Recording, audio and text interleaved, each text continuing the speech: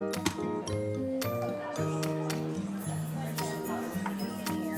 don't see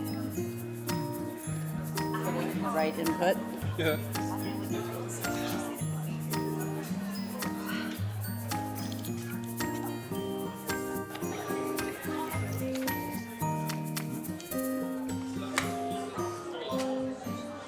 I don't know if it's worth it. I mean, there's so many bad Can't have that. Something's on.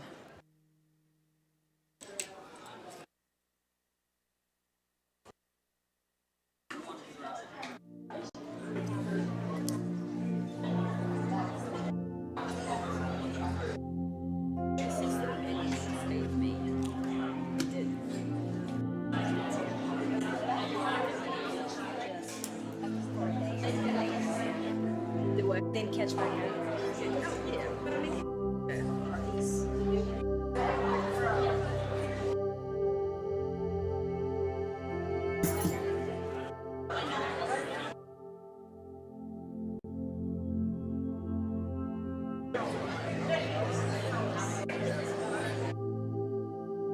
I typically hold any they don't put them until after the meeting. Provide you two. Okay, so this. Okay, that's basic. Okay. Thank you. Sorry, I didn't. Those are for us to use here. We need a longer because you have to climb underneath. I had two versions.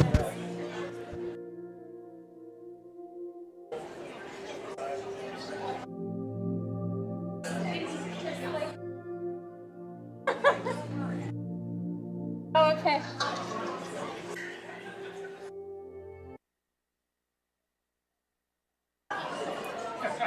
All right.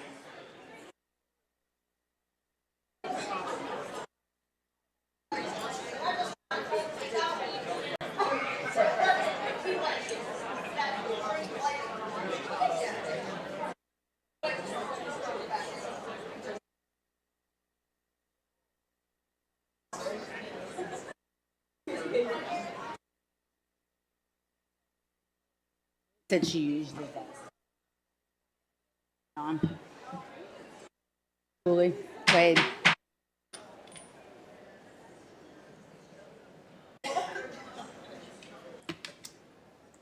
Do I have a motion to enter into, oh, I'm sorry, wrong page. Do I have a motion to return to open session? So moved. Second. Ms. Drake, will you please call the roll?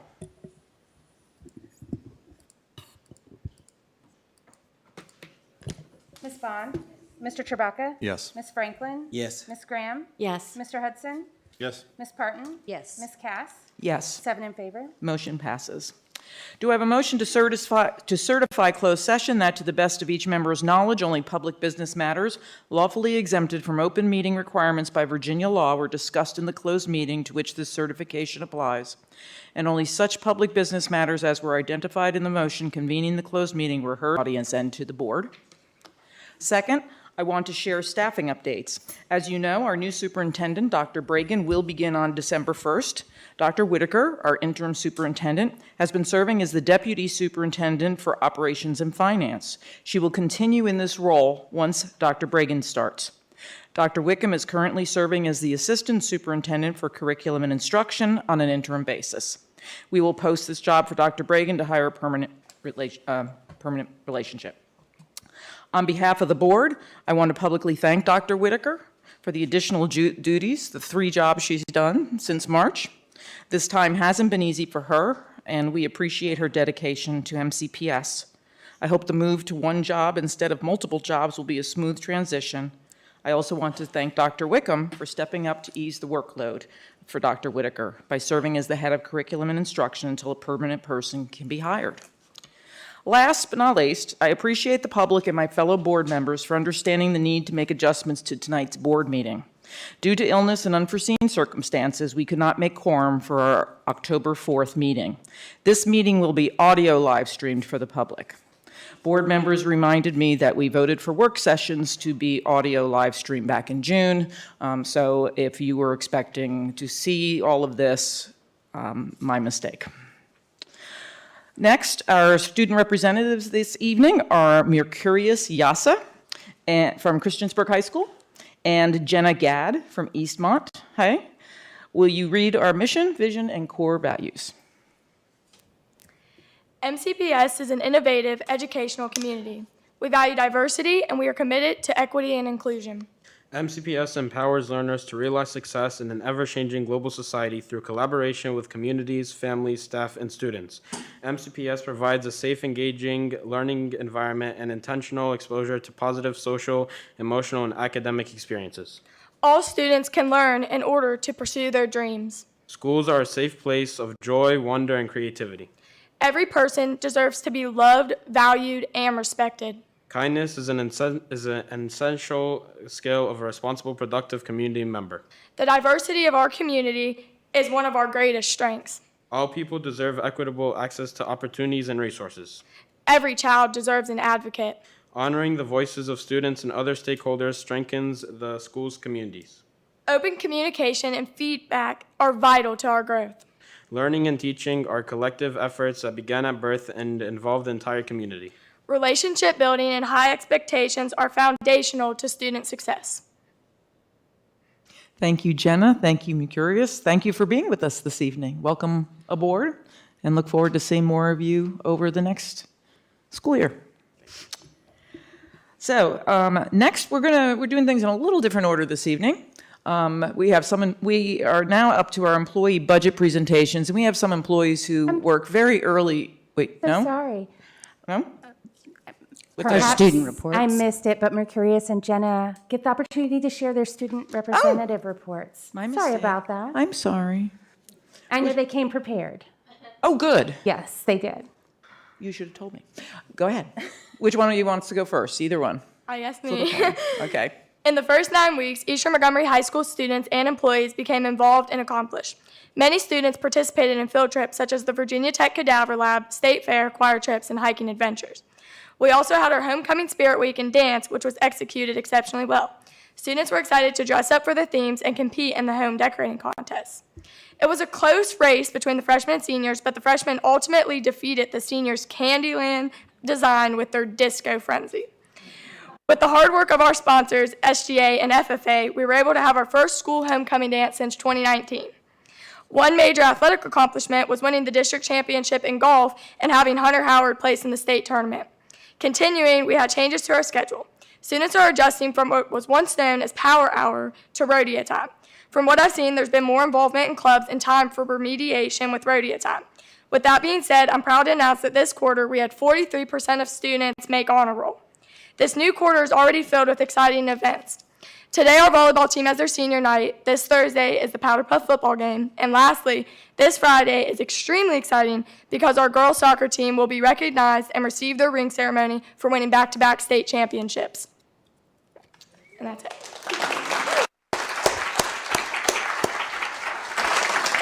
Thank you, Jenna. Mercurius, your turn. Okay, so I think the environment of CHS has definitely improved under the supervision of Mr. Jones. I feel like all the students have matured, and we thankfully haven't had a single altercation or fight. And last year during Blue Demon time, we had a lot of issues with students wandering the hallways and just not being where they're supposed to be. But Mr. Jones has enforced a great system where we're taking attendance for during Blue Demon time, and students are only released if they have a appointment pass on hall pass. Also, we have restarted the student advisory committee, which Mr. Dabler made last year to help get students input on school-related issues and to find ways of improving a variety of aspects of the high school experience at CHS. I think the plan is to start meeting on Thursdays, and we're working to adjust the schedule so that governor's school students can also get involved. So overall, I think CHS is in good condition. We're excited for the new building. Great. Thank you very much. We're all excited for the new building. So thank you for your reports. I appreciate it. Now, and you did have it here. I just missed it. I'm having one of those nights. Employee budget presentations. So normally we would be doing public address now, but we have some employees who have to be up really early in the morning. So we wanted to make sure that these got in early in the meeting time. So I'm going to pass over to you, Dr. Whitaker. Absolutely. We're very excited this evening to have representatives from employee groups who are going to provide budget suggestions for the board to consider when developing the 23-24 school year budget. As a reminder, this is a change in our budget process. We've moved this up from January or February so that will give the board an opportunity to request things from the administration that you may want in order to prepare for your budget. And that'll provide us an opportunity for you to hear what they'd like you to consider and for you to tell us what we need to prepare so you can consider that.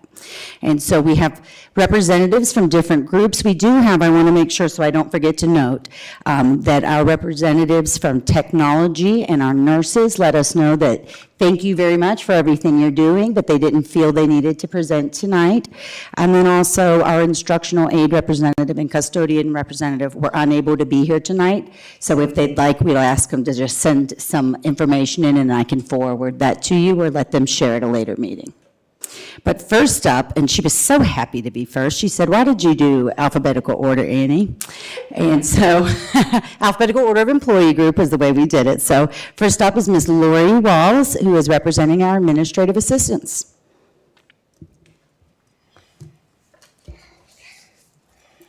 Good evening.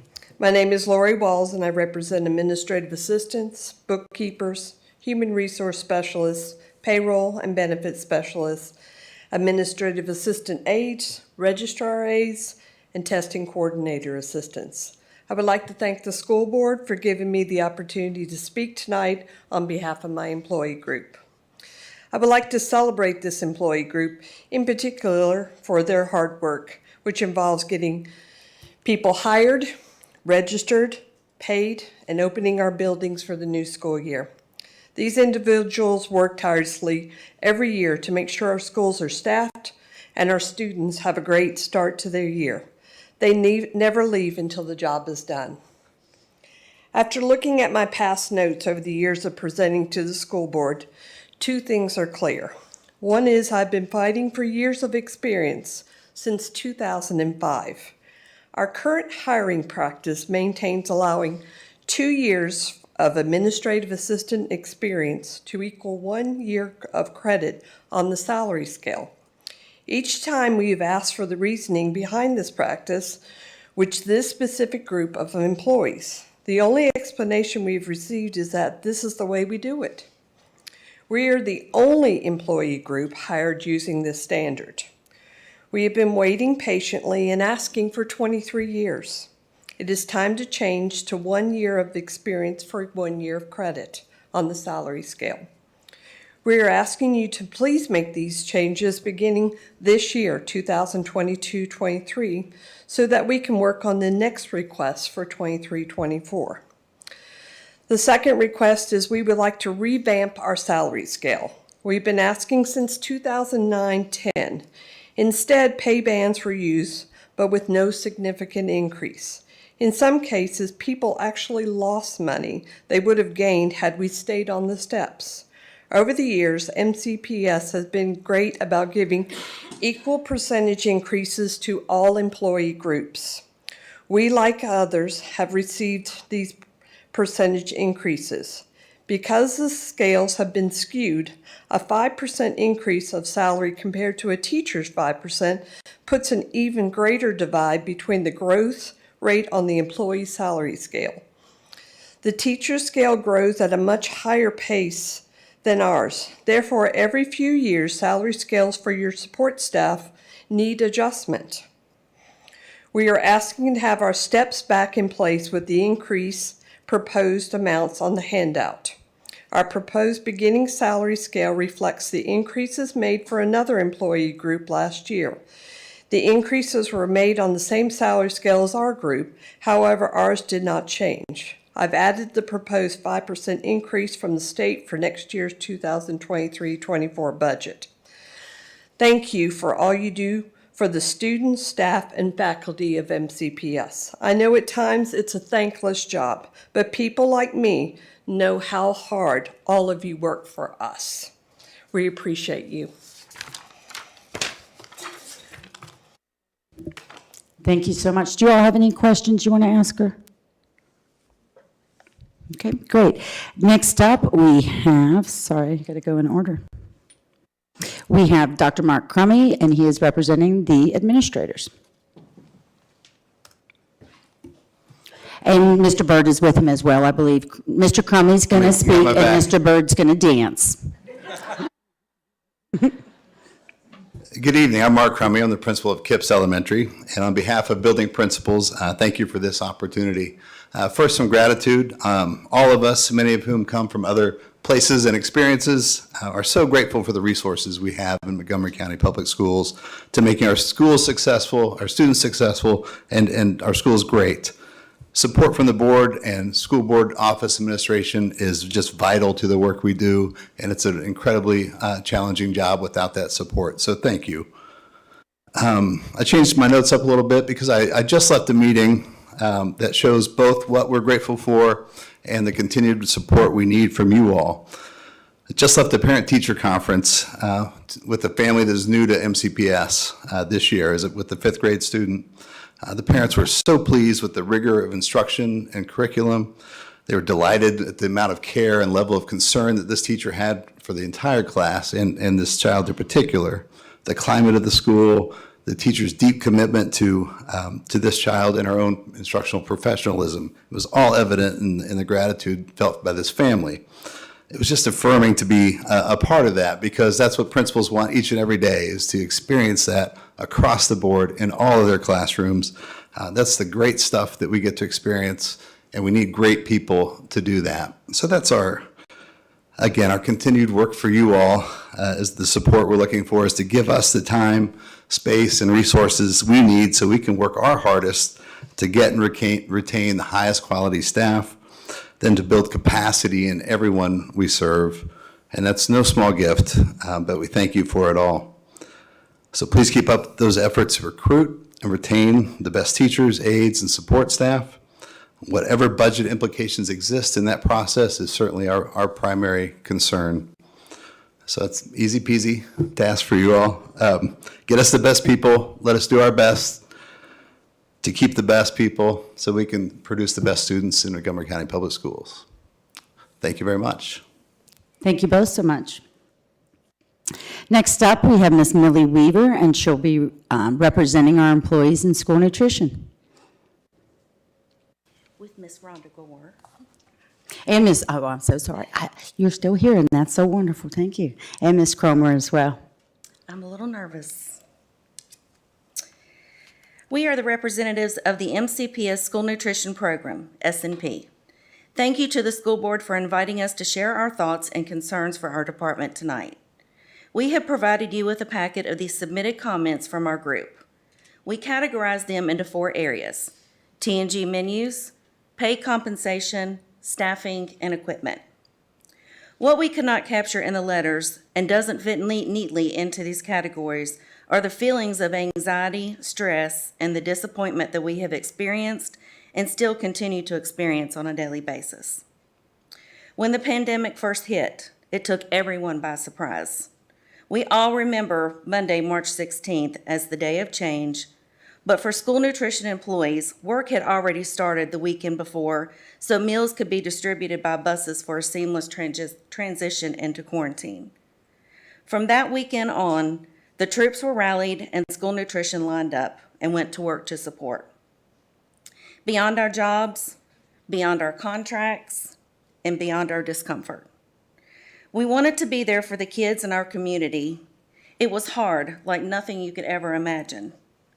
As with everyone else, we went day to day, week to week, not being able to plan ahead, having to come up with easier ways to package and send out food while constantly adjusting and adapting as things unfolded, always striving to make it work. We did everything we could to make sure that all of MCPS had a meal. That includes kids, teachers, administration, custodians, every single staff member. we have served 3,195,442 meals during the pandemic. For 2 years, we have continued to bend and twist and run and now crawl in order to provide a meal for everyone who needed one or wanted one. There have been aches and pains, even tears. It has been exhausting both mentally and physically, but we stepped up without complaint and without a bit of fuss. Now we stand here feeling we have been forgotten and left behind. From the very beginning, school nutrition was excluded in the decision to outsource nutrition services.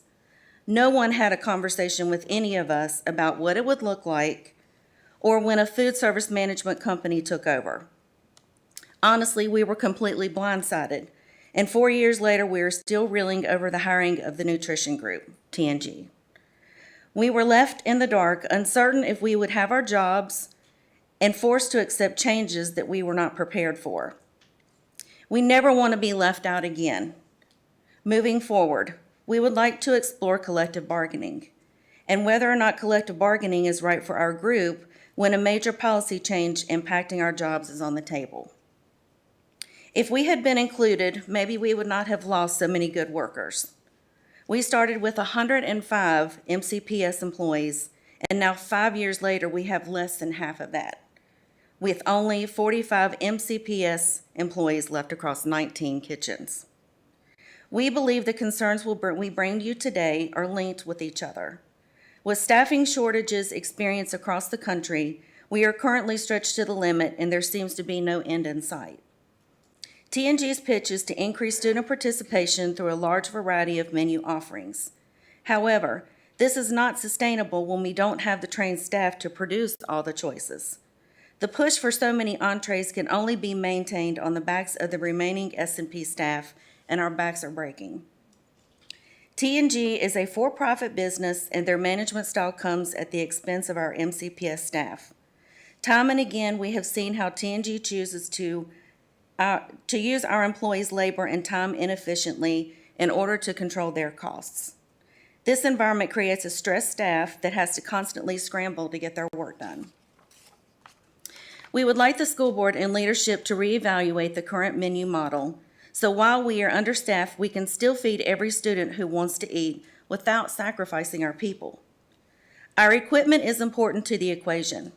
These menu options are even harder to produce when we have old, outdated, faulty equipment. For 5 years, we have been told that our equipment is not a priority. Because of that, there has not been a maintenance plan in place with money ready to use. Right now, as we speak, this older equipment is breaking down, and because it is so old, when something breaks down, a lot of time parts are no longer exist or they can't be found. And something that should have been easy to fix must now be fully replaced.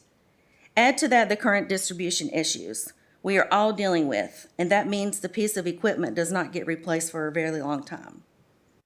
As we mentioned before, our concerns are connected.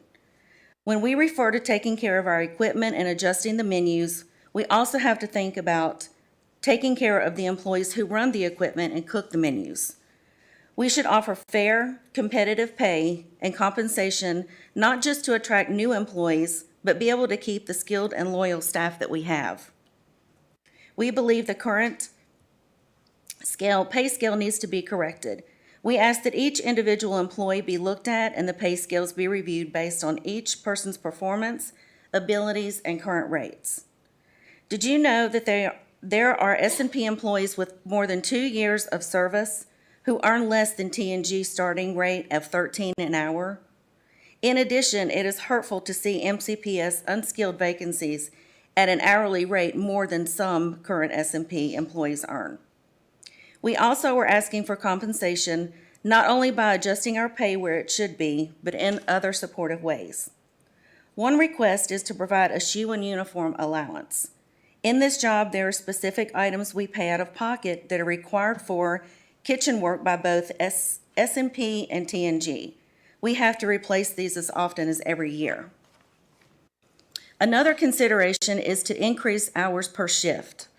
If we offer MCPS employees 6 hours with benefits, it will make the shifts consistent and more efficient. It will also be a strong incentive to keep current S&P employees and give them a reason to stay. Now is the time that we ask for something to be done before we lose any more valuable MCPS employees that have been with us for decades. As we have described, staffing and pay are tied together, just as staffing and menus are too. We have shown you that addressing even one of these issues, it can help with other complaints we have brought forward. We realize that solutions take time, but we feel we have been left on the back burner for many years, quiet and simmering. We are cooks, after all. We are tired. We are fighting all the time. We are fighting the pandemic. We're fighting TNG. We're fighting for salaries, and we are fighting for recognition. Seldom do people say, "What about school nutrition?" And when that is said, it is forgotten. We are left wondering, is this a reward that we get for being loyal employees for years? Which one of you will remember to include us when MCPS employees are mentioned? Which one of you will volunteer to be our champion? And which one of you will be our voice when we are not visible? Get to know us. See what we are talking about for yourselves. We invite you to come and spend time in our kitchen, working beside us. Experience the work we do. Feel the love and the passion that we have for our jobs and our students.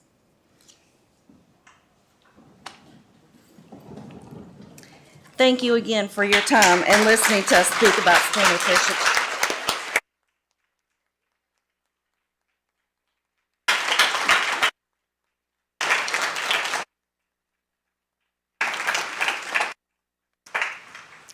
Thank you both so much, and to everybody that stood up in the back, thank you as well. Thank you, everyone. Next up, we have Mr. Jamie Warren, who's going to represent our Facilities Department.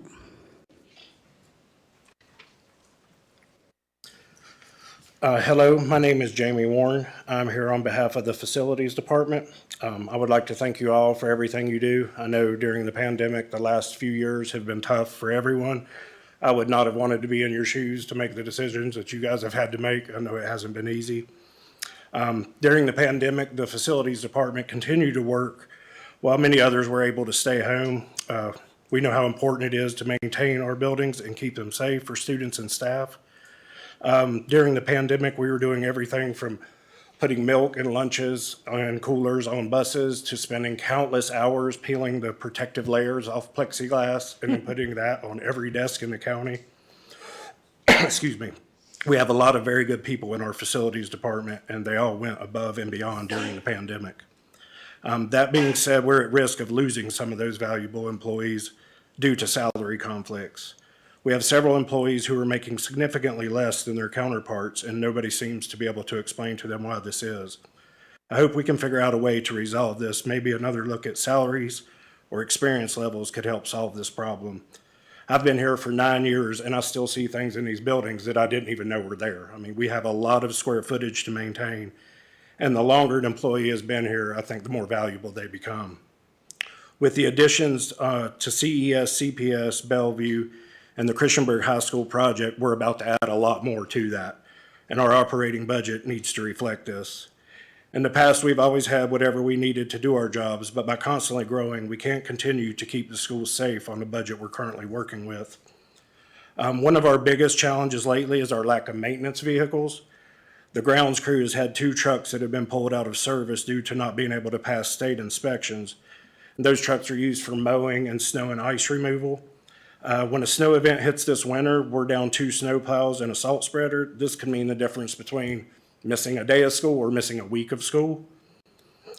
We also have had 2 work vans that got pulled out and another one that will be soon.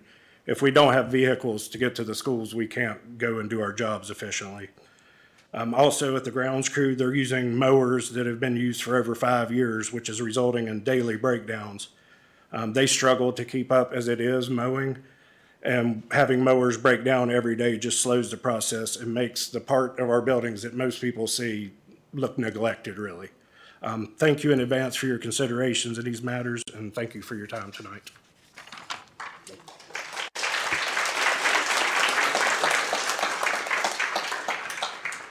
Thank you, Mr. Warren. Next up, we have Jen Chilcote, who will be representing the teachers.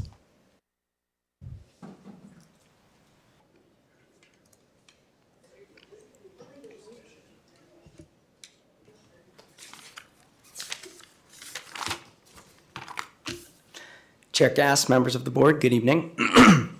I'm Glenn Chilcote, as you know. I want to start off by saying I was really moved by the cafeteria workers. My grandmother was my cafeteria manager. I never paid for ice cream, ever. My sister-in-law is a cafeteria manager at my former high school. My brother is a custodian, and these are the people that run our schools. They really do. So I really hope you listen to what you just heard, because we don't have schools without them. But I'm also here this evening to represent teachers and all MCEA members.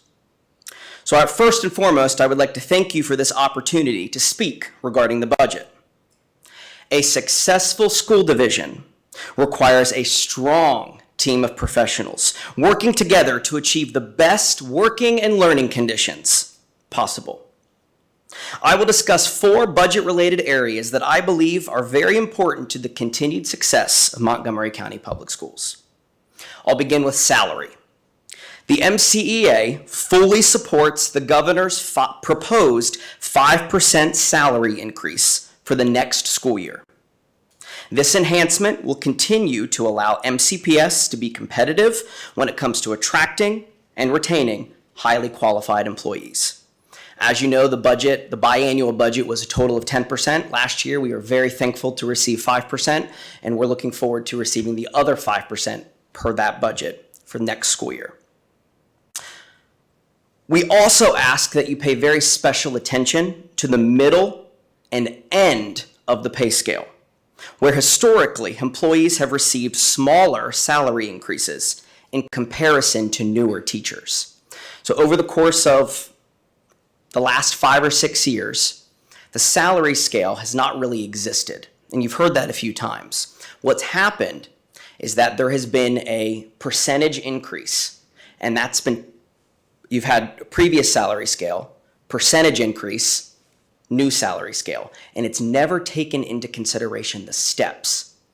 And we brought that up many times, not with you all, of course, but we never really got anywhere. So we're really hoping that you're able to look at the salary scales and realize that over the last 5 or 6 years, the bottom of the scale, 0 to 5 years, have received quite a high salary increase in comparison to the middle and end of that. So we'd ask that you look at that. When it comes to health insurance, we are thankful that there have been no increases in healthcare costs for the 22-23 school year. We request that this continue to be a priority for the 23-24 school year. As you know, any increase in health costs will ultimately be a pay decrease for our hardworking employees. The third point is the RIHIP program. We know that we do have a substitute shortage. Now, I know you hear reports about the fill rates, and some days, it's great, some days it isn't, and it definitely fluctuates. But we have a concrete solution to fix this problem, and that is using the RIHIP program and extending the age, because currently I believe you can retire as a teacher and be a sub for 4 years and still receive your health coverage. If we extend that to age 65 or till people are Medicare eligible, we will have more classroom teachers that have retired that would be interested in being subs. And we all know that former teachers truly make the best substitutes. So please consider giving retired teachers the ability to maintain health insurance until 65 or Medicare eligible so they can continue to support Montgomery County in a new capacity. Lastly, I would like to once again encourage the board to grant the employees of MCPS a meaningful seat at the table by giving us the ability to collectively bargain a few items that fall under working conditions. Here are 4 wonderful examples. Lesson plan autonomy.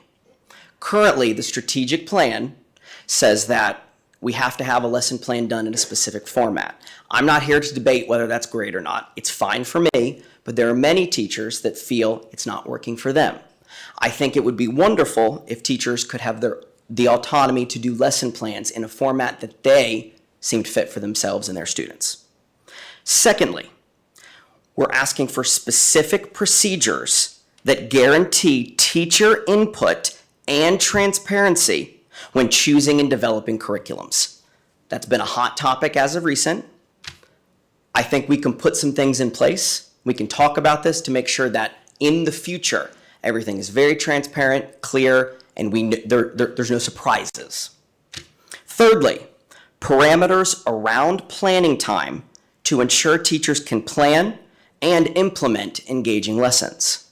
And this kind of also ties into the strategic plan, because the strategic plan says exactly 30 times the words professional development. It is a wonderful document, but boy, is it loaded with professional development. And if you've never heard of that before, that just means a meeting. Usually a lot of good stuff's coming out of it, but it's a lot of meetings. It's taking teachers out of the classroom, it's affecting the sub situation. So if we had some parameters around that planning time, around making sure that teachers are able to implement the lessons and do all the stuff that they need to do. Planning time isn't just planning or doing your lesson plans. I very rarely get to plan during my planning time. I have 24 ukuleles I've got to tune after every use. I've got to set up instruments for the next class. I've got to get visuals ready. I've got to use the bathroom. And then in the last 10 minutes, I get to my plans, and that goes on through the day. But having parameters around that time, just basic stuff, making sure that, okay, every month you have this amount of time, we can make sure that you're guaranteed this portion of it. The other portion can be used for meetings, conferences, anything else, but just some parameters would be nice. And lastly, choice professional development. Once again, with the strategic plan, there's a lot of professional development, and a lot of it's great, don't get me wrong. But it is kind of forced on people. And it would be nice if there was just a little bit more choice. You know, I understand that there are certain things that the state implements. There's certain things that the district wants to do and they have the right to do, and we should accept that and do it. But having choice in your professional development is very important. So those are 4 examples of things we would love to negotiate in collective bargaining under working conditions, period. You have the resolution in your hands. Make it so you're happy. Make it so you're happy. We just want a small, meaningful seat to make this the best school division possible. The MCA is very grateful to the MCPS administration and the school board. We truly are. We appreciate the hard work that you do every day, and we are thankful to be given this opportunity to speak in regard to the budget. As professionals entrusted to teach generations of educated citizens, we ask that you continue to make significant investment in our students and staff members. What questions do you have?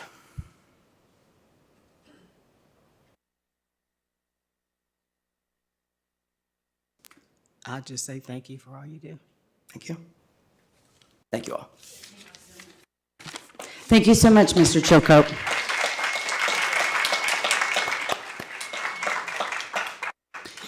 Next, we have Mr. Jason Lawrence. It's not Lawson, is it? Lawrence, that's what I've typed Lawson on here. I said, I did not type that right, Lawrence. And he is representing the Transportation Department for us. Good evening. My name is Jason Lawrence. I'm here representing the Transportation Department. I'm the Vehicle Fleet Shop Foreman, and this is my 20th year working in the Transportation Department for MCPS. Thank you for allowing us time to speak this evening. In our department, we currently have 8 garage staff that oversee our fleet, which includes 125 school buses, 88 trucks and cars, 17 trailers, and over 40 pieces of maintenance equipment, such as tractors, backhoes, lawnmowers. A fleet this size requires over 900 vehicle services a year. Those 900 services do not include breakdowns and other malfunctions that we face during the year. The garage staff in the last several years have started filling in as bus drivers. Each year this has progressively gotten to be more and more of an issue, to the point that most of the technicians drive a route both morning and evening every day. This creates several issues. First is the garage staff is not available in case of a breakdown or an accident. Winter's coming, and the issue of a busload of students sitting on the side of a road in 20-degree weather with no one on the way to help is a big issue. The second issue is very little time in the garage to service or repair our buses. Normally, working 8 hours per day, we'd put in over 950 hours in the garage per month. Currently, we're working 10 or more hours a day because of the bus driving duties, and we're only able to put in just over 350 hours in the garage per month.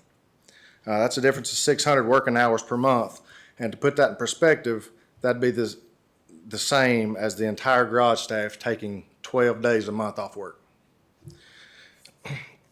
That's become a major issue when it comes to having the time needed to service our buses, especially hard to have time to repair any broken down buses. Virginia requires us to service each school bus every 45 days. Our current driving duties make this a monumental task. Since the first day of school, our team of technicians have been working 10 or more hours a day every school day. They're completely exhausted with no relief in sight. The strain on our staff is seemingly unbearable. Our department cannot sustain at this pace. Our staff pour their heart and soul into the school system, but if we don't do something to help them, the future's bleak. Our current salary scale for technicians is not kept up with the industry standards. We have had a technician's job open now for several months. Several good applicants turned down the position due to pay. One candidate who turned down the job was probably the most qualified candidate I've ever interviewed. He's currently doing the same job for another district. And he declined our offer because the pay was far less than what he's currently being paid. Our current starting salary is nearly $10 less per hour than the starting pay at a nearby diesel truck shop. And their veteran truck technicians have the opportunity to make almost double what our veteran school bus technicians make. I'd like to ask the board please look at the salary scale for the bus garage staff and compare it to current market. I'm very afraid that if we don't find a way to help our technicians, we'll start losing our fantastic staff and to the other employers. Our bus driver and bus aide shortage is at a breaking point. There have been multiple days that we've had to cover over a dozen open routes. We haven't been fully staffed with drivers for over 2 years. The transportation staff, along with Dr. Whitaker, Ms. Drake, Ms. Woods, and the HR staff have worked super hard trying to recruit and retain bus drivers to no avail. The transportation office staff puts in countless hours combining routes and trying to eliminate the shortage. I'd like to thank you for the bus driver pay increase and adding the bonus. I'd like to ask that you take a look into the pay scale for the bus aides. This group of people have stood still on the scale as the public sector continues to see major pay increases. The driver pay has helped, however, we need more help in trying to hire bus drivers and retain our current staff of drivers and aides. I'd like to ask that you look at adding benefits for our drivers and aides, such as insurance or retirement. We've had drivers work here for 30 or 40 years, and when they retire, receive nothing more than a handshake and a thanks for your service. It just doesn't seem fair to our loyal staff. I know that you were able to look into some benefits previously for some employee groups that were not full-time. Some of our surrounding counties offer benefits for bus drivers and aides, and in talking to the drivers, adding benefits was clearly identified as to what they think we need to do to be able to hire more drivers. Several drivers stated that changing our pay schedule from monthly to biweekly may be useful in hiring new drivers. For people who have been paid weekly or biweekly in the past, going to a monthly pay schedule could be tough. It would also decrease the delay in receiving your first paycheck. When it comes to driver retention, the most echoed response was student behavior and support from the schools. Our drivers are the heart of the transportation department. School bus driving is not an easy job, and the drivers need all the support they can get from the school staff when they have behavior issues on the bus. Some of the things the drivers have to deal with on a daily basis is astonishing. Our transportation office staff is amazing. I have no idea how they get everything accomplished that they do. Some days it's during route times, it's like air traffic control and Grand Central Station combined. This group has fallen behind as well with their salary. They work tirelessly in a very demanding, high-stress environment, dealing with lost children, parent complaints, driver complaints, and route and trip planning. They're truly specialists in their field, and I'd like to ask that the board look into their salary scale as well, because this is a group we can't afford to lose. Lastly, I'd like to ask that you look into the classified staff pay scale as a whole. Our current pay system for our classified staff has pay bands, no steps. And there's been multiple groups that have talked about this, but so the way the bands seem to be working now, it's kind of impossible to determine where you're at on the scale in relation to top or bottom. For the last several years, we've gotten pay increases that we're thankful for. However, the raise consists of moving the entire pay band up, so most, if not all, the people on the pay band keep getting further and further away from top pay. So this top pay for our positions seems unattainable. If you start right out of high school, the bottom of the scale, and work 5 years, even though you get a pay raise every year, you're still at the bottom of the scale. So if they hire someone else right out of high school, at the bottom of the scale, they're going to be making exactly what you're making. So if you were to resign and come back with 5 years experience, you'd move way up the scale. But we're not compensating people for the years that they've been here. In my opinion, the pay bands are bad for morale and unfair to our employees. And I didn't realize that the teacher pay scale, that they have steps on their scale, and I assumed that related to years of service.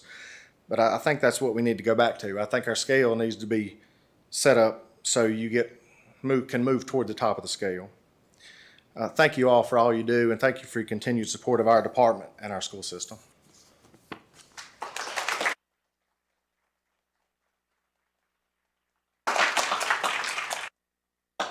Thank you so much, Mr. Lawrence. And you all, please feel free to leave. I know you have those buses. I hope you don't have them out in the morning, but I bet you do. I would just like to send a heartfelt thanks to all of our employees who came out and represented their groups. I know it can be a little scary thing to get up in front of a big group and speak, but I appreciate them working to collaborate with the staff, getting feedback, and bringing that all to you. Yep. So I would like to just make this comment about the buses for our community to understand. Again, if you just heard, the buses can't get service because our techs are driving the buses. That's right.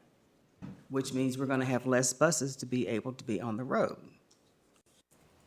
And if they decide, I'm done with this and leave, we're not gonna have children being able to get to school. That's right. Plain and That's simple. right.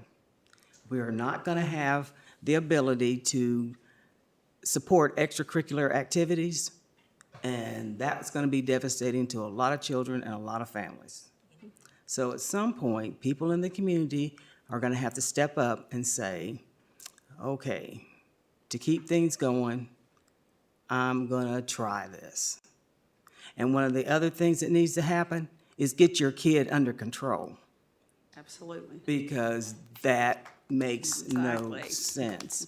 We have these folks who have dedicated themselves to get our kids to and from school and try to do it safely, and they have to deal with, you wouldn't believe some of the stuff, as he has said, they have to deal with. It needs to stop, and it starts with the parents. And when it is brought to your attention, understand it's not just because we want to pick on your kid. It's because something needs to be done. Thank you. Well, I just want to say I think you need to stand an ovation on that, because I agree wholeheartedly. And, you know, we talk a lot about what happens in the classrooms, and rightfully so. I think we should. But if we don't start putting our support staff on the front burner, there's not going to be any children to get to school. Schools aren't going to be kept for them to be there, and they're not going to get fed. And we have got to start looking at that. And there's been some of us that say that and say that and say that. And so I'm saying it again. I thank all of you. I think our definitely lunch ladies and gentlemen that worked through when nobody else wanted to, and our bus drivers, because they went and stepped up and did what other people wouldn't. And I appreciate them so much. I appreciate you guys. And I know with the bus drivers, I can't imagine the things and you know, it's just like I didn't think years ago when someone came and said, you know, you don't even think about, we have to clean up the buses if someone gets sick, someone, you know, all that stuff is left on them after hours. People don't think about that, and they stop bus drivers, and they get angry and tell them whatever they want to, and that's not right. We need to stop it. We need to change. Everybody wants to go to Richmond and fuss about, we need to start fussing about that kind of stuff. So, thank you, thank you, thank you. And I just want to ditto Ms. Franklin and Ms. Bond. I've got some friends who are in all of these positions who have reached out to me. And heartbreakingly, I have had people on the phone crying with me. I've heard horror stories about the buses. Lunch ladies have told me what was going on and the difficulties they're going through. So the main thing I want to point out is that these people don't come in at a certain time and leave at a certain time. These people are and have told you their job is ongoing. I know a lot of ours have been ongoing at certain times as well, and I appreciate each and every one of you for that. I certainly do.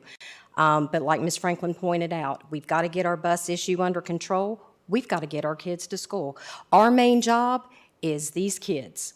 The 7 of us sitting up here, our main thing to take care of is our students. And we have got to continue to remember that, and we've got to do whatever we can and whatever it takes to make sure that we have these things fixed in the best way we can. Now, I don't think we're going to be able to fix everything overnight, but I can tell you we have been trying really hard, and with what we've got to deal with, I commend everyone on the job you do every day. I know it's not easy, and I know every one of us up here thanks you from the bottom of our heart. But I also want to encourage you to reach out to your local delegates, and I want to encourage you to reach out to the state for extra help, because we definitely need it, because we never get enough. So thank you guys for everything you do. I'd like to thank you too, and let you know that the state doesn't give us money for you. They only pay us for the SOQ positions. They pay us for no infrastructure.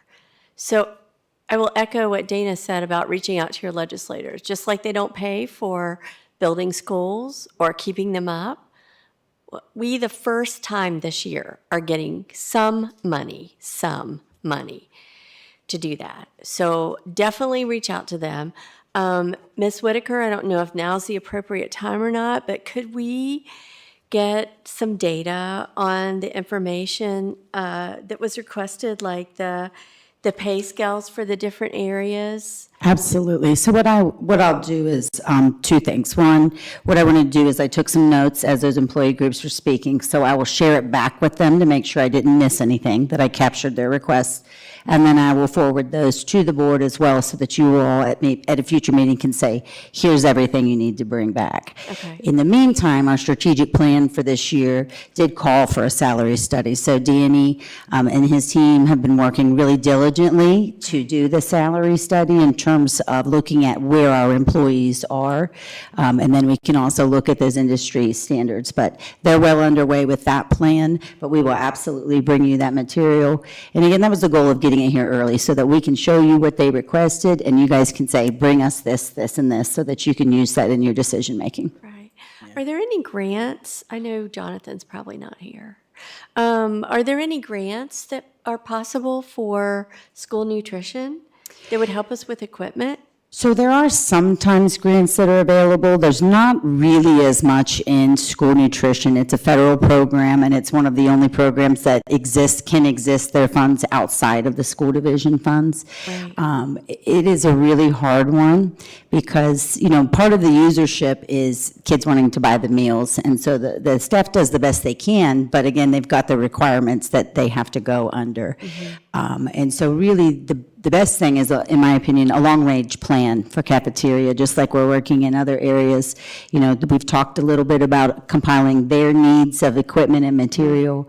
We have been able this year to purchase a couple things that they need, but there's stuff they need right now and they don't have any money for it. Sure. So, compiling a list and you all being able to use long-term planning, just like we're going to do with facilities and technology, I think would really help. But we will continue definitely to look for grants. All right. Thank you so much. So one of the issues with the nutrition program, in the very beginning, we were looking at outsourcing. My concern was our employees and their employees. And it sounds like some of the questions that I asked should not be happening are happening, and it needs to stop. This is not pitting one group of people against the other. They're all doing the same thing.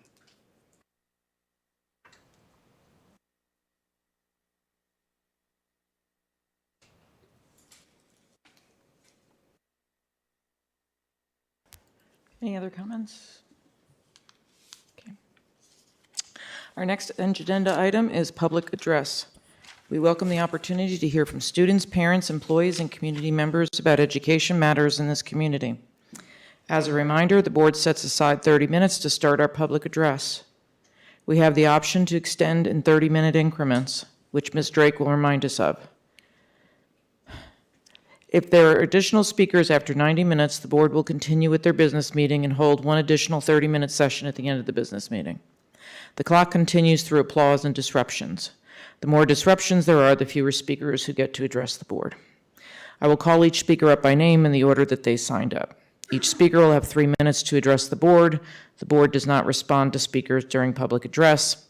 The screens will show when the speaker has 30 seconds remaining when time is up. Please state your name and the area of the county you live in. The first speaker is Cassidy Ackerman Garvin, and after Cassidy is Crow Sindelar.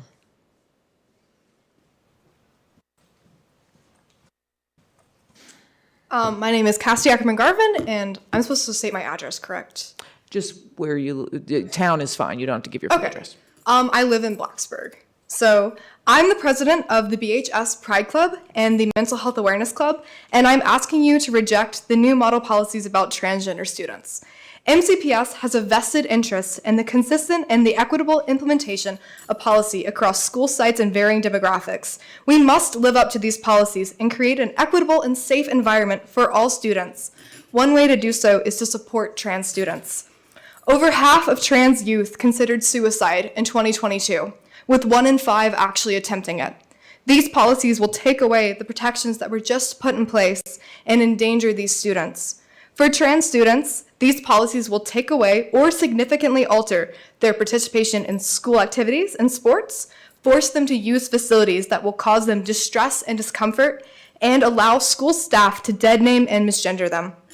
This will further isolate and other these students from their peers. But calling trans students by their preferred names and creating a school environment that accepts LGBTQ+ students significantly reduces suicide rates. Not feeling comfortable using school bathrooms can also lead to physical health problems. Consider the story of Anthony Bellotti, a former Virginia high schooler who wasn't allowed to use the men's bathroom. And so he developed chronic urinary tract and kidney infections because he waited until he was home to use the restroom. These policies will also humiliate and out trans students to their peers. Many students who are transitioning aren't out as trans. Sudden name and pronoun switches by staff, as will happen underneath these policies, will single out trans students. The policies will force these students to use bathrooms where they feel and seem out of place. Trans students are already at risk for harassment. 43% of transgender youth have been bullied on school property, according to the Center of Disease Control. 29% have been threatened or injured with a weapon on school property, compared to only 7% of cisgender youth. The way to end transphobic bullying is to let trans students know that their teachers and staff support them and to allow them to use the proper facilities. I am not alone. I got over 175 high schoolers, middle schoolers, teachers, and parents to sign letters that I sent to Governor Youngkin. And many club members and allies are with me today in the audience. We must join the other districts like Alexandria who will refuse to implement these policies. The Alexandria superintendent said that as a school board and division, we are concerned with these model policies that do not align with our mission, vision, and core values to support all students and staff, in particular our core value of ensuring that we provide a welcoming environment for everyone in our school community. These same values and ideas apply to MCPS and to our diverse community of students. Trans students are not too young to deserve autonomy, nor too young to know themselves. Stand up for MCPS's trans students and do not implement these policies. Thank you. Thank you, Cassidy.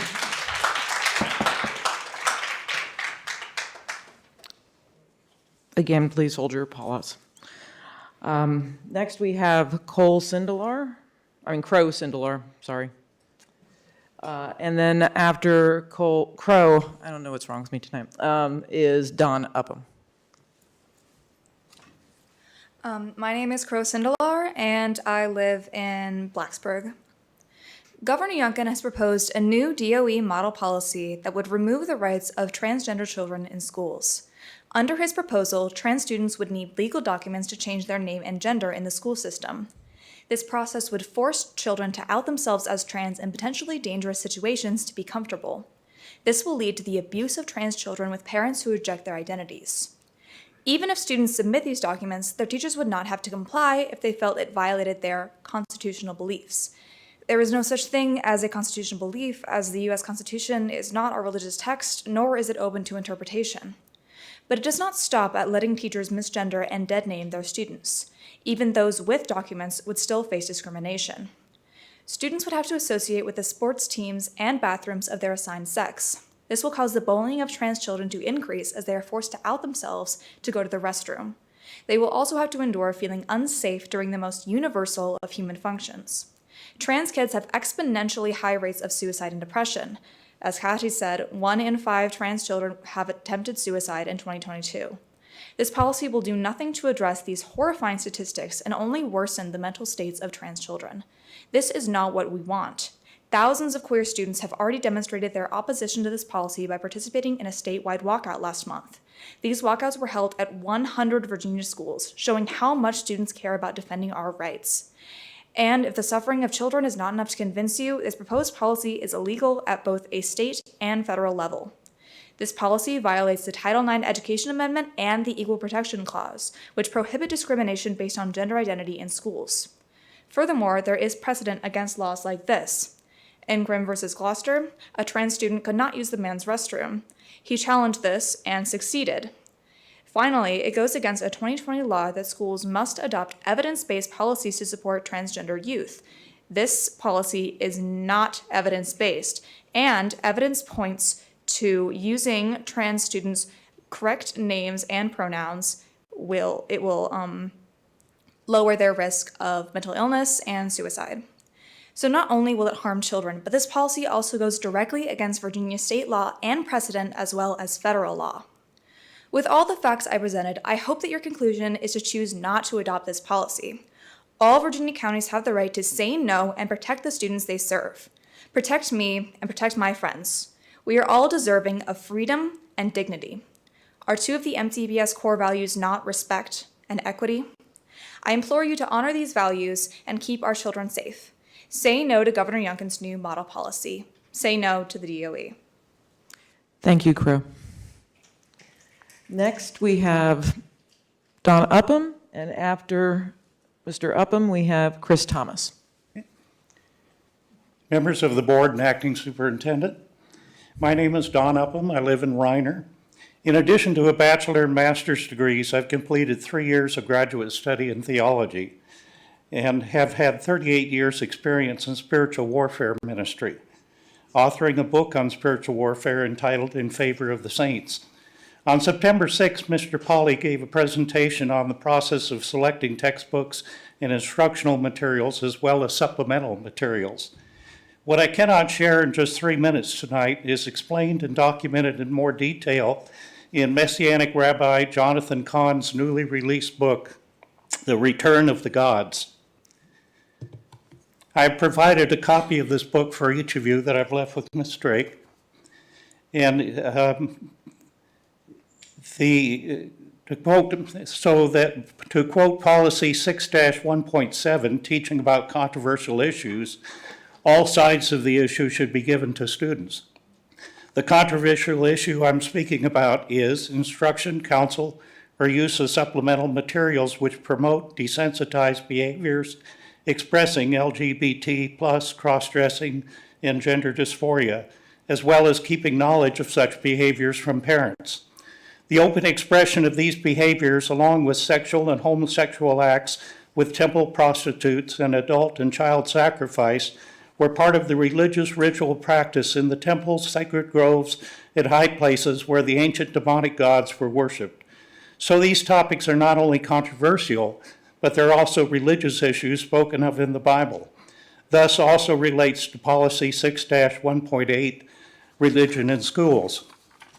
The point of Rabbi Cahn's book is that over the last number of decades, the God of heaven, the God of whom our national motto states, "In God we trust," prayers mentioning the name of God or Jesus, the guidepost of the 10 Commandments, have all been removed from our schools, our government institutions, and even from many churches.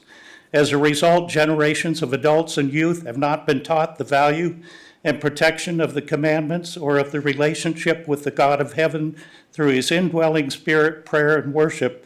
And into that void, the demonic gods have returned with a vengeance to influence behavior and oppress the human spirit. We are warned in the biblical book of Matthew, Mark, and Luke, whoever causes one of these little ones who believes in me to stumble, it would be better for him to have a heavy millstone hung around his neck and be drowned in the sea. I would hope that this would cause you to carefully examine whether some supplementary materials, to quote, directly relate to the established objective of the course and content area, end quote, and are appropriate for public school setting. Okay, thank you, Dr. Upham, or Mr. Upham. Next, we have Chris Thomas, and after Chris, we have Betty Thomas.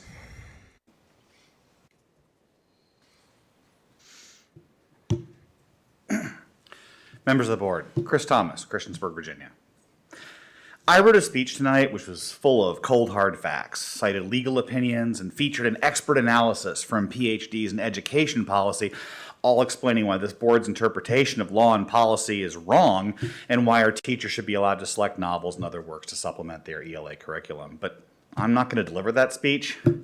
I want you to use your imaginations instead. See, because literature is supposed to be transportive. It asks us to step into a world different from our own and live in that world, experiencing it through the eyes of characters that we might come to know and love. So come with me to a fictional realm in which this board's interpretation of curricular policy is based on facts. Imagine what that world would have to look like in the lit biz. By the way, we call this world building. So, a statewide ban on the use of novels and ELA curricula would have elicited waves of protests, similar to what you've seen at this board's meetings, but all across the Commonwealth, with angry parents and teachers showing up to complain about how that's not how they used to teach literature when I was a kid, and no one understands how this stuff anyway, like the new math, but, you know, with prepositional phrases.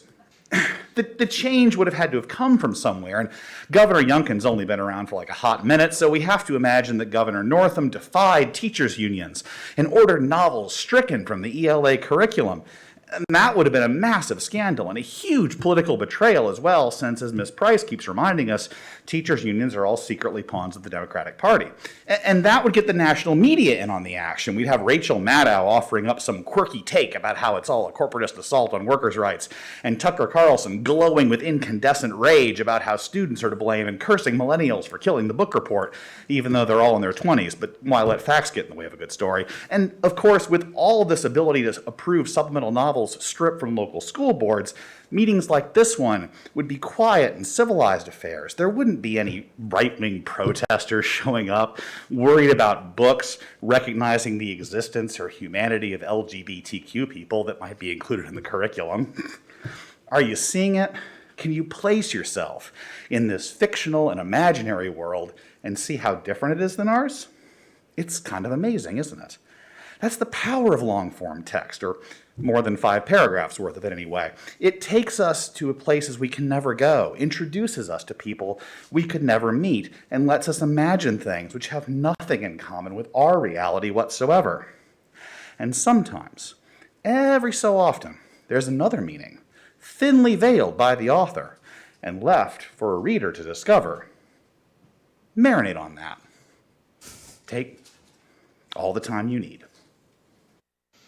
But not too long. The school year's a quarter over already, and my 6th graders have yet to be assigned a book. Thank you, Mr. Thomas. Next, we have Betty Thomas.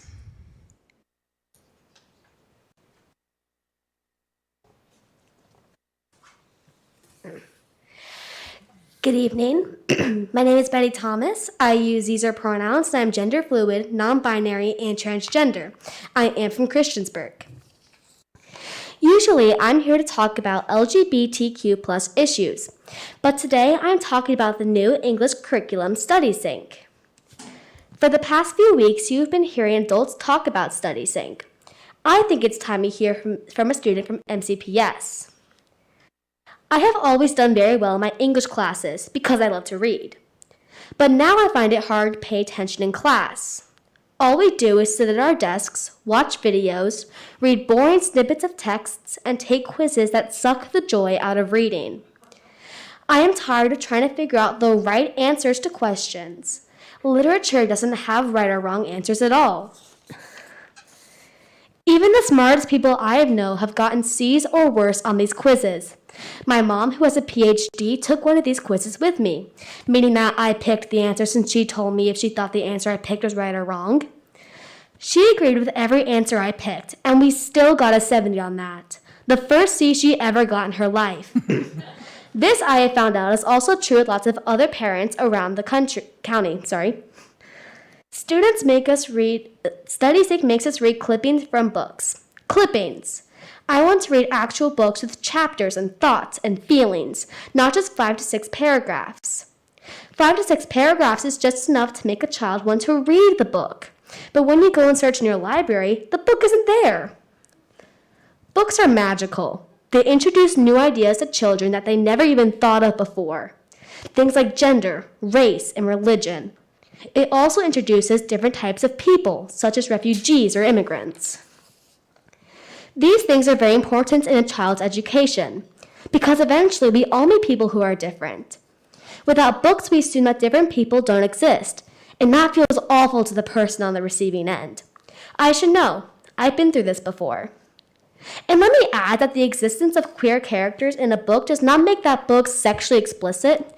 Queer students should have the right to see themselves represented in their curriculum. I've read a lot of good books. Books like Ender's Game, The Hot Zone, One Crazy Summer, The Selection, and The False Prince. But I'm tired of reading books by myself. I want to read books with my teachers and my classmates so that we can talk about them. When my mom was in the 6th grade at Kirchensburg Middle School, she read books like Bridge to Terabithia and Talc Everlasting. I think my education should be at least as good as hers was 30 years ago. Thank you.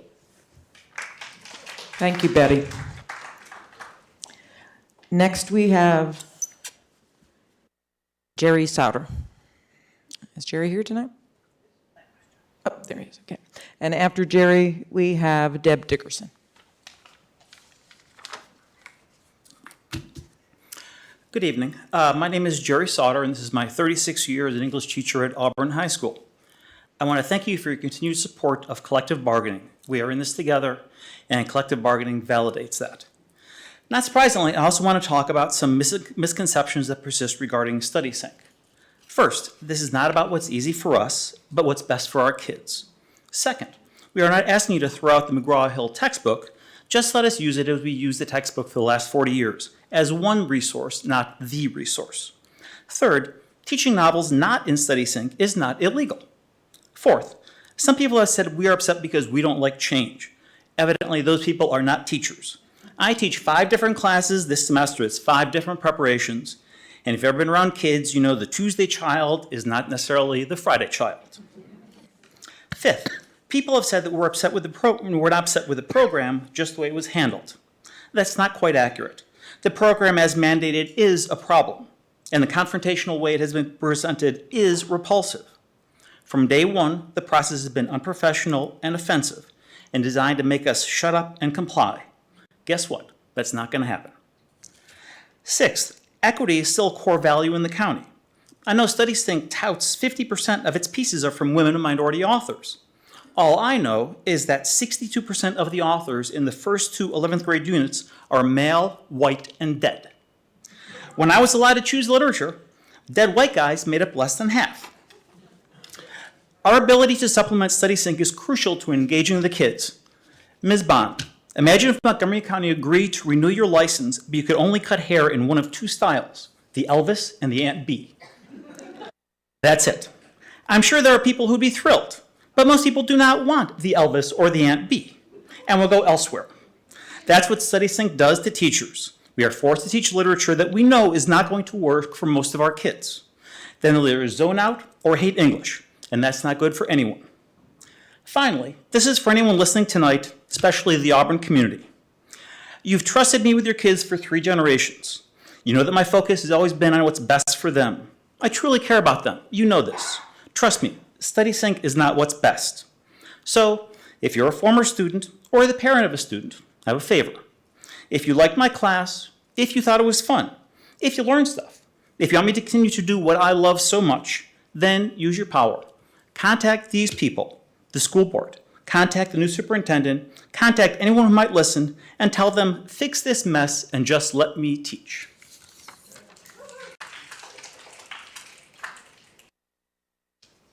Sorry. Thank you, Jerry. Next, we have Deb Dickerson. Is Deb here? Okay, move on to the next. I'm sorry, guys, I am not feeling well tonight. Next, we have Lynn Ressler.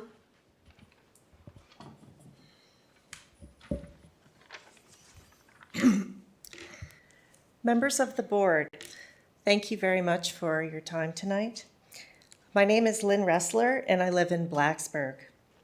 I am here today to join many others that came before me to express concerns about the sole use of StudySync as the new ELA content platform, and also the manner in which it was implemented. I am disheartened that parents and teachers were not provided the full details regarding this rapid and drastic curriculum change that is not for the better. I am foremost concerned that our children are not reaping the benefits from our talented, passionate, and formally trained teachers and librarians, because our teachers are no longer trusted to be the creative professionals that they are.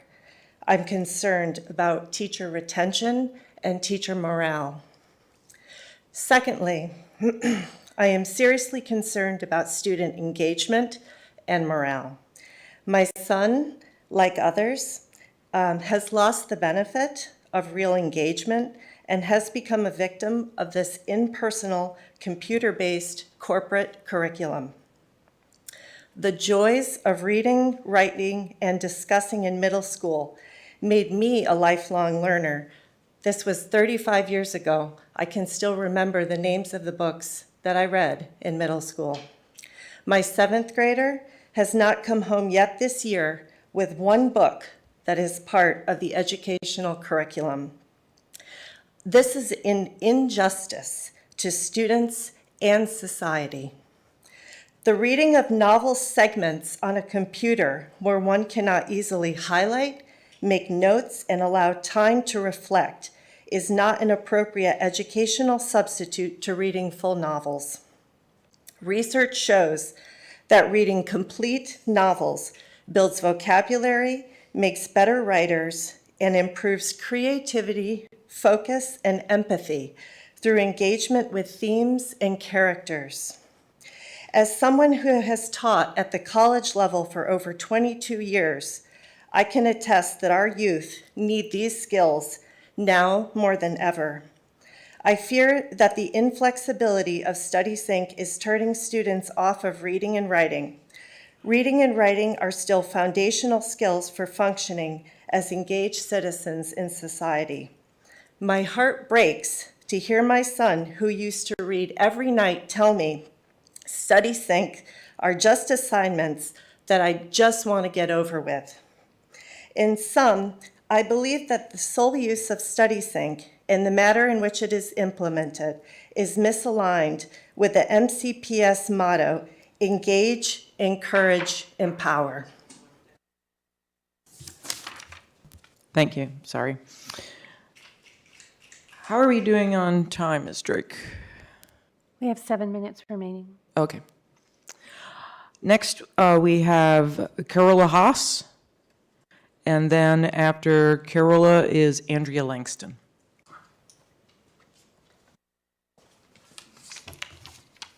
Thank you. My name is Carola Haas from Reiner, Virginia. As an elected school board, I appreciate that you represent the community's interest in maintaining high-quality education in our county. Parents and community members, teachers and students all have valuable perspectives to bring to discussions about school policy and curriculum. Virginia has a strong tradition of encouraging each school district to make decisions locally, encouraging parental involvement. In fact, Virginia is one of only a handful of states in which local school boards, rather than a state agency, have control of the curriculum. This structure has been supported and maintained by both Republican and Democratic-led legislative bodies, and is something we should all be proud of, and those who advocate for parents' rights and more parental involvement should support. The current interim administration is acting against longstanding school board policy, Virginia legislation, and precedent by trying to implement policies of central control and censorship rather than allowing local strands to engage students in a way that will be most relevant. If we are hiring and mentoring high-quality teachers, we should be able to support them as they work individually to develop activities and assign meetings that engage students in each school. If students at Auburn are working on an ag project or a science project that can be supplemented by a reading in English, that's something that should be encouraged. But the students in Christiansburg who may be excited about a different issue shouldn't be forced to read the exact same thing. Please don't drive our teachers and staff away by creating policies that show a lack of respect and trust. Please vote against the proposed changes to Policy 5-1.6 and Policy 6-5.5. These topics should be tabled until the new administration is in place and can start with a more positive working relationship with students, parents, and teachers. Thank you. Thank you, Carola. Next, we have Andrea Langston, and after Andrea is Martha Ann Stallings. Can I let Martha Ann go before me? Ms. Drake, can we do that? It's a first come, first served basis. That would be the answer to that question. Okay, well, I can adjust. Okay. Andrea Langston, I live in the county in the Prices Fork area. I'm going to share some concerns from the Montgomery County Dialogue on Race about Governor Youngkin's commitment to Virginians' high expectation and excellence for all students. One of the principles was freedom of speech and inquiry, which said that our institutions of learning will embody a commitment to free speech and the exploration of diverse ideas. Our democracy rests on the foundation that education must teach every generation how to think, not what to think. This principle is titled Freedom of Speech and Inquiry. These are among the rights of students. The Supreme Court ruled in 1969 that students do not shed their constitutional rights to freedom of speech or expression at the schoolhouse gate. However, despite this statement and the Supreme Court's ruling, the Youngkin administration seeks to limit these student rights. The Governor's Executive Order No. 1 in 2022 mandates the end of teaching or discussing so-called divisive concepts. Addressing critical issues is a cornerstone of education. Freedom of inquiry, another hallmark of education, has taken a significant hit as many books are banned. These books include award-winning volumes, including books by Nobel laureate Toni Morrison. Freedom of inquiry does not exist where books are being banned. Another principle, high expectations, where all students deserve to be held to high expectations aligned to the needs of the knowledge economy. We will prioritize resources for those students, communities furthest behind, and teach comprehensive history. Saying that all students deserve to be aligned to the needs of the knowledge economy suggests that we should train students to fit into the economy. This is an unacceptable argument against mainstream education, which seeks to enable students to see the forest and the trees. Education provides the opportunity for acquiring knowledge and skills that allow people to develop their full potential and become successful members of society, not merely cogs in the machinery of the economy. We appreciate the interest in continuing to have high expectations for our students. These expectations currently include some attention to citizenship and giving students a voice in the life of their schools, their communities, and society at large. We think teaching comprehensive history is an admirable objective of education. However, that objective is being thwarted in Virginia by limiting what part of our history is taught. For example, we cannot teach history appropriately without addressing divisive concepts. The current efforts thwarting the teaching of Virginia history seem to be a return to a previous era in Virginia when the Byrd political machine limited the content of textbooks children used in the state. For example, educators could not teach the realities of slavery and racial segregation. I want to urge you to resist new language that sounds safe, but in reality just keeps old systems of power in place. Instead, strive to make brave decisions that value, support, and lift all students in their learning journeys. Thank you. Thank you, Andrea. Next up, we have Martha Ann Stallings. And after Martha Ann, we have Kelly Brennan.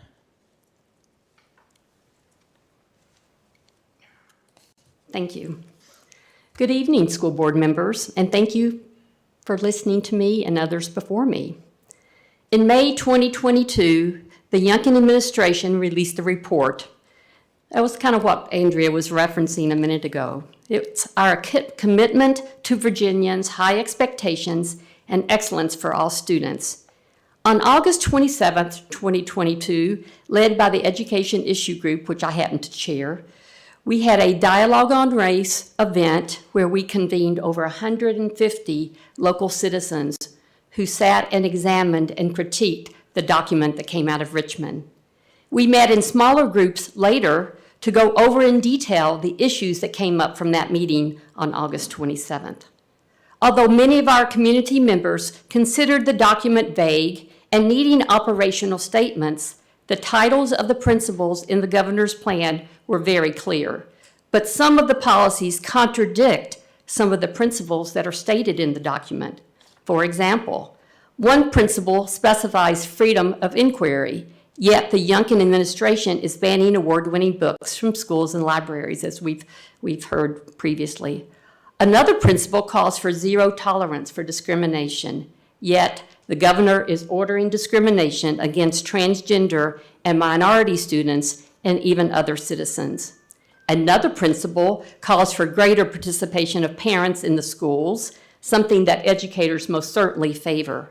However, without guidelines and resources, this could be very problematic. And then, of course, there is the call for more school choices, which could lead us to shifting solely needed funds, which we heard about tonight, from the public education budget to private enterprises, which we strongly oppose. Over the past several months, many of our Dialogue on Race community members have indeed participated in reading about, discussing, listening to others, and summarizing our beliefs and our concerns about 6 of the 7 guiding principles found in the report that came out of Richmond. We have had 3 community gatherings, and I would like to ask anyone in the audience who participated in any way to please stand up. So as you can see, we had a great participation. As a community group, we would like to share our responses to you this evening. For example, you heard Andrea respond to 2 of the principles.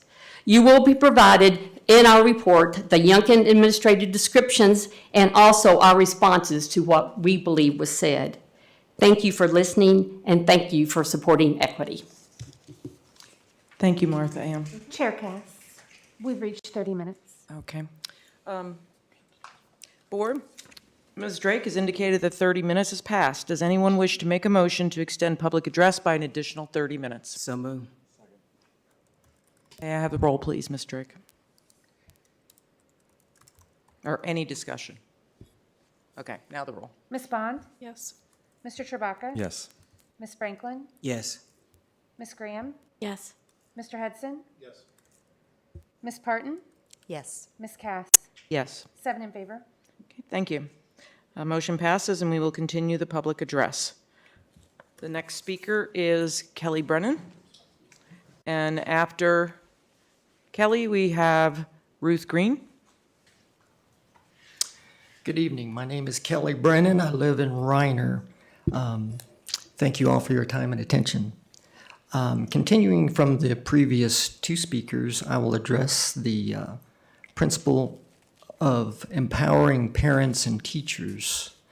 The Youngkin administration states, parents are their child's first and most important teachers. They must be integral player in our education systems. Next to parents, having a quality teacher is the greatest determinant of a child's success. Great teachers must be celebrated and rewarded. The Dialogue on Race community responds, parents are integral players in children's education, but their role in our education system is very different from that of educators. Because the roles of parents and teachers are different, things work best when they collaborate, each bringing their expertise to children's education. Of course, schools must create environments to facilitate that collaboration and avoid problems when a parent assumes too much of a teacher's role. In addition, schools need resources to assist some parents in their roles in parent-school relationships. So I got this short and sweet one. Thank you. Thank you, Kelly. Next, we have Ruth Green. Is Ruth Green here? Okay, then next we have Sandy Witt. And after Sandy, we have Susan Morikawa.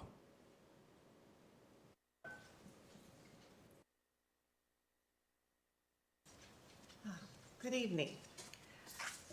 I'm Sandy Witt. I live in the wonderful town of Christiansburg.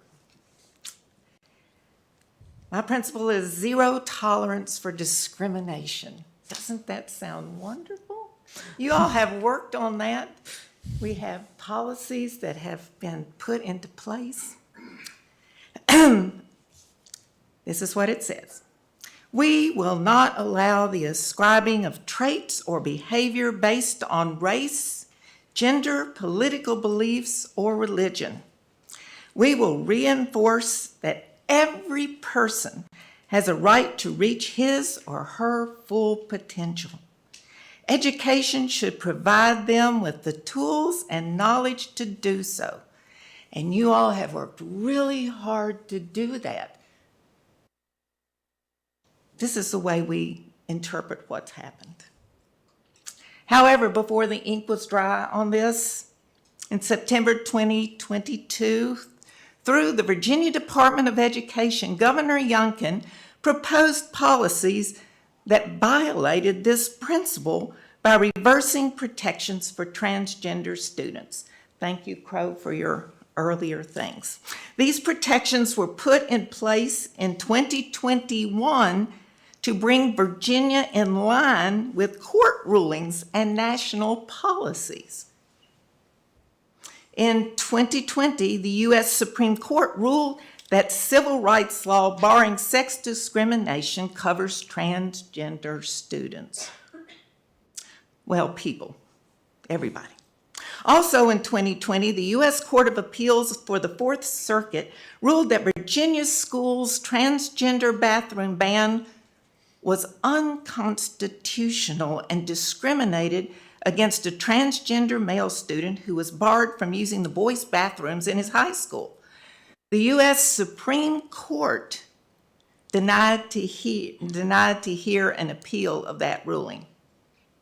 Now, guidelines that you all are supposed to enact will once again say transgender students must use restrooms that go with their sex assigned at birth.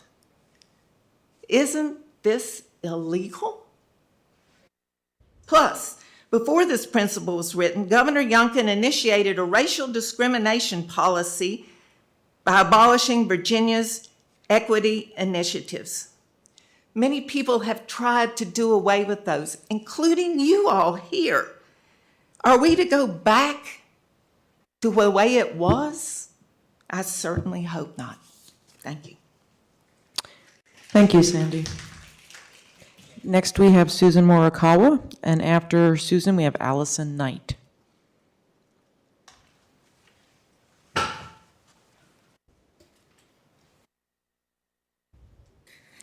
I'm Susan Morikawa. I live in Blacksburg. The governor's principle is innovation, which states there is excellence in education in Virginia, but there are many children who have not had access to that excellence. We will create a culture of innovation that breaks the one-size-fits-all education model by increasing school choice, such as lab schools. That's what the governor says. The Dialogue on Race community members respond this way. Innovation sounds great, and we all want equity in education. However, the key word here is choice, which usually means choice outside public schools, using public dollars to pay tuition to private schools and for state funding of charter schools. While parents have the right to choose where they send their children, scarce public funds should not be used to support the choice of private schools because, among other issues, these schools often do not abide by all federal, state, and local civil rights laws. For example, private schools can deny admission to some students based on their race, sexual orientation, or religion. However, students in public education settings are protected under federal programs such as Title VI and Title IX. Also, students with disabilities who require more expensive support services could be denied admission to these private schools. It may be helpful for us to remember that a shameful part of Virginia's history involves using vouchers and tuition credits. In the late 1950s and early 60s, 7 states across the South, including Virginia, used voucher and tax credit plans to subsidize white families fleeing the integration of public schools. The consequences were devastating for African American students.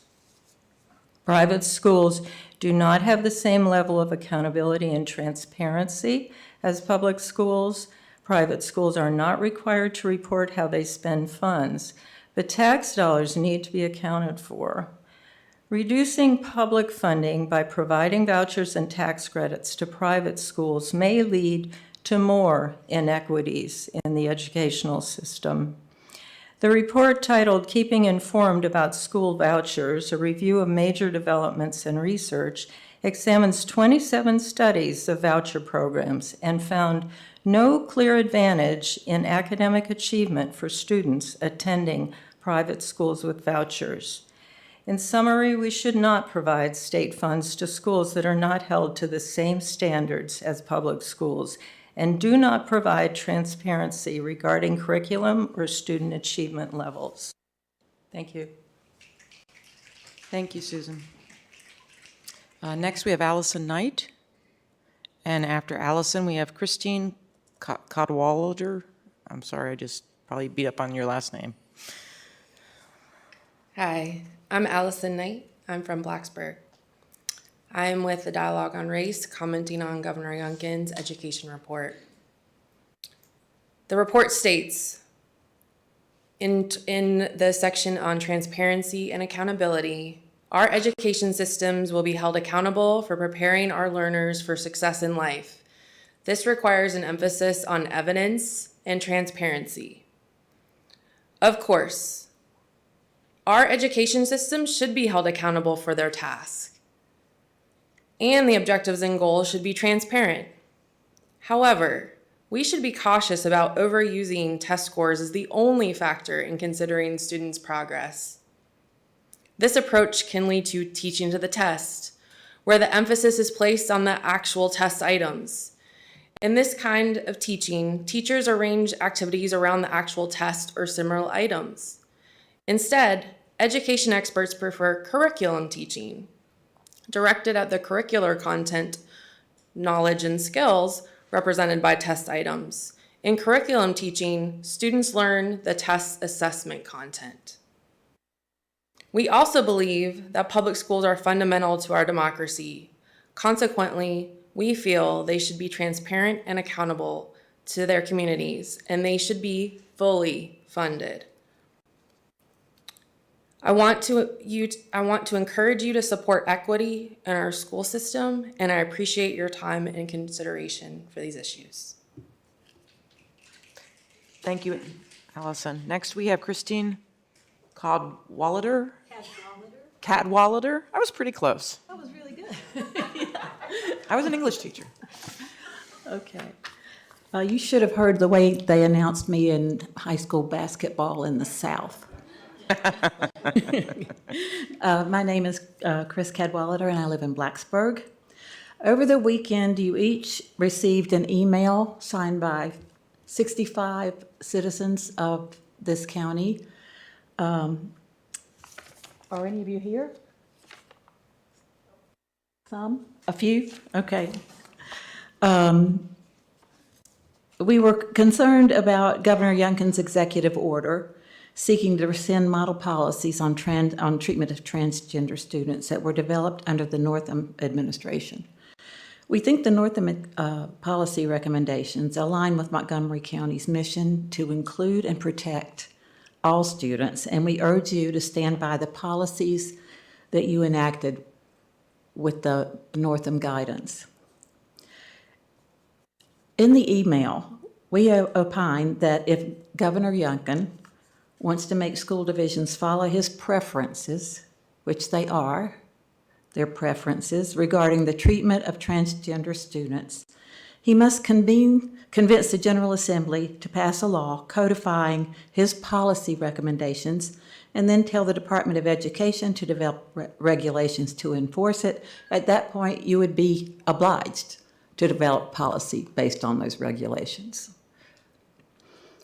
It turns out that Governor Youngkin has already tried to get the General Assembly to codify his educational preferences. His efforts have failed.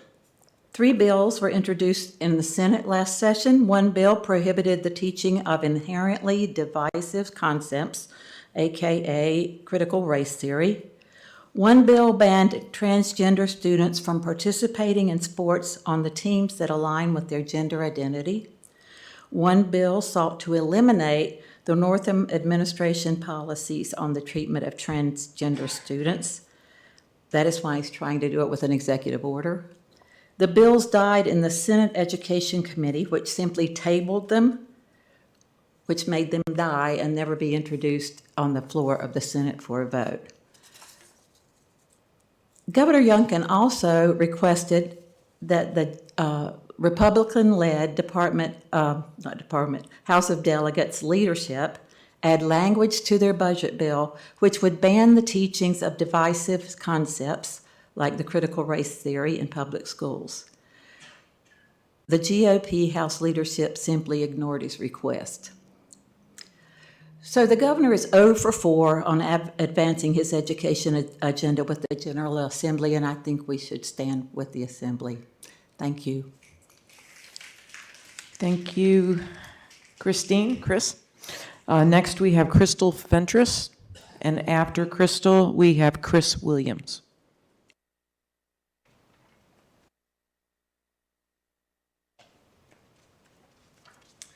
Good evening, Crystal Fentress. I live in Christiansburg.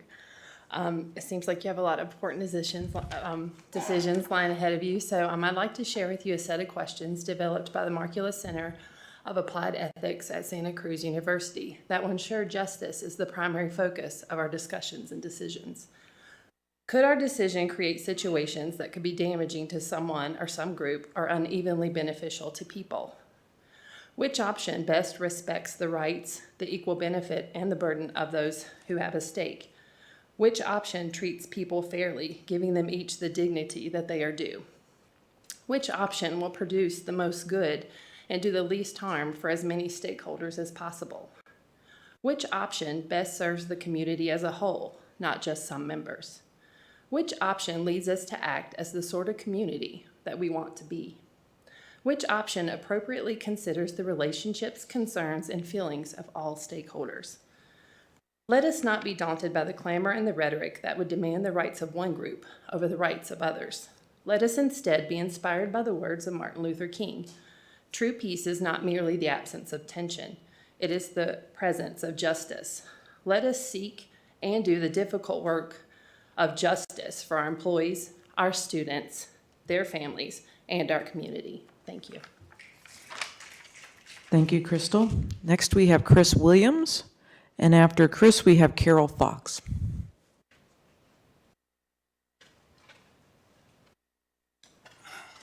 All right, good evening. My name is Chris Williams. I live in Blacksburg. I have 2 children currently enrolled in MCPS schools. For fear of running out of time, I want to go straight to my closing statement. And that is simply, this interim administration has proven to you that they cannot be entrusted to make policy decisions. They came to you 2 weeks ago and claimed that the policy mandated that teachers only use StudySync and that ELA teachers were not allowed to deviate from it. They told us this despite the fact that no other discipline is subjective to such a restrictive interpretation of the exact same policy.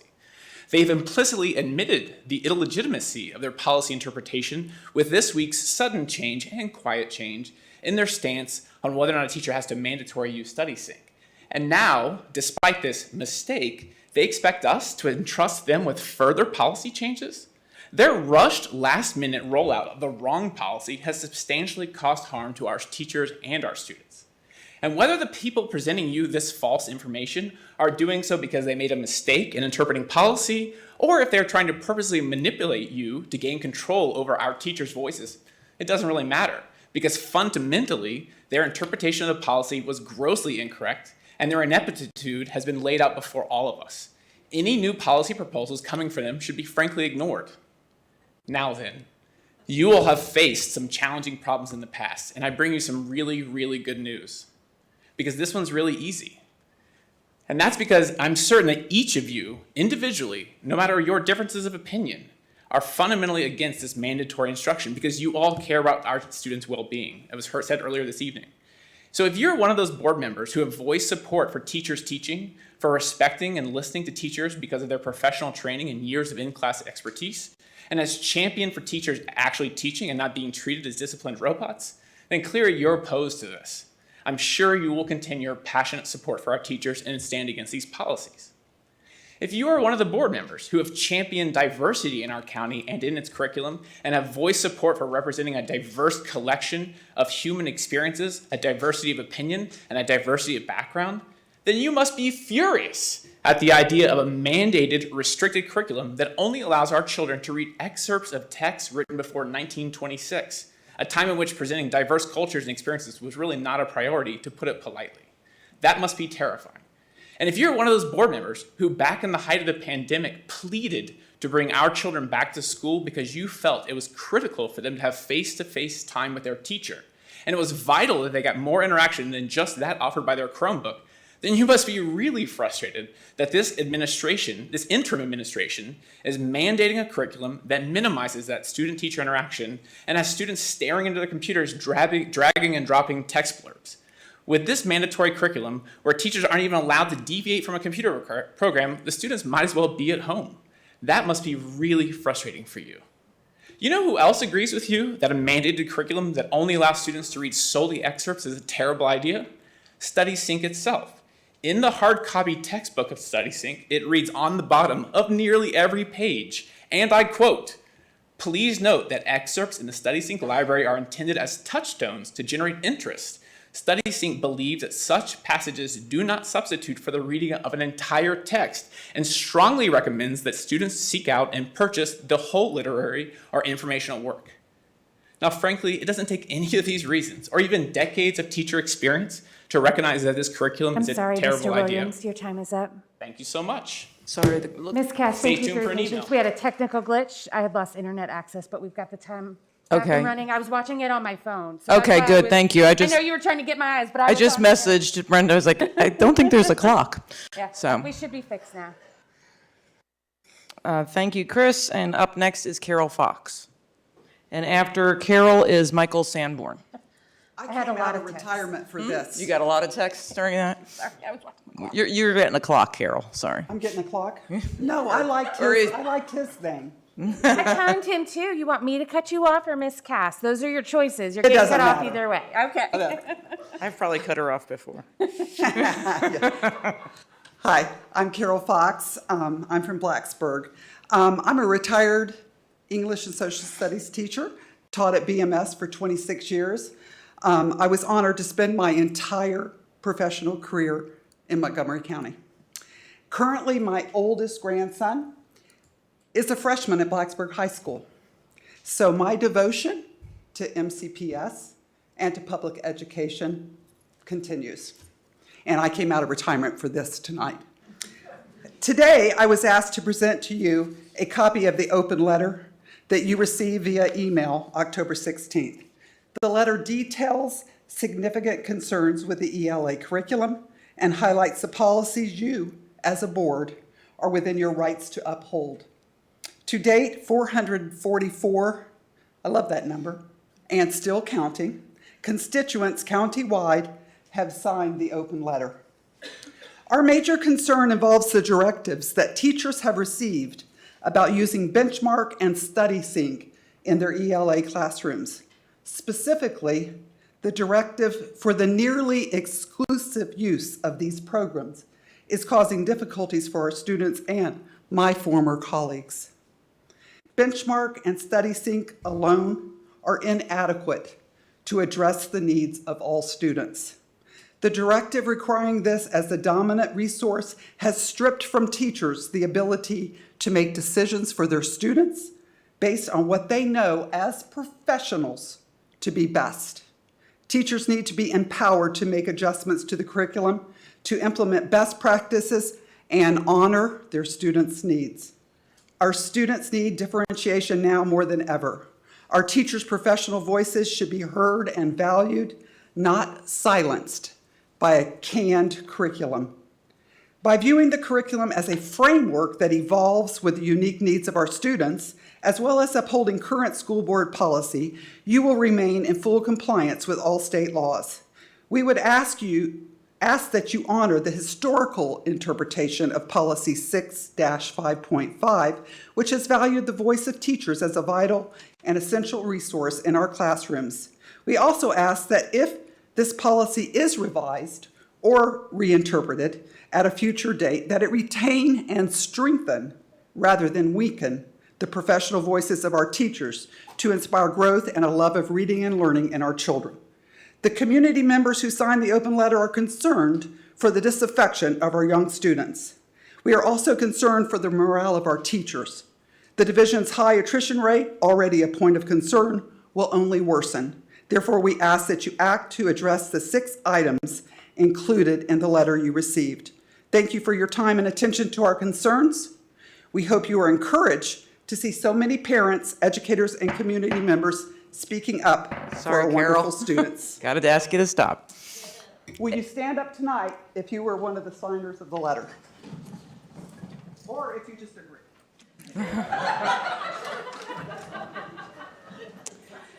Thank you, Carol. Next, we have Michael Sanborn. And after Michael, we have Anna Vijayan. Good evening. I am Michael Sanborn from Elliston, and I will be brief. Much has already been said or will be said, so I only want to reiterate my desire that the current school board policies remain in place. It is my belief that the proposed revisions are politically motivated and will only serve to hamstring the ability of our excellent educators. I say educators, I don't know, it just feels like more than teachers. To hamstring the ability of our excellent educators over which you have authority.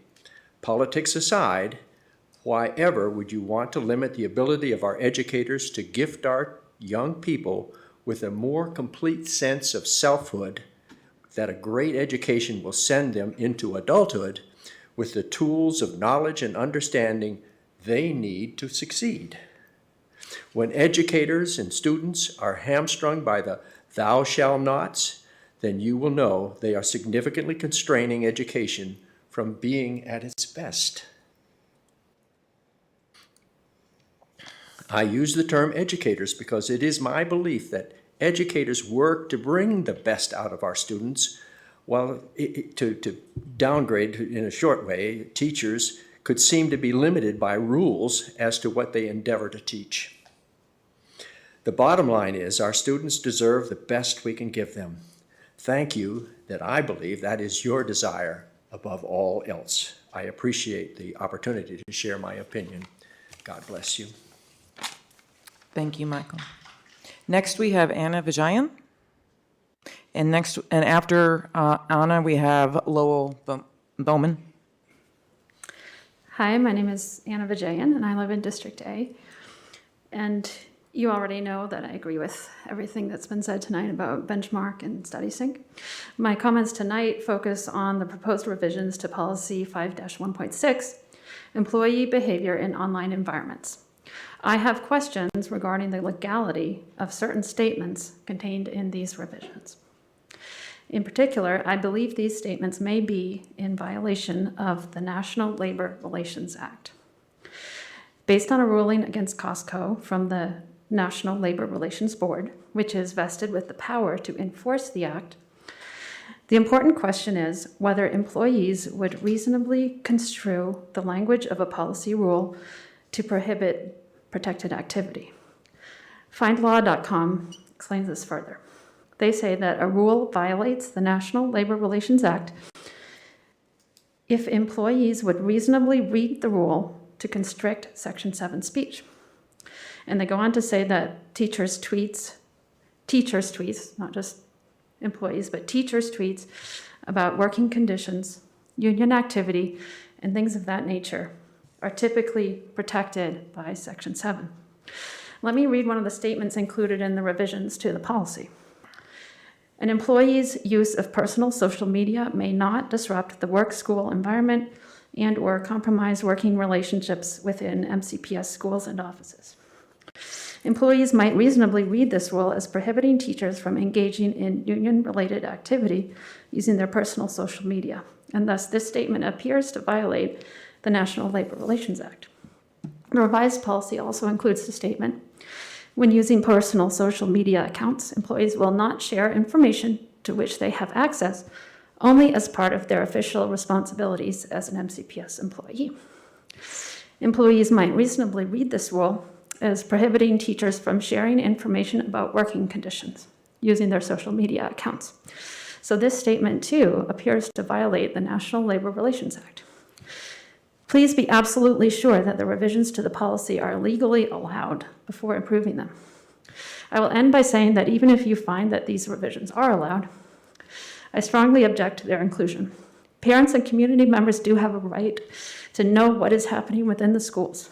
If the administration provides incomplete or misleading information to the community, would teachers be punished for sharing the complete, correct information, since they only have access to this information as part of their official responsibilities? Or if a teacher expresses support for the MCEA, would the teacher be punished for compromising working relationships within MCPS schools and offices? There is much room for intimidation and control of teachers within the proposed revisions, so I urge you to reject them. Thank you. Thank you, Anna. Before we move on to Mr. Bowman, we are now at the end of our second 30 minutes. We have 3 more people, and we can extend for 30 more minutes. I promise we will take a break after those 3 people. You're welcome. So, can I have a motion to extend?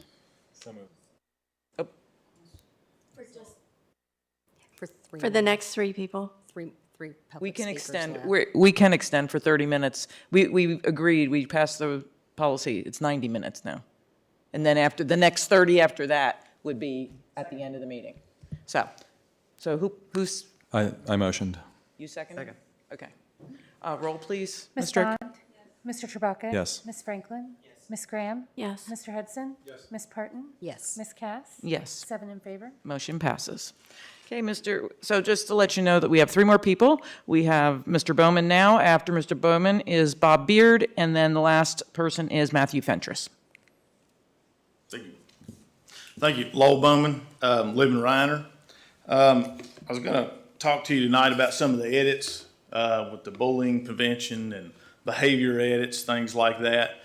It seems like a lot of the edits seem to kind of hinder the teachers' ability to control their classrooms and the bus drivers to kind of control the stuff that's going on their bus. But as I was sitting here just kind of reading through some of my notes, you know, a lot of this is just words. I mean, these are just words on a paper. If the administration and the schools don't enforce or don't try to protect and create a safe environment for each kid that comes in there. So, as you're well aware, my daughter walked into Auburn High School 5 months ago and told the administration that she'd been raped. And basically nothing was done.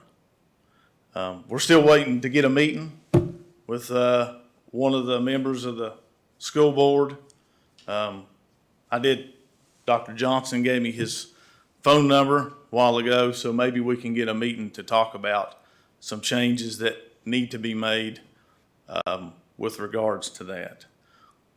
I appreciate all the speakers that have spoke here tonight. They brought up a lot of different things and a lot of different communities represented here, but the safety of each student, doesn't matter your political affiliation or where your color or creed, if somebody says that they've been raped, I don't care who it is or where it's at, something needs to happen. So I would love to meet with all of you, one of you, or everybody in the room is fine with me. I don't say that I have all the answers, but I think that at least our experience as a family, we might be able to provide some insight. So I beg you to call this week so we can set up something so that we can talk. And I appreciate your time and look forward to speaking with you. Thank you. Thank you, Mr. Bowman. Bob Beard. I don't agree with your shirt, though, Bob. I'm sorry. I am sorry. Buckeyes, I know. can't. I I can't wore it go just for along with you. that. I just wore it just for Did you wear it just? Yeah.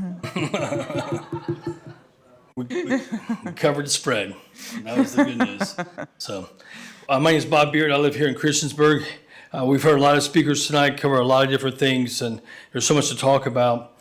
First, Governor Youngkin, he won Montgomery County by 5 points. He actually flipped a couple precincts that were blue before into red. Okay, so when we talk about Youngkin not having the rights, he won his election based upon parents' rights and the family, and that's what this is all about. So when he wants to make those changes, it's by giving rights back to the family and not to the school, not to the administration.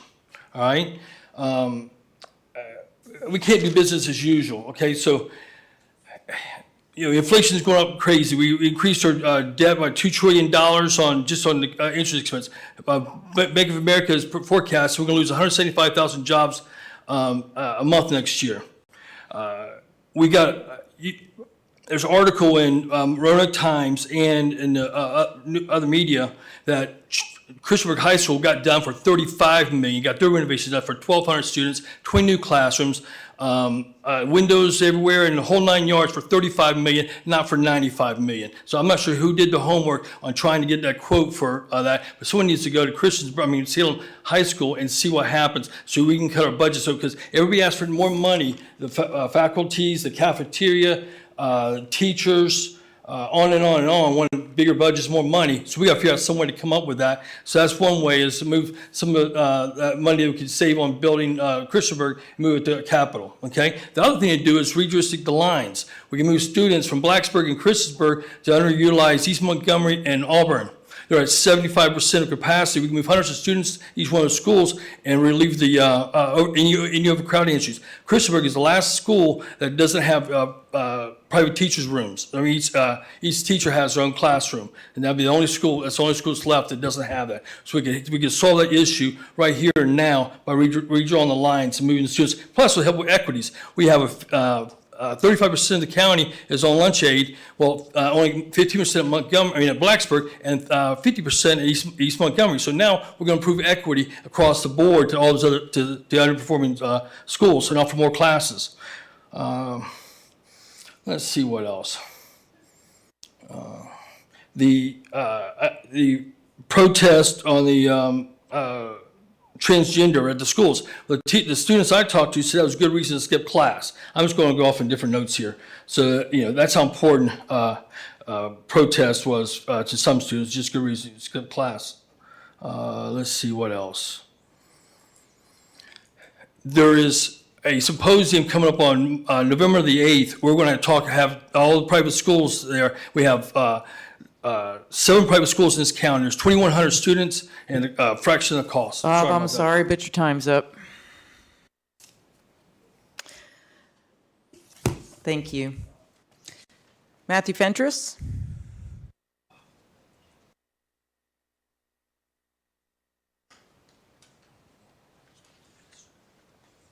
Good evening. Good evening. Matt Fentress, Christiansburg, Virginia. Thanks for sticking around to listen to us, all right. Many view issues based on gender and racial identity to be divisive and controversial. The decisions have been centered on pitting the rights of individuals in majority groups against those in minority groups, a tactic that is used to create a dividing line in our communities. You see that here often. I believe we are called to do better. In the past, a decision made by this board regarding taking down symbols in our schools that promote inclusivity of gender and racial minorities to the larger group of people who are afforded equal human and civil rights in our communities is an example of a decision that further entrenched that dividing line. Some groups of employees were told their symbols that spoke to the dignity and equal rights were too controversial. The message received by both employees and students of these minority groups was, who you are and what you represent as a human being is too controversial to be allowed or accepted in our school community. When the majority determines the standards of equality, fairness, and access to civil rights, while the minority is forced to endure the burden of exclusion, liberty is lost to us all. I believe we are called to do better. To do better, we need to use a different lens. Rather than the one that divides us, we need one that unites us. We need to use the lens of justice as we hold discussions and make decisions that impact both majority and minority groups of students and employees in our school community. I believe we are called to do better. Martin Luther King stated, "It is not possible to be in favor of justice for some people and not in favor of justice for all people." What is justice? Justice is equality, fairness, and access. The characteristics of justice are compassion, empathy, respect for the essential dignities of all persons. The lenses of justice brings into focus the discrepancies of fair and equitable treatment of all groups of individuals. The central question is, are benefits and burdens equally and fairly distributed? Is not tolerance an acceptable burden to be shared in order to allow all to be treated with dignity and afforded the benefit of equality, fairness, and access in our school community? We must do better. Thank you. Oh, and please support collective bargaining. Thank you, Matthew. That concludes our public forum. If it is the will of the board, we will take a 10-minute break. Does that sound agreeable? Okay, 10 minutes.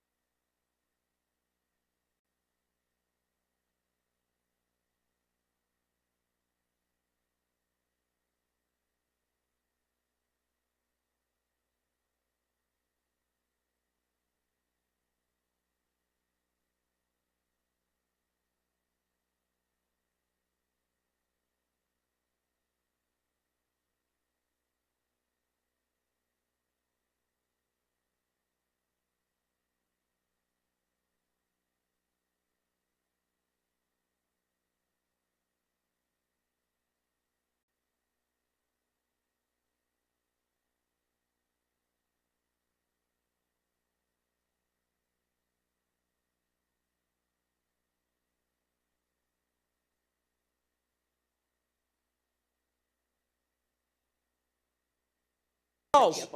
Lord, is she- Miss Lori Walls, you're being summoned. there she is out there. I love your pumpkin roll.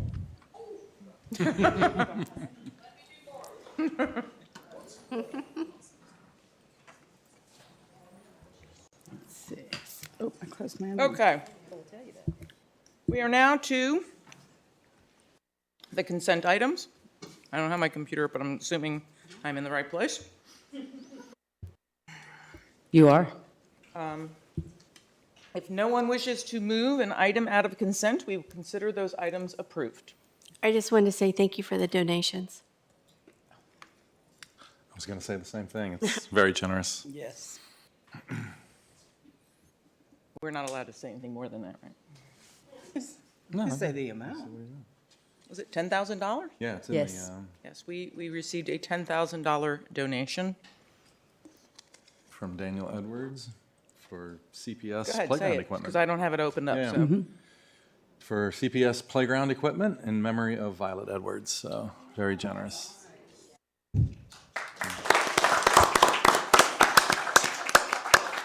Thank you to Mr. Edwards and the Edwards family. And Master Taylor Entertainment is donating lighting and audio equipment estimated at $8,300 in value to BHS for homecoming, prom, and other events.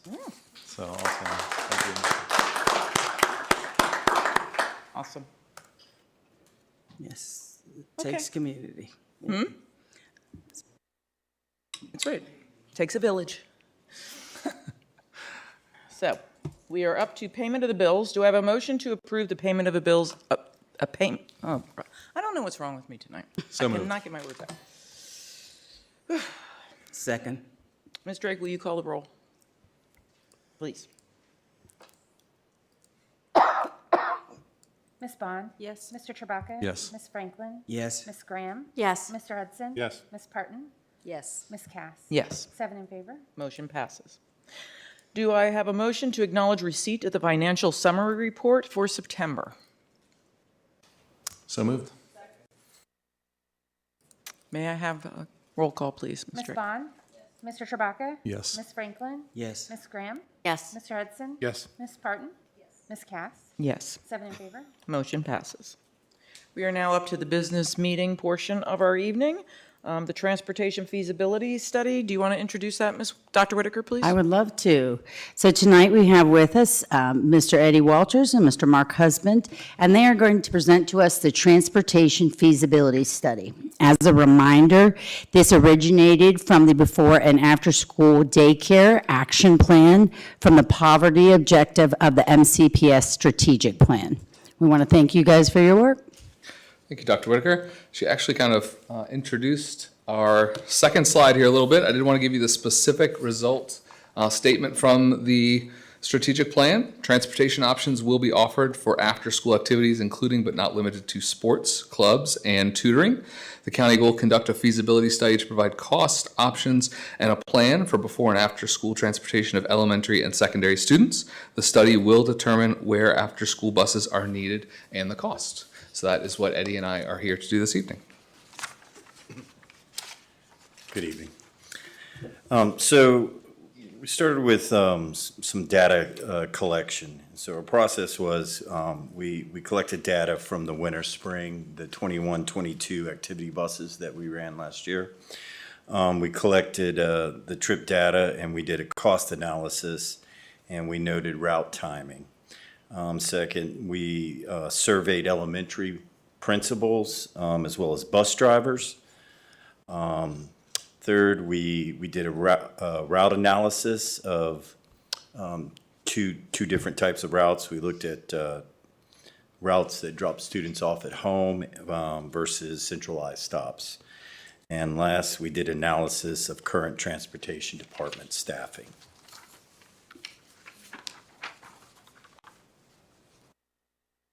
As we went through this process, we certainly came up with a number of benefits for this type of plan.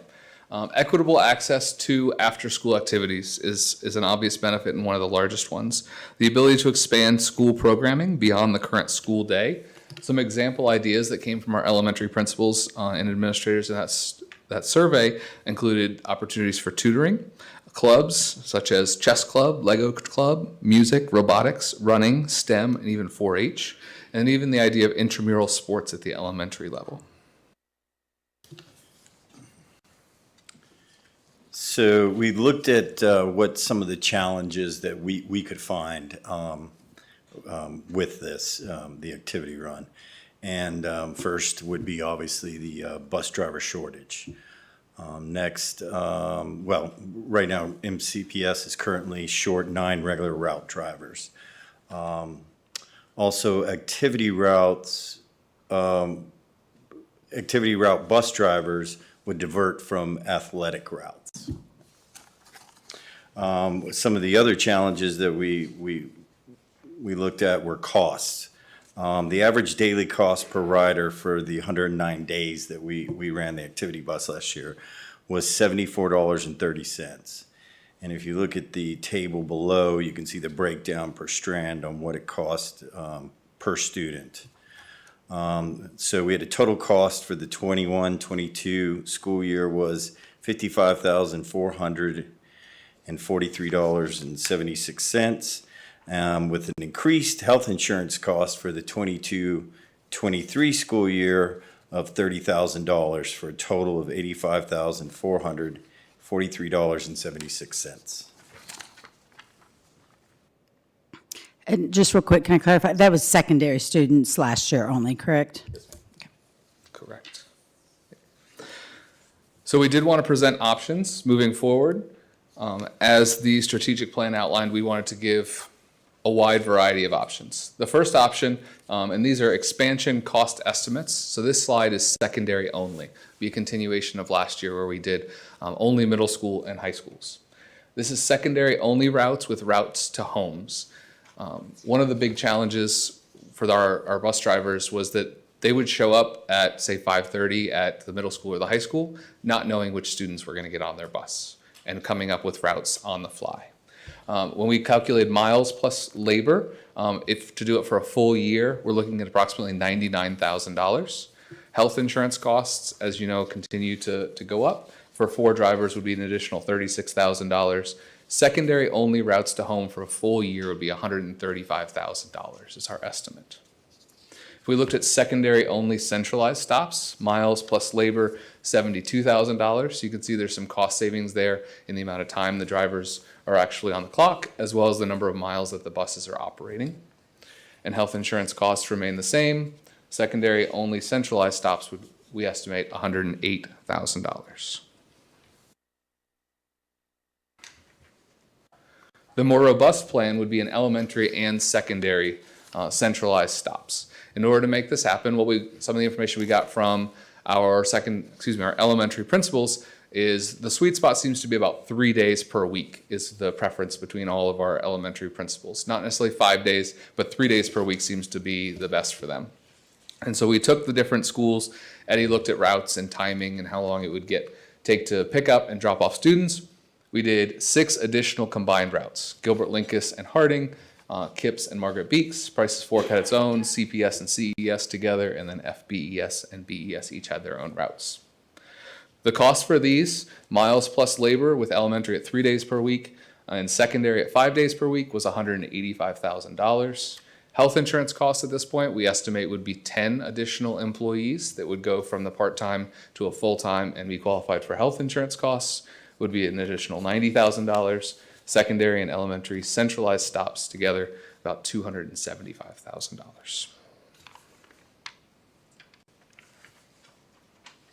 There are items that we're not able to put a dollar figure on. Funding for stipends for additional clubs. Those ideas that we had for elementary, really great ideas that the principals and administrators at the elementary level were excited to implement. Difficult for us to put an actual dollar figure on stipends for teachers to run those clubs, those sports, and those activities. Funding for equipment and supplies for those added activities. And then one of the things that, I'll be quite honest, I didn't think of was at the elementary level, we probably want to provide snacks for students and drinks, because if they're not getting home until late, they're getting on the bus at 5:30. Some of them, it might take an hour or so. That's a really late dinner, and they might have had lunch as soon as 11 a.m. So providing snacks and drinks after school as well. Eddie previously mentioned impact on athletic routes. If the bus bus drive shortage continues into 23-24, and then the impact on non-MCPS bus rental requests. So outside organizations will sometimes contact us and ask us to provide transportation, whether that be we put it in as part of a grant opportunity, or we cover that cost to help them, or if they even pay us back, just having enough drivers in order to do that. The fact that we would already be running our own routes would limit our ability to work with outside groups after school.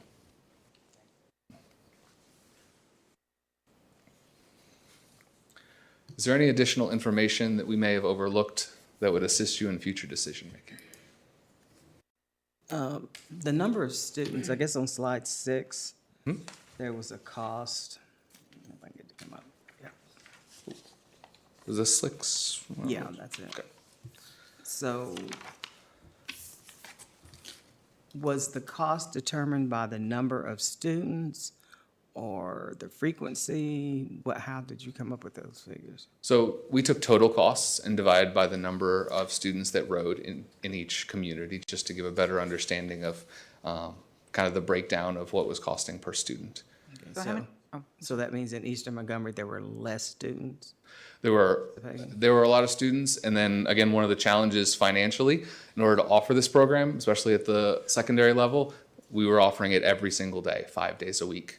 At the smaller schools, there weren't students showing up every single day, but we needed that consistency so that if there was a student there, they had a ride home.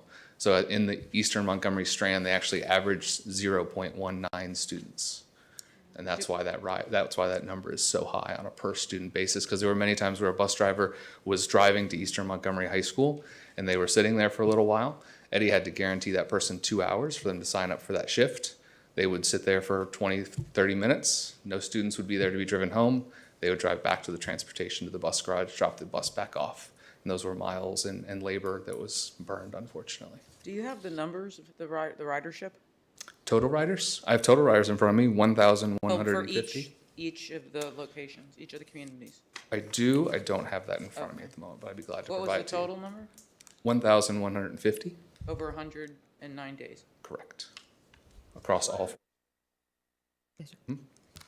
Is that rider days? Or Yes, I'm sorry, yes. The 109 days is the number of days that we provided this after-school no, bus ride. the 11, what is it, 1,100? 1,150 is the number of riders that were on the buses total. We average 10 riders a day. 10 riders Across a day. 4 strands. Across four strands, 10 riders a day. Yeah. Yes, And ma'am. are these full-size buses?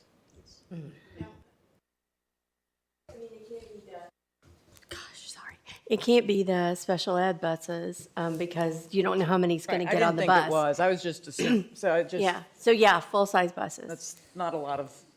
I 10 think for- people over four communities. I think for me, this is something that, I mean, I think it's great that it's in our, it's something we're aspiring to.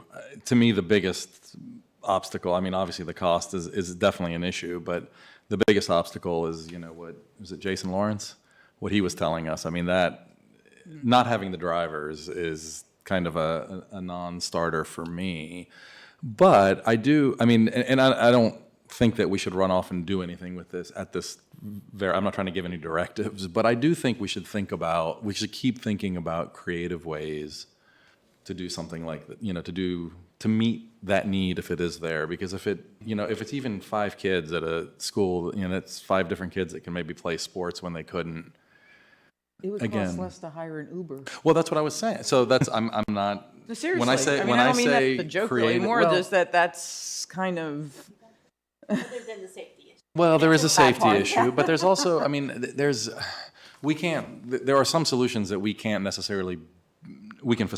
We don't necessarily have to offer them or run them ourselves. And, making access to parent carpools or something like that maybe could even help. I don't know.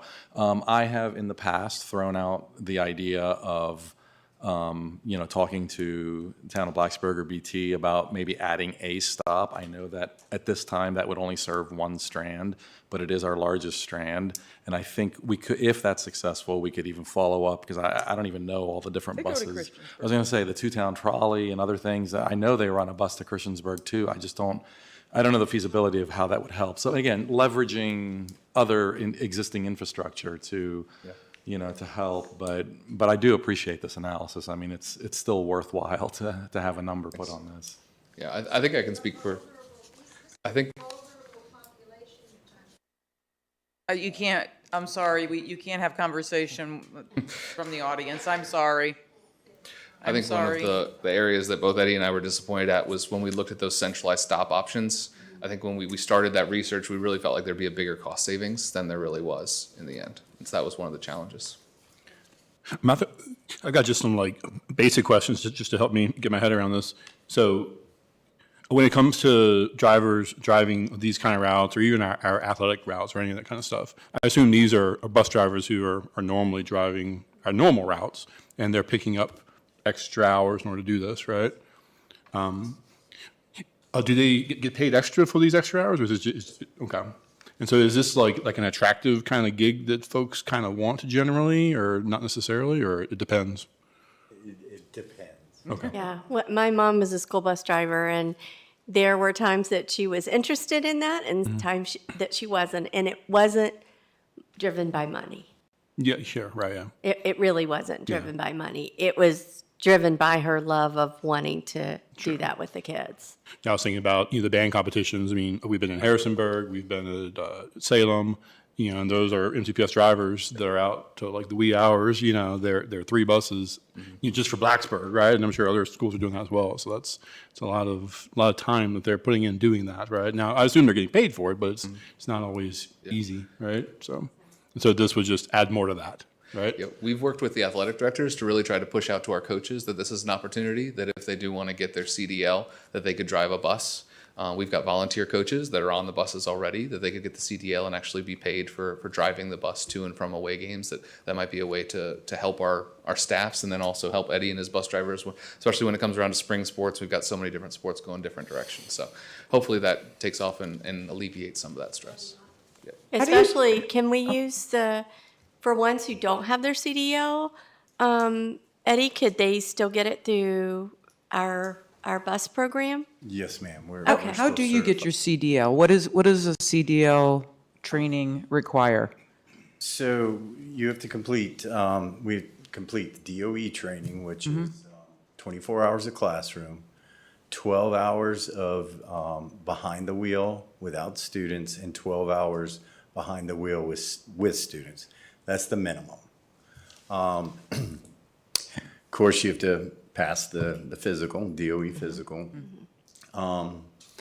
We actually we're third-party testers with the DMV, so we can actually administer the road skills test ourselves. We can do the written test. We got our certification for that when COVID first started. But right now, with the DMVs being back open, we're just sending people to do the written test there. Otherwise, they have to go to Withville. Yeah. That's the closest place to get your CDL. And we pay them for the training, right? Yes, ma'am.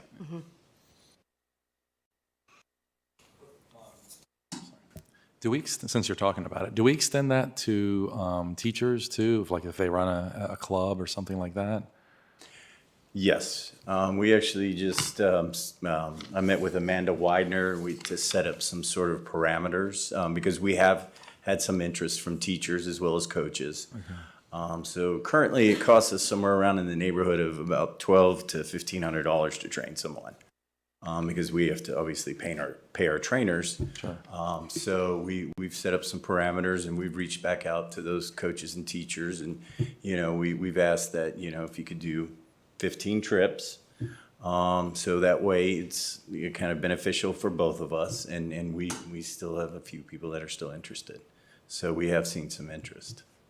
I did also want to add, maybe potentially, I'm not sure how much it is the cost to maintain the school bus, but potentially getting smaller vehicles such as passenger vans. I think the CDL is up to 16 people, correct me if I'm wrong, but you don't need a CDL if you're driving under 16 people. And that could be an option for like Eastmont, for example, or since we only had 10 riders per day, if we got smaller vehicles such as passenger vans. Sure. That's great. Yeah, I was thinking the same thing. Yeah, I do think that's a great. I was thinking the same thing of a van instead of. Can we we're not allowed to we have 15 passengers. regulations. Yeah. Well, It's a great 16 idea, passengers. though. Has to be 12 We're just or not 16. allowed, yeah. We're not allowed as a school system to own or operate 12 or 16 passenger vans. Are there any other smaller vehicles that we would be allowed to operate? Is there a reason for that? Yeah, it's I'm sure their there's a reason. rollover Tippage, and yeah. tippage, things like that. Liability, Yeah, okay. Yes. Interesting. But I applaud you. I see a future in human resources for you. Or management. Eddie, are there any other options for us, like to transport students besides like a large school bus? Any other smaller vehicles? Minivans. Minivan. Okay. Also, maybe potentially limousine. Yeah, I was thinking that too. Hey, we joked that it might have been cheaper to do the limo, yeah. We can resurrect the hoopty. Need hoopty ride back. Same space as a passenger van. I knew I should have got rid of my van. Thank you, guys. One other thing, I just wanted to just give you guys a couple of updates. So we are going to move forward with the purchase of 8 new school buses with the money that was appropriated from the Board of Supervisors. So we're getting ready to do that. Also, within a few weeks, we should have all 4 electric school buses on the road. Our facilities department has been hard at work installing our chargers at various schools.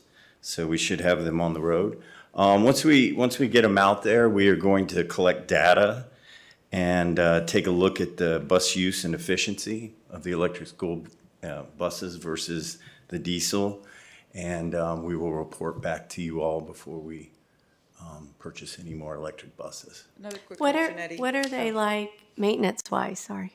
Maintenance-wise, Yeah. there's a little bit less maintenance, but this is new territory for us. Sure. So our technicians did have to, Get get some new specifically training trained. and things like that.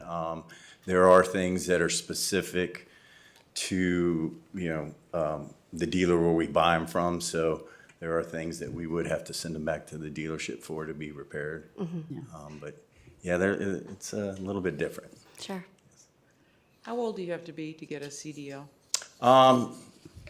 18 is technically when you can, but we have, Yeah, we have policies in terms of secondary kids, you have to be at least 21.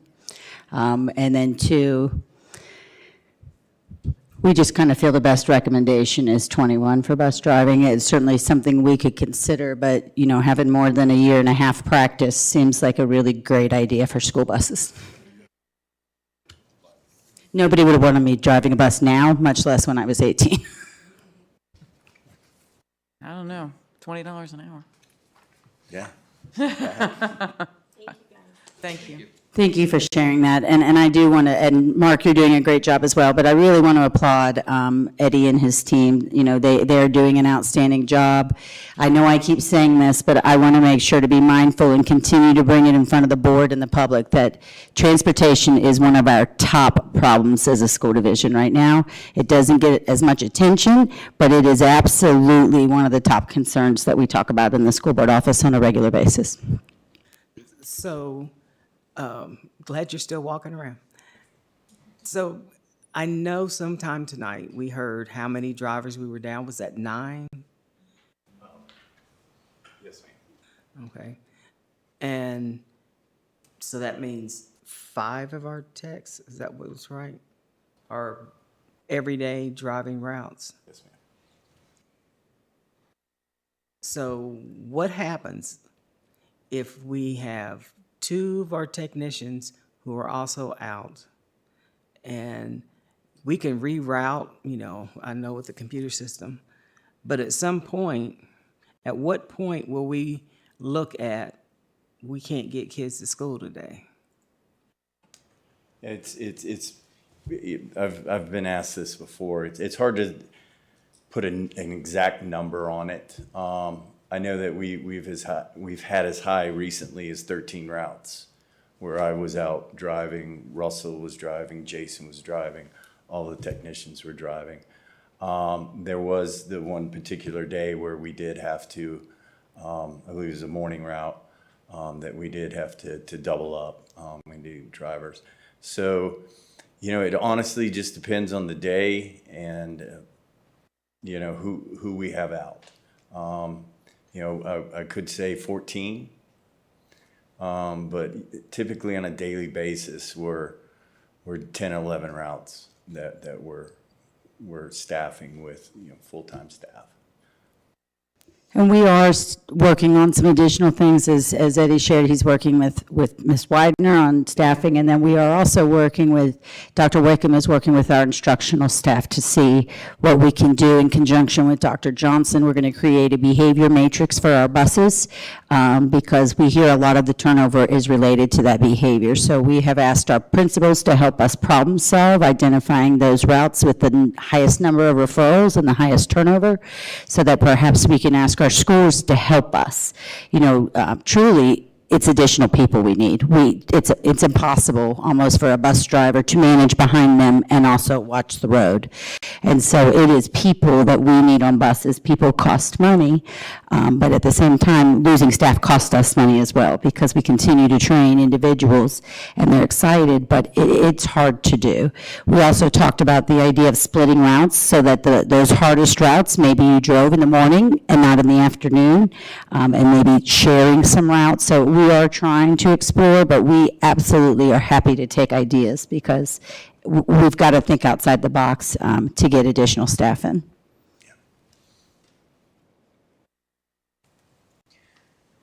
Okay, thank you, guys. We are now up to the Gifted Advisory Committee. Yep. Yes, today we have the proposed 2023 committee membership for the Gifted Advisory Committee. It's presented for your consideration. I would like to commend the Gifted Advisory Committee for their work on trying so hard to create an advisory panel that was within the guidelines that you all set forward for them. It is difficult, and they've worked really hard towards that task, so I want to applaud them for that. And this will be brought back to the board for approval at the November 1st meeting, but they're here if you have questions. Oh, so it's not for approval this evening? I don't believe so. Did you have it? I have it on here as for approval. For the committee membership? Yeah. My notes could be wrong. We usually bring it once and we approve it the second time, but. Never mind. Okay. Gotcha. Okay. Next we have the VSBA Bullying Prevention Month. Absolutely. So in an effort, and we apologize it wasn't earlier in the month, but as you know, we postponed, in an effort to promote awareness of bullying, sorry, my computer's just went offline. In an effort to promote awareness of school bullying, the VSBA Board of Directors designates October as VSBA Bullying Prevention Month. The attached resolution indicates the support of Bullying Prevention Month and of bullying prevention activities. I also would note as well to make sure families and students are aware of our anti-bullying policies. It alarms me sometimes it alarms me greatly. Sometimes the things that I read that our students are saying to one another and the way that they are treating each other. And so I want to make sure that parents and students are aware that they can report that, and we will investigate those concerns.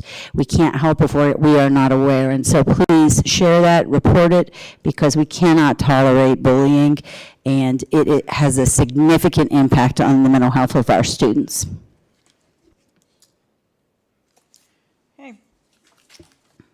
All right. Next, we have for you, if I'm you're. sorry, we didn't. Sorry. I think we have to make a vote, motion. yeah. There you go. Does anyone wish to make a motion regarding the Bullying Prevention Month resolution? I motion that we accept the bullying prevention month Resolution. Thank you. Do we have a second? Second. Any discussion? Ms. Drake, will you please take the roll? Ms. Bond, Mr. Chewbacca, Yes.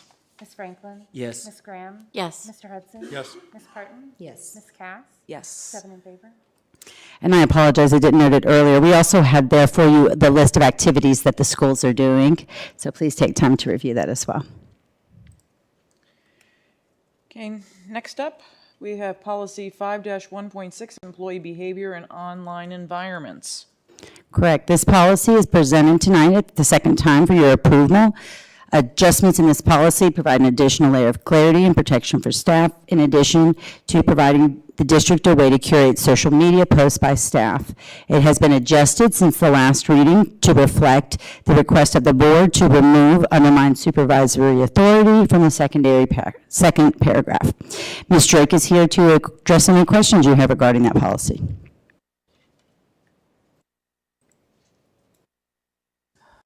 Okay, do we have any comments from the group? I think for me,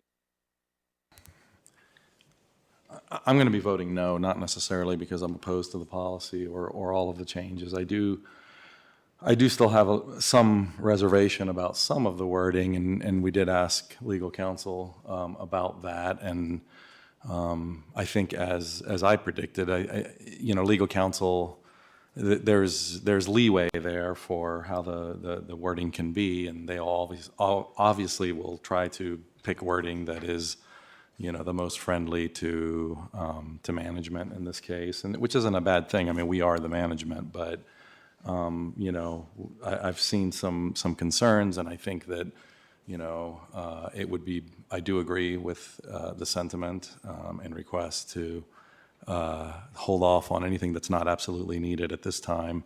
We're getting a new superintendent in 6 weeks, and I'd hate to have to go back and revisit these things. So I would probably advocate to at least hold off on this. I think if nothing else, it would, once we've had another set of eyes on it and some discussion, it would probably, people would gain confidence, I think, and I think that that's probably important right now. Any other comments? I guess I'd echo that. I do appreciate some of the changes that were made based on the comments that we had at our last meeting, which was good. But there's still a couple of statements in here that are overly broad, I believe. And I know we've talked through cases where we absolutely want this policy to cover that stuff, and the broadness of these statements will certainly do that. But I also think that there are other cases that would also be caught up in this that maybe would be unintended. So I'd be more in favor of, in particular, the statement about compromising work relationships and access only as a part of their official responsibilities as MCPS employees. I'd love to see those statements a little more narrowly defined in order to capture the stuff that we really care about there. And there's always how broad is too broad, how narrow is too narrow. But so I'd have a hard time voting for this as is either. Other comments? Penny, you have anything? I will, Brenda, what's it called when you put something on hold? Tabling? Yeah, I feel like I think after we just had an opportunity this evening to talk to our attorney regarding the policy, so it's the first time we got to hear any feedback. It would be nice to be able to look at the policy with a little closer eye another time. I'm concerned that the timing of it's a little, it feels off. And I would like to see us possibly table it for now. So I'm not saying I don't want to vote no. That's not what I want. I want to vote, can we table it? I think it's very disrespectful to table it at this point. I think it's disrespectful to our current administration. And I think we need to continue business. We can't keep waiting. And I understand big decisions. We've got a new superintendent coming. But this is business. Right. This is what we are elected to do. And sometimes we just have to make the hard decisions, and not everybody's going to agree with it. And I'm sorry, but this is the second reading on this, and it is up for approval, so we need to, I call for the vote. And I second that. And because I agree, we ask people to step into positions so that we could keep moving and do the things that we need to be doing, and then just to say, no, we gotta wait, we have to wait on everything. No, that. I think you misinterpreted what I said, that we talked to our attorney. I'd like to look at it again with a closer eye now that we've had an opportunity to hear what our attorney says. So I can see Ms. Drake, I'm sorry, because I think there's been something on the There's a table, motion. correct? Yes. And a second. Has there been a motion? I believe that Ms. Bond was calling the question. I did. Is that correct? Yes, ma'am. So I need a formal motion. And I second That it. is. Okay, could we? Wait, hold on. Okay, time out. I'm running the meeting, okay? Thank you. Brenda. Folks were just trying to. I know, but I understand that they're trying to understand, so I am asking Brenda to help clarify it. Bullying I at don't its need best. 5 people talking at the same time. We have people talking at the same time all the time. So let's continue to do that, because it's wrong, so let's just keep doing the wrong thing. Remind you of that, too. Well, thank you, Penny, I appreciate that. No problem. Brenda, Bullying could you at its please, best. and could you also, could we just really, I hear these, you're so rude, and you're being disrespectful, yet I'm talking, and you're both talking over me. So who's the rude one and who's the disrespectful one? Just me when I do it? I've asked Brenda a question, and I would like Brenda to answer the question. And that's my job as the chair. And they were actually speaking before you asked Brenda. Penny, would you like to be the chair? And I've told you no. Well, then let me be the chair. I get to, as a board member, also have. Brenda, could you please answer my question for me? And correct. when Brenda, people are please being answer my demeaned. question for me. So what I heard was Ms. Bond calling for the question. I thought what I heard from Ms. Franklin was possibly a second to that. Yes. Is that accurate? Okay. Yes. What is the actual motion? So calling the question, it ceases discussion and immediately goes to a vote. There's no debate on calling the question, right? And calling the question has to pass by a 2/3 vote. On a board of 7 people, 2/3 of the vote is 5 people. 5 people have to agree to call the question. Okay. At the point that that happens, again, there is no further vote or no further discussion. You move straight into a vote on the matter at hand. Thank you, That Brenda. helpful? I appreciate that. That's something we haven't done before, so I think that was very helpful. So what do I need to do to make that happen? We have Anything? a motion and a second. If I am interpreting To correctly call what it I into heard, question. Call the question. So Okay, that would then. do a roll call vote. And it May I have a roll? 5 to pass. Okay, please call the roll. Ms. Bond? Mr. Trabaka? No. Ms. Franklin? Yes. Ms. Graham? Yes. Mr. Hudson? No. Ms. Parton? Ms. Cass? No. Motion does not pass. Am I So- correct? That was the motion to vote, correct? Yes. Calling the So question. That was just I make- calling in the question. That was Okay. not the. So I make a motion to approve the policy. So moved. Second. Okay, now we can have discussion. Actually, Now we have So discussion. I do want to say, in response to Ms. Graham about this issue of respectful and disrespectful, disagreeing with staff is, if that's what happens, is part of our duties. That's part of our job. And if I disagree with the lawyer can give me information, and it's up to the school board to decide how we want to vote on things. So I take exception at this idea that if I disagree with somebody on our staff, whether it's the lawyer or a superintendent or any other staff, that I'm somehow being disrespectful. I don't think that's part of the job description. And I'd like to add on to that. I agree with Mr. Trabaka. I don't think because I have a question about something and that I might want to reconsider whether we should vote on something, I don't see how that is very disrespectful. And that is a term that seems to get thrown about quite a bit, about what is, and maybe that's something we need to have a long talk about this weekend, because I don't think that just because you disagree with somebody means you're being disrespectful. I meant that regarding the fact that we wanted to hold off for another But I superintendent. don't, no, and I never said I wanted to hold this off for another superintendent. There are things I do think we need to hold off for another superintendent, because I think they're really big issues that are to the forefront right now. I'm not saying that. I'm just saying I'd like to I wanted to think about it a little bit more now that we talked more about it. I did not feel like I was in a place to vote on it yet. That's why. I never said it had anything to do with waiting for the next superintendent. I did. And even if it did, there you go. And even if I made that even comment, if it but I did, think that's not disrespectful. That's just an opinion. Are we not allowed to have differing opinions? I think if we're going to work together as a board, yeah, respecting other people's opinions is really important. I'm pretty sure we got a request from our incoming superintendent to refrain from voting for policy decisions unless they were time sensitive, and this is not. So, I mean, I'm Actually, trying. I got clarification from him on that. I emailed him back and got clarification.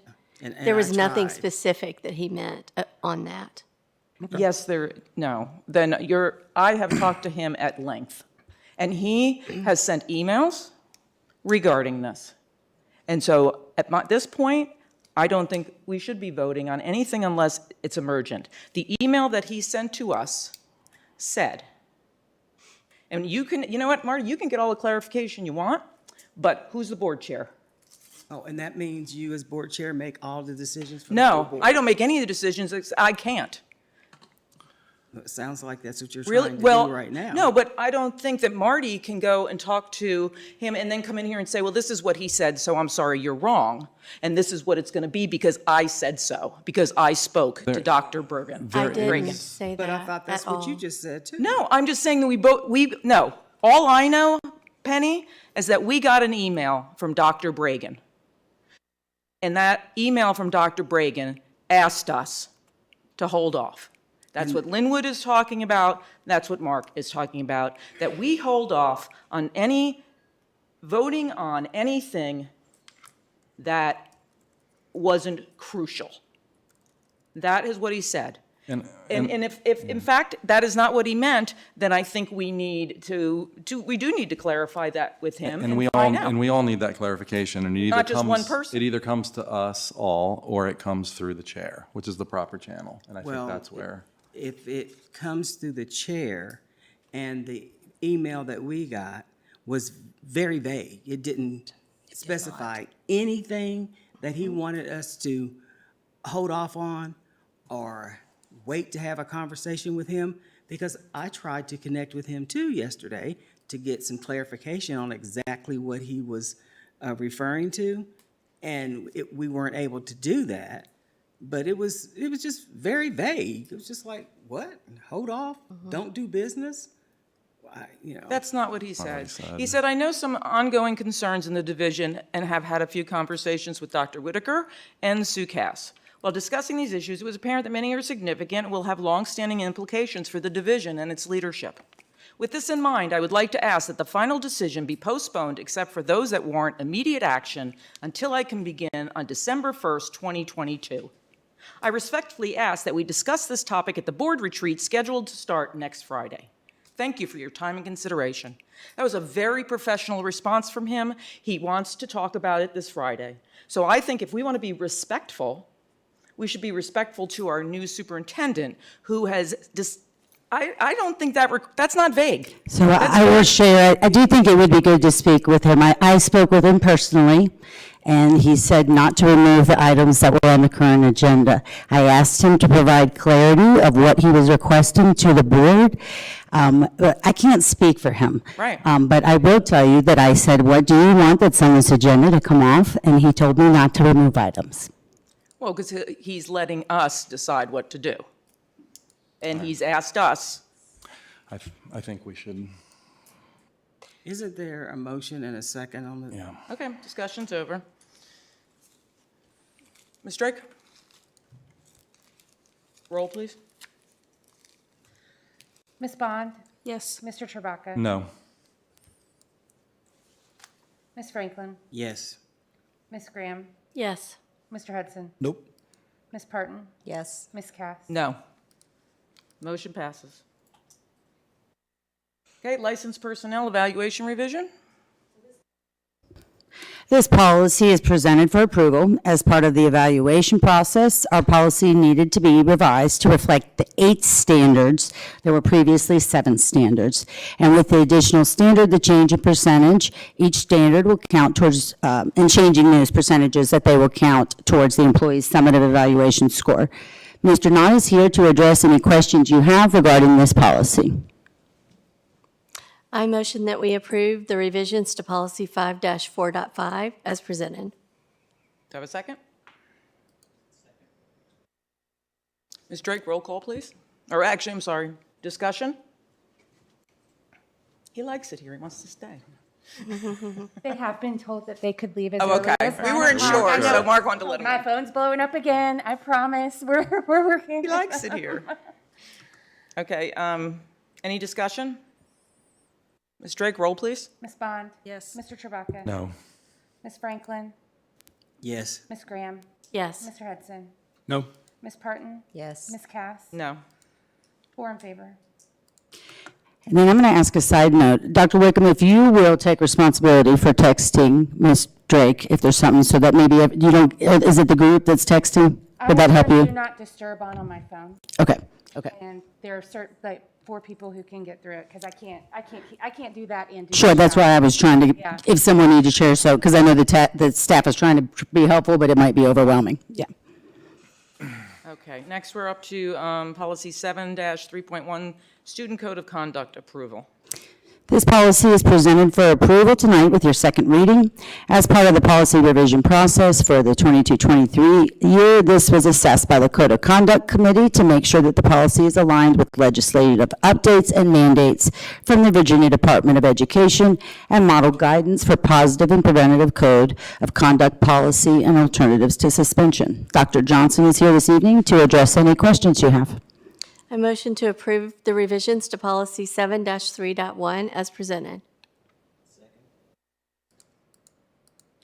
Ms. Drake, could you, I keep forgetting this part. Do we have any discussion or any questions for Dr. Johnson?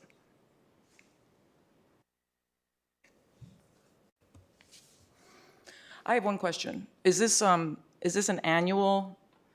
You can just answer from there, Dr. Johnson. Save yourself having to stand, unless you want to stand up and stretch. Is this something we do on an annual basis, or is there, what made us decide to do this? This is based on legislative updates from the state, as well as policy changes requested from the VDOE in reference to model data. Yes, ma'am. Okay. Okay, thank you. Appreciate that. That's what I was going to say. It's a legal recommendation as well, right? Yes, ma'am. Yes, thank you. Any other questions? Ms. Bond? Yes. Mr. Trabaka? No. Ms. Franklin? Yes. Ms. Graham? Yes. Mr. Hudson? Nope. Ms. Parton? Yes. Ms. Cass? Yes. 5 in favor. Suspension and expulsion. Policy 7-3.2. And I would reread the same statement, but it is essentially the same thing for the last policy. This is to update in regards to new legislation as well as the model policies. I motion to approve the revisions to policy 7-3.2 as presented. Second. May I have a roll, please? Did you want discussion, Ms. Cass? Oh. We're helping each other. We're helping each other. You know what, I It's guess okay. I'm like, let's go. Yes, discussion, anybody? Go ahead. Ms. Bond? Yes. Mr. Trabaka? Ms. Franklin? Yes. Ms. Graham? Yes. Mr. Hudson? Yes. Ms. Parton? Yes. Ms. Cass? Yes. 6 in favor. Okay. And I did want to share, Ms. Bond, you asked a great question, which was in regards to legal. I think it's good for the community to know that every policy goes to council for review before we bring it forward for the first reading. So that is a step in every policy review process that we do. I think Mr. Chewbacca gives great points that, the guidance and things that they give us, but I do think it's important for everybody to know we never bring them to the school board without having passed them through our council first. Next up, we have Dr. Wickham, and she is going to provide for us, as requested by the school board at the last school board meeting, an overview of the revised policies before you tonight.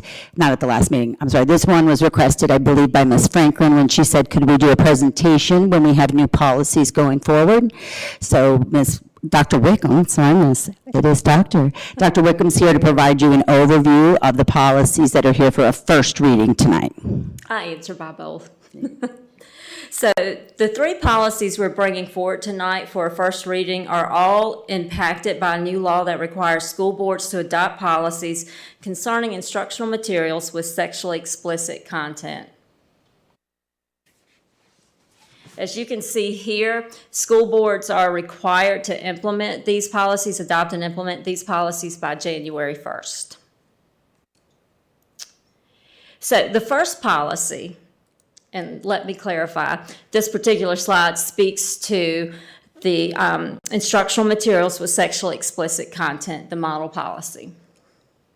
So the first policy is regarding school libraries. The policy overview governs the curation of library materials, clarifies that library materials are not curriculum materials, not approved curriculum materials, and provides opportunity for review, challenge, and reconsideration of library materials.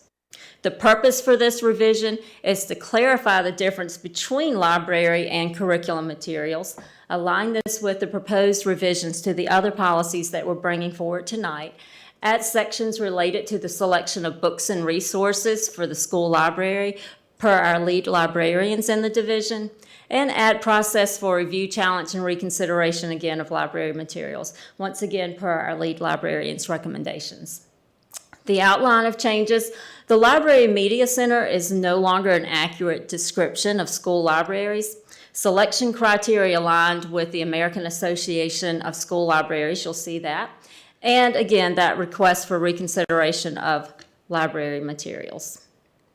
And I would like to thank our librarians for their work on that. I believe we started last March, was this policy. They came to me and said, hey, we'd really like to look at this, and they've done a lot of work on that. So thank you all for your work. And if you want to have somebody look at something with a careful eye, attention to detail, our lead librarians, they are your ladies. So policy overview related to textbooks and instructional materials. This policy provides an overview of regulations governing textbook adoption. It clarifies the required elements of textbook adoption process. It establishes a process for reviewing and approving textbooks that are not on the state-approved list, clarifies the difference between primary and supplemental instructional materials, establishes a process for reviewing and approving novels and other fictional material to be used as primary instructional materials, and defines sexually explicit content and establishes requirements for parent notification as per the model policy. So again, the purpose, it's that model policy, again, clarifying the difference between primary and supplemental and establishing clear processes for the adoption of textbooks that are not on the pre-approved list, and then making sure that those local adoption processes are aligned with what's required by the state. So again, textbooks and instructional materials, looking at what the Code of Virginia defines as textbooks, print or electronic media for student use that serves as the primary curriculum for a subject or a course.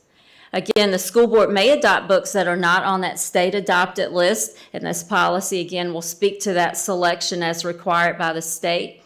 Primary instructional materials, again, making sure that that's aligned with the Code of Virginia, contain the core curriculum and constitute the fundamental and essential instructional components of a course of study, serve as the primary curriculum basis, and again, must be approved by the school board through a formal process. Also, again, we have our local review and approval process to mirror what the state requires. Supplemental instructional materials, Materials used by students under the guidance of teachers to extend, expand, and supplement primary instructional materials. Teachers are encouraged with this policy to use a variety of instructional materials at the appropriate levels. Teachers have the responsibility for this selection use of supplemental materials. And materials that are supplemental would include things such as magazines, newspaper articles, charts, and so forth. And again, this addresses the sexually explicit content model policy. There's a piece in there that requires notification in writing to parents. Complaints regarding instructional materials and learning resources. This clarifies the procedure for challenging controversial instructional materials and learning resources. And the form that's involved with this includes a specific requirement for sexually explicit content, as well as some additional revised questions. So the purpose for this, more convenient for parents to find this policy. That we've revised the language in the policy to clarify that parents have the right to request reconsideration of materials for reasons other than materials being considered sensitive or controversial, and revise the form to include its use for reconsideration of library materials. So outline, so this was already, there was a statement here in policy 2-2.7 regarding parents' right to inspect and review materials. So it's also addressed here because it fits with this policy, again, making it easier for parents to find and updating that form to challenge materials.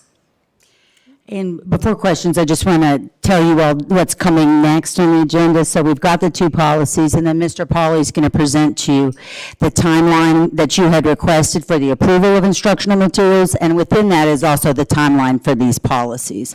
And so some of them are how we would gather stakeholder feedback, things like that. So that would help you when he gets forward to show some of those things as well. Dr. Whitaker, would it be possible for us to discuss 6-5.2 before the other two? I know our librarians are here and it's getting late, and I don't have a problem with that. They have school in the morning. my understanding is they've been very involved in all They of have this. been. And they feel good about this, and I would like to be able to let them go home. I agree with you. Unless they want to stay, of course. They're always invited to stay. Yes, they've done an exceptional job of collaborating, and we really appreciate their work on it. So if we Do we could need to move the go- agenda, or is it fine? So then basically, we're just going to policy 6-5.2, first reading, discussing that. If there's anybody has any comments or questions for either Dr. Wickham or for our lead librarians who are in the audience. And then if not, then we can move on to the others. Anybody? I'm wondering, just out of curiosity, a few years back, we kind of moved from, in terminology, we went from library to media center, and now in our policy, we're striking out media center and going back to libraries. So could somebody explain that one to me? Is this a legal technicality, or? We ask these experts almost the same There you question, so go. we'll have them come up and address that for you. It's so hard not to say, come on down.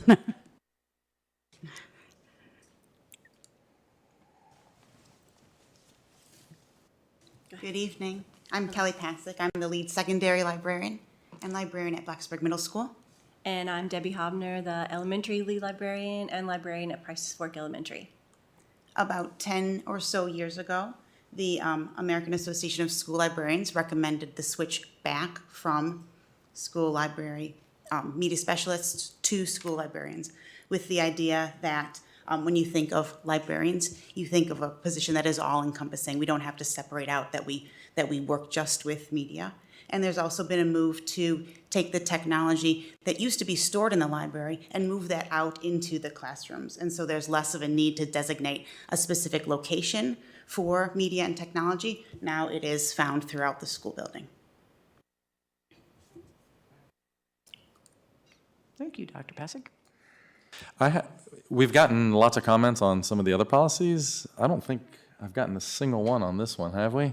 That's kind of why. So, yeah. And I don't want to speak for you, but you are good with this policy. You feel comfortable. You've been a big part of putting it together from what I understand, so. Librarians have had selection guidelines in place since 2016, and they have been guidelines, so approved by central office, but not brought before the board for policy. It's always best practice to revise those guidelines from time to time, and so the librarians, as part of the collective work that we do together, last year recognized that it was time for us to revise our guidelines. And when we brought them to Mr. Pauly and Dr. Wickham and Dr. Whitaker, the talk then turned to, if we have guiding principles, why not make them policy instead of just keeping them as guidelines? And so that's why you are seeing this document that the librarians have basically been using since 2016 here in front of you. And this piece of work is a collective group work that we've done together. Great. We've all had our hands in this. I have one other question while you're here. On the topic of this new directive that we need to comply with by January, one of the comments that I think was maybe made at some point this evening was kind of a concern about resources of being able to comply and go through all your entire library and that kind of a thing. Is that a concern or something you want to talk to us about So we, tonight, since it's also on the agenda later? are you asking about primary instructional materials? No, I'm asking specifically about I guess the supplementary materials? No, is what you want to ask? yeah, about the And sexually identification of explicit. sexually explicit material and that type of a thing. So when we have curated our collections, we are already following our guidelines and following the policies that have been outlined to you. So we are not looking at this as having to go through each item. So you've already done it and you know where it all is. And Well, and I think it's important to note too that within that policy, or the model policy, it's kind of a hard one, but it's for instructional materials. So if a student is going and selecting a book for private reading, they're not being made to read something. And so it doesn't apply in the same way to library materials because it's not an assignment that they're being given, right? They're going to pick a book of their own for reading. So the regulation or the model policy that's in place does not say they need to review, 10,000 books and check each one because they're not instructional materials. Their students are checking those out from the library. Okay, thanks. But we do review all of our materials before we put them into our collection, yes. Okay. Anybody else have any questions? Okay. Just want to say thank you both for all your hard work. I know that took a lot of time, and so thank you guys for everything you do. Thank you. Thanks, guys. I also want to thank you for your patience. I know we started working together on this last spring, and then everything went crazy, and you guys were so patient with getting this back at the front of the forefront. So thank you for your patience on that. We're extremely helpful with our writing. Talented writer.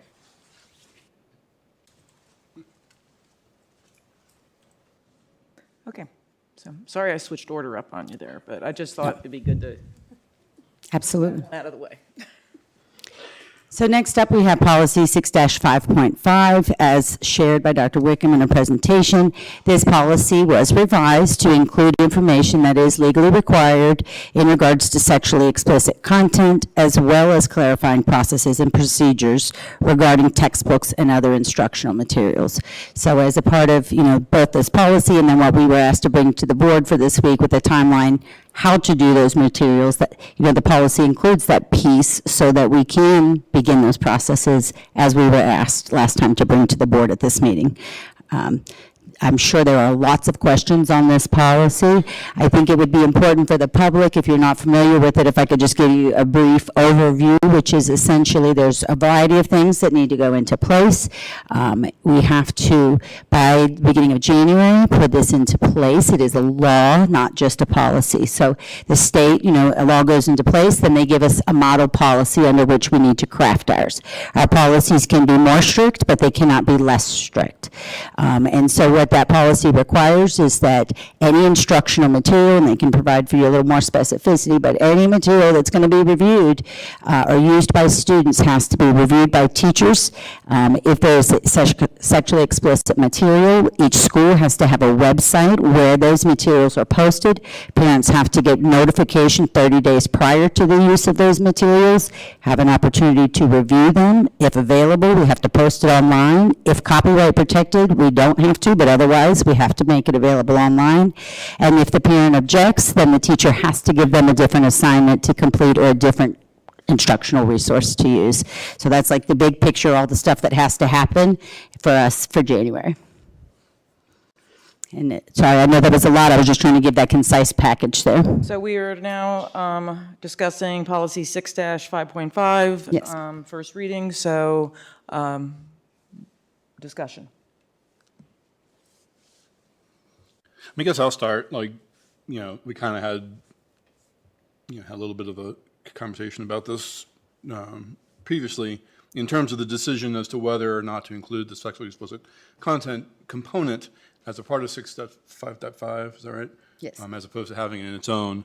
And, independent about my thoughts about the rest of the policy, I do think there's good reason to separate these two out anyway, because the one that we're talking, sexually explicit, is legally required. It's got a timeline.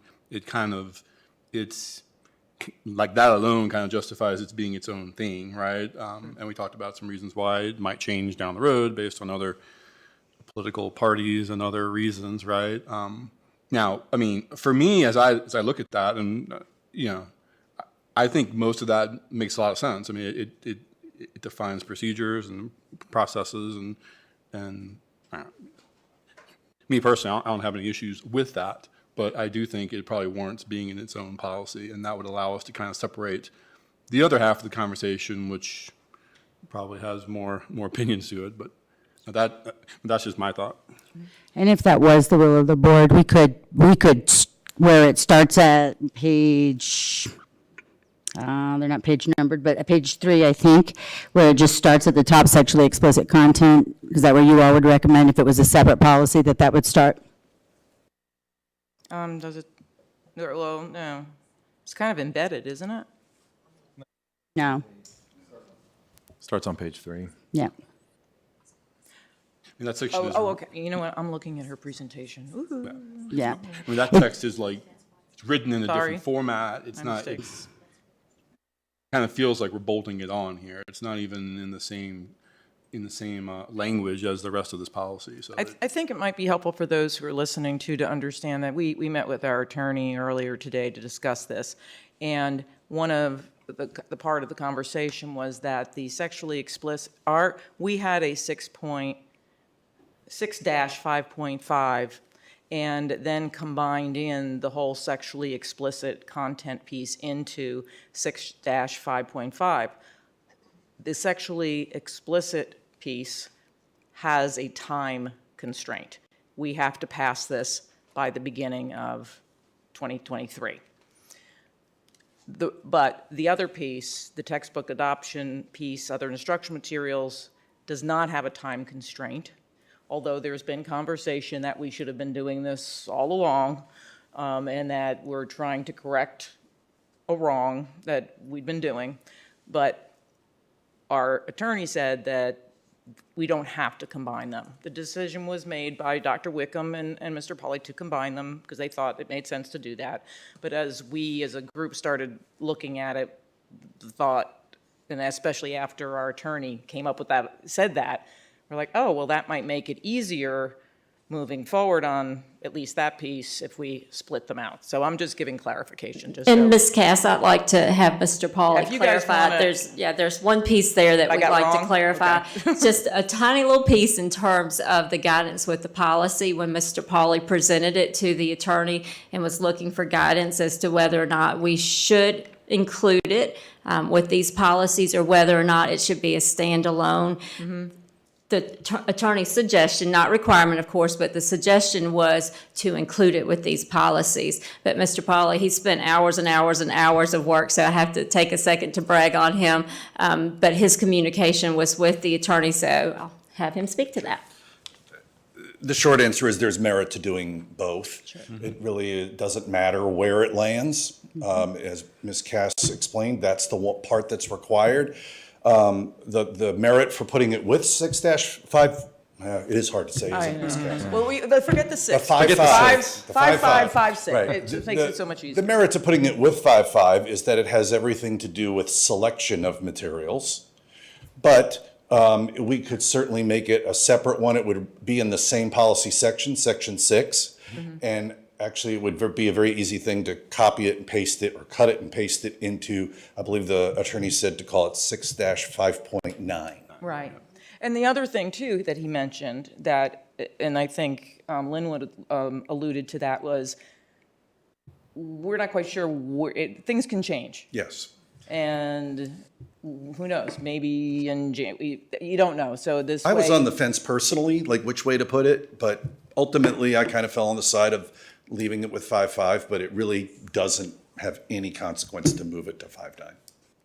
And I think, and I mentioned, and I'll mention it here too, that this has kind of become a little bit of a political football, and we're seeing that in some other things too, and which I don't like to see, but here we are. And so I do think that this is something that, as the political winds blow one way and the other, that we might have to go back in and touch a bunch of times. And so if we can isolate, I think one advantage of doing a 5.9 is if we can isolate the controversial part into its own number, then we only have to touch that part. So.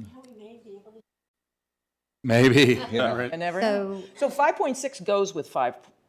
Yeah, now 5.6 is actually a fairly easy one for you all to. But it's related to the 5. Right, so. It could be 5.9. No, 5.6, we've always had 5.6, which was challenge to instructional materials and learning resources. Okay. That was the title of the policy, but then the form was just challenging instructional materials. So we changed the form to challenging instructional materials and instructional resources to match. Plus, the initial recommendation for revisions to the form came from our lead librarians because they wanted to use the same process if anyone ever challenged library materials. So we worked on it together, and we added a caveat about sexually explicit content. The form is really a series of questions to the person doing the challenge. So one of the questions is, like, were you made aware of the sexually explicit policy based on the requirements? And then we just tweaked a couple of the questions.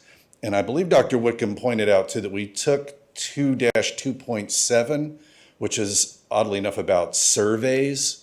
We are required by the code to allow parents to inspect and review all instructional materials related to surveys and related to instruction. And How do you define survey? Yeah, read 227, that's what it says. Surveys and questionnaires. And so it was pointed out to me, so actually a member of the community asked me where our policy was for reviewing, a parent's review of policy, inspecting and review of instructional materials. And I was like, well, it's in 227. And it was like, well, I guess for ease of finding it, it's also related to 5.6.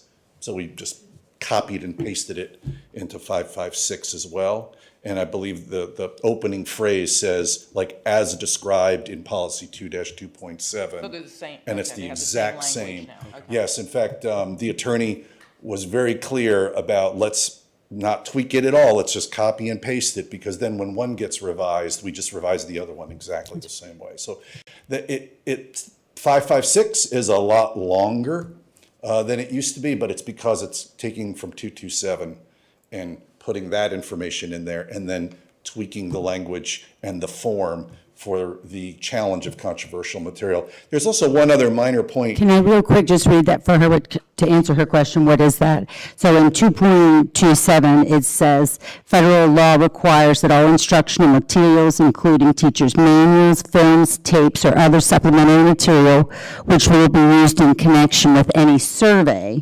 analysis, or evaluation as part of any applicable federal program, be made available for inspection by the parents or guardians. So that's kind of how that defines that. So in terms of federal programs, those are. Well, then further down, it says also for instructional materials. It seems like an odd place for it. Right. So I asked the attorney, can we just like take it out, the instructional materials part of it, and take it out and put it over there? But she felt like it was best to leave it in both places. There is one other minor tweak to 5-5.6. Again, a member of the community pointed out that there was really no vehicle, if you will, for a community member, a parent, a student, for anyone to ask for a review or a challenge of instructional materials, even if they're not controversial.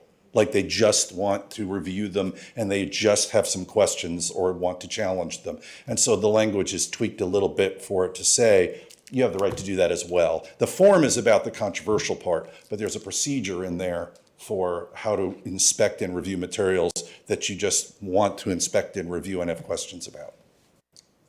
Mr. Polly. Go ahead. No. Are you sure? Oh. Okay. Didn't know where that was coming from. To reiterate to Mr. Trebaka's remark, I will have to say that the political winds in the last administration blew pretty strong too for a couple yeah. years. Oh, absolutely. So let's not make it all about one administration or the other. And for the question for you is, so am I to assume that in the textbooks and instructional materials that the sexually explicit is not going to compromise in that policy as well? No. So it's perfectly a fine option to make it its own policy. All of our policies, as the attorney explained to me, we take all of our policies as a whole. And that's why, like she said, you could just leave the stuff about reviewing and inspecting instructional materials in 227. You don't have to move it over to 556 just for convenience, but you can. Right. So as she said, we can look at all of our policies as a whole. So putting it by itself in 559 does not in any way impact 555. And I really don't have a preference at this point with doing it together, or I just wanted to make sure that I was understanding that what we needed to have done by January 1, that was a law. If That's it's going to the have to be section. interpreted in the 6-5.5 policy anyway, if that's why it might have been combined, or you were just trying to be complacent and place everything in one spot just to make it easier to. I think what you, yeah. go Yeah, I ahead. think one of the things that Dr. Whitaker spoke to earlier is that with every policy like this that we put in place, then you do have to develop a process for it. So the process that Dr. Whitaker spoke to, this will take a little bit of time to get this in place with our faculty, staff, and our schools. So we do need a window before January 1st to be able to develop that process, and that's something that Mr. Pauly's been working on as well. Ms. Parton, are you asking, though, that does the requirement to do the review through the lens of sexually explicit materials, do we have to review the materials in, say we separated them, do we still have to use that process to review the materials in 655? And the answer is yes, because they are instructional materials. That's why it That's kinda why we makes put them sense together. to Yeah. Just as we have to view them through the lens of teaching Right. about religion, which is a Right. separate policy, Okay. teaching about controversial issues, Right. separate policy, politics, separate policy. It's all part of our policies through which we vet our instructional materials, yes. So we could separate them, but that doesn't change the work that we do. It's just where people find the policy, Where to look. where they find the information. In fact, for that 6-5.5 used to say about checking out instructional material to see that it's appropriate to the age level of children and does not contain subject matter not suitable for the public school environment, comma, such as sexually explicit material. Like, it already mentioned sexually explicit material, but that was the only mention. Right. Now, Okay. it would just reference another policy. Gotcha. Okay. Just needed that sense. clarification. Thank you. So is it the will of the board that we separate them? 'Cause That was I- going to be my next question. That might be a first step to move forward before we discuss the other stuff, but is it the will, do we need a vote on that, Brenda? Yeah, I would say so. I mean, so that, because the direction needs to be given by the Can we board. just do a so- thumbs up? Do we have to do a roll call for that, Brenda, just to agree to have them separate? Because it's a first reading. We're not voting on the policy, so. Poll people. Right. So we're just basically asking you to go back. and That's what come back happens in to us first readings in my and come- experience. So bring it, so you'll be bringing it back. Yes, separate. as- Separate as, okay. That's what happens in Well, first reading. once you poll, right? You said you would poll, yeah. Yeah, so we can just do a poll. If there's four. Thumbs up? Thumbs Or- up is Well, first- separate. Okay, we're good. Yes. I will separate them. Yes, thank you, Mr. Polly and Dr. Wickham. You guys might want to stay, though. Come back, Just though, stay. because you are not done. That's right. Yeah, That's right. now now the fun comes. Yes. So policy 6, we are actually on 6 now, right? 6-5.6. We talked about that one. Yeah, we're good on that Five. one. I'm sorry, I get confused between the two. Now we're on 5.5. 5.5. 5.5 without the sexually explicit. That's what we're talking about. Okay, gotcha. So we're still on that one? Okay. If there's any discussion that needs to be had about that right now, or do we want to wait until you come back next week with the second reading with them split apart? Not next week, No, not no, next no, week. no. Next meeting. Wasn't Well, I that the think- only change? No. No?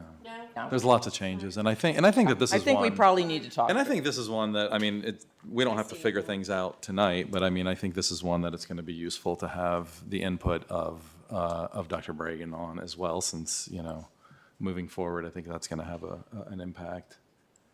Well, we did talk a lot earlier with the attorney also regarding the idea of supplemental materials and the review of supplemental materials and creating a process for that review and how that's going to be incorporated into the policy. And I think that, hate to bring up the word, but study sync falls under the purview of that's what's really, this policy has sort of generated a lot of conversation about study sync and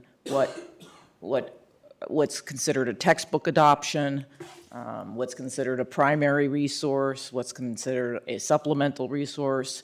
Those are all things we talked about that I don't think we came to any real resolution on, other than, I think the biggest thing we came to resolution on was splitting out but other than that. I would just like to say that yes, Study Sync has brought this to light, right? But really the conversation started over a year ago. We were talking about, and it was a statewide and perhaps even national conversation about instructional materials. And I actually brought up that Montgomery County Public Schools does not maintain a list of approved novels. And as principal, I always found that a little disturbing, because I would go through the challenge of instructional materials process actually 3 times for one particular novel. And after each time, I would call up to the central office and say, can we just put this on some kind of list so I don't have to keep doing it? And the answer was, we don't have a list. So last year, after everything settled down with the pandemic, I brought it up again. I'd brought it up several years ago and said, why don't we work on a policy? But we put it on hold, as I believe Ms. Pasick or at least somebody brought up when they were up here. We put it on hold because right about that time when we were going to start revisiting that, it looked like the legislature was going to come out with guidelines. So we said, let's just wait. If we get a model policy that we have to do, we're going to waste time writing our own. So we waited and waited and waited. And then when it became quite evident, someone else said earlier, they basically tabled stuff so it will never come up again. We were left, as all school districts were, left with crafting our own. And I did review many across the state, their different policies, which I'd be happy to give you all links to if you want to see what other school divisions and how they've interpreted it the same way. I don't think the concept is a bad idea of having a resource that's available of all, a repository, I guess, of sorts. That's a good word. Of books that we have and books that are, and that they are, make sure that we're following guidelines. I don't think that's a bad idea at all. I think where some of this controversy comes in is allowing teachers to use those resources in the classroom as they feel it fits into their curriculum. And, As it fits into our curriculum. Right, our curriculum. So we have Study Sync, that is the primary resource, but to be able to still allow them to have the autonomy to use those. So if there was a way to be able to make sure that all the teachers' resources that they're using meet the guidelines. Yes. I totally understand. Well, it sounds like we're on the same page we then. are on the because same page. that- Here's yeah. where we're not on the same page. Yeah. I'm sorry? Here's where we're not on the same page. Okay. Me, at least, Okay. and maybe a couple others. The timing of making it happen. And how we go about doing it and who's involved in the process. I would really I think that in order to really make it feel like something that everybody is part of that. If we could slow the process down, I'm not saying halt it, but slow down so that we can get a more collaborative approach to how get the teachers involved, staff involved in how to make this all work and how to make this happen. That's all I'm asking. I'm not saying let's get rid, I mean, we already own Study Sync, so I get we can't undo that. And I understand that we need to use the curriculum. I understand that. And I think a lot of people misunderstand what I'm trying to say. It's not saying we shouldn't do it. I'm just saying I'd like to see, right now, there's a lot of teachers who feel, and I know you're going to tell me, well, Michaeline talked to everybody, and this, I know you're going to tell me all that. I actually wasn't going to say that again. Thank you. But but somehow, it's apparent that even if you did, there's a disconnect. Clearly, there would not be all these people here discussing it and sending email and 400 people signing a letter or whatever. I haven't even read through the whole thing. But none of that would be happening if there wasn't a miscommunication or something's gone wrong. Isn't that the way of teaching, though, right? Yes. Like, because you can, as a teacher, just really, you feel like you're killing it. You're teaching something so awesome. Then you give the test, and the kids say, I don't remember learning And then what that. happens? What do you have to do? So you have to reteach it. That's right. All right. Yeah, So, I do want to make note, though, as a reminder. Well, too bad. I taught it to you, and you're all done. Go back and, That's right. and be smart. So that's, I guess, kind of. Thank you for that, because you probably helped me on that one. Mm-hmm. But that's all I'm trying to say. And so I know I have monopolized the conversation, so I will stop. But I just wanted to clarify that I understand what you're trying to do, but I also hear the disconnect, and I think that's where some of us are concerned. And I do just want to clarify for them as well as us, is we were specifically asked for this meeting to bring a presentation for a process to approve the novels. So the board sat around and said, yes, we want that. We said we need to get started on it, bring it to us, we want a presentation. So that is the next piece on the agenda, that timeline for that presentation, so that we could move forward with those adoption processes, again, because we were asked specifically by the board last time to bring that to you. unless anyone has other questions. I have something to say on this, though. The 5.5 is that the other thing that came out of the discussion with legal counsel is that even within this, right, I mean, I shouldn't say our current policy delineates between textbooks, instructional material, and supplementary materials, right? And we're wordsmithing some of that stuff. I know we're doing it to get clarification, yes. But there's a lot of leeway within the law, and this again is one of those things where do you want to put the dial, right? And I think, for me, I feel like, and I don't want to, 1 or 10, it doesn't matter. I feel like for me, I'll put the dial wherever stakeholders agree that it should be. So I think I agree with Sue, it was very well said. There's been a disconnect. And so, I don't necessarily want to come in here and say this is where the dial should be put. I would rather, you guys and teachers work together to figure that out. But I do think that there is leeway in the new proposed policy for that dial, and I'm leery of adopting it as written too quickly. For that reason, I think we need. And that's, I think, another advantage of breaking out the 5.9 allows us to do our legal obligation and still have the time to do this other one properly. You brought something up that I was going to bring up, and so I appreciate it, that our current policy does have just those 3 sections, textbooks, then instructional materials and supplemental materials.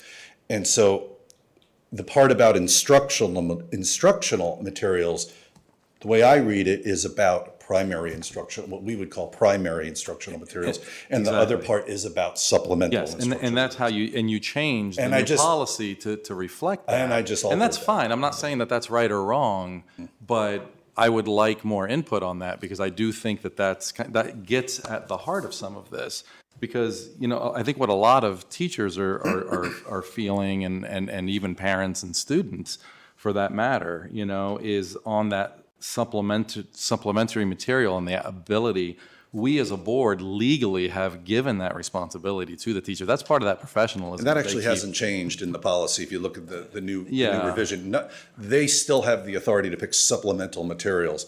The argument is a novel a supplemental or a primary? And the answer or if is, you read one chapter out of it, right, or three pages. It could be both. That's right. If it's used as a primary instructional material, it's a primary instructional material. But if it's used in a supplemental fashion, then it's a supplemental. And I think that's where legal counsel basically agreed that there was, and even Dr. Whitaker said, and I think she said it very well, that's where the leeway is. And I think that we do need to talk a little bit more. I mean, again, because it has, I don't want to say inflamed, but, brought up so many passions, I think we owe it to our staff. So it's about full novels, right? Like that's, full novels, my opinion, are or if their full novel is used, it's primary. Though, Carl. I don't know. Think about it. I think it's irrelevant. I think, to what I'm saying right now. You guys can talk about that, but to what I'm saying is it doesn't matter to me.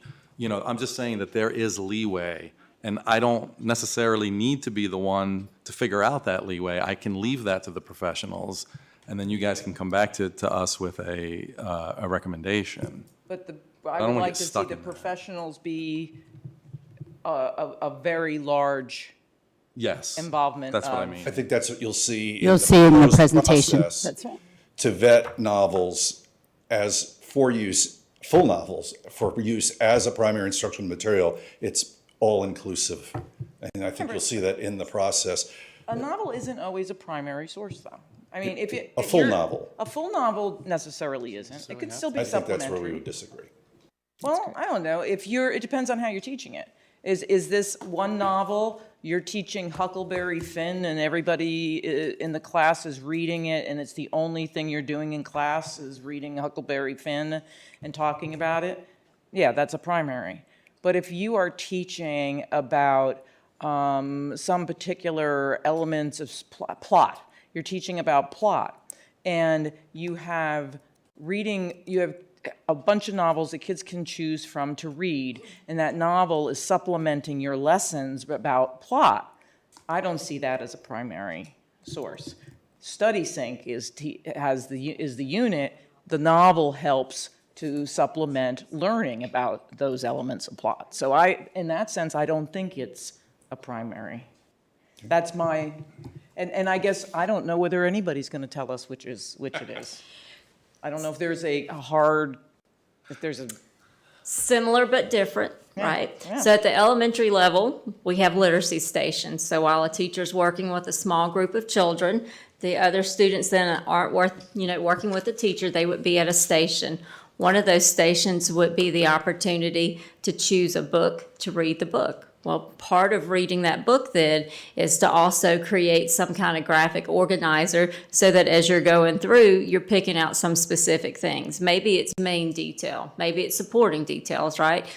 But that's a supplemental material because the teacher is not using that to Right. teach those concepts. So certainly lots of room for supplemental materials. And I think that's where that's where some confusion has come about. Sorry. I did try to address that using this language in 655. Underneath primary instructional materials, the paragraph that attempts to define that, using the Code of Virginia, actually. Underneath that, we wrote, the selection of books for independent reading or for choice reading is the responsibility of the student and the student's parents or guardians. Do you see that? Where are you? Underneath primary instructional materials. Okay, there it is, yeah, I see it. And there's a one sentence. But it's not just independent reading. They may, I guess it's choice reading, if it's part of. Independent or choice, yeah. One thing I want to add, really just to say thank you, Carl, for the time that you spent with me and Marty. When was that, a week or so ago, right? And the story that you just shared, you shared with us then the fact that there wasn't a master list of novels that was approved, right? Not only at MCPS but at the state level, right? So I mean, I do think that in lieu of that, the choice of this curriculum was meant to kind of give us at least a start of an approved list, right? Yes. Because there's an approved list of novels within StudySync, and StudySync is approved curriculum, right? So So now we're looking for a process to add more. Right, That- exactly right. I So fleshed that out. I mean, that makes sense to me. Now, I understand the argument between primary and supplemental and that kind of stuff, but at the end of the day, I mean, I think that, that there's value in knowing that the stuff that our teachers are using to educate has gone through some kind of approval process, right? If there Yes. isn't something for us to compare it against, It was we gotta pretty have a easy. process to do it, right? And Well, it that's had to mirror the state process, which the code says. So I mirrored the state process, but I also looked at other school divisions and what they were doing. And it's not perfect. It's not completed yet.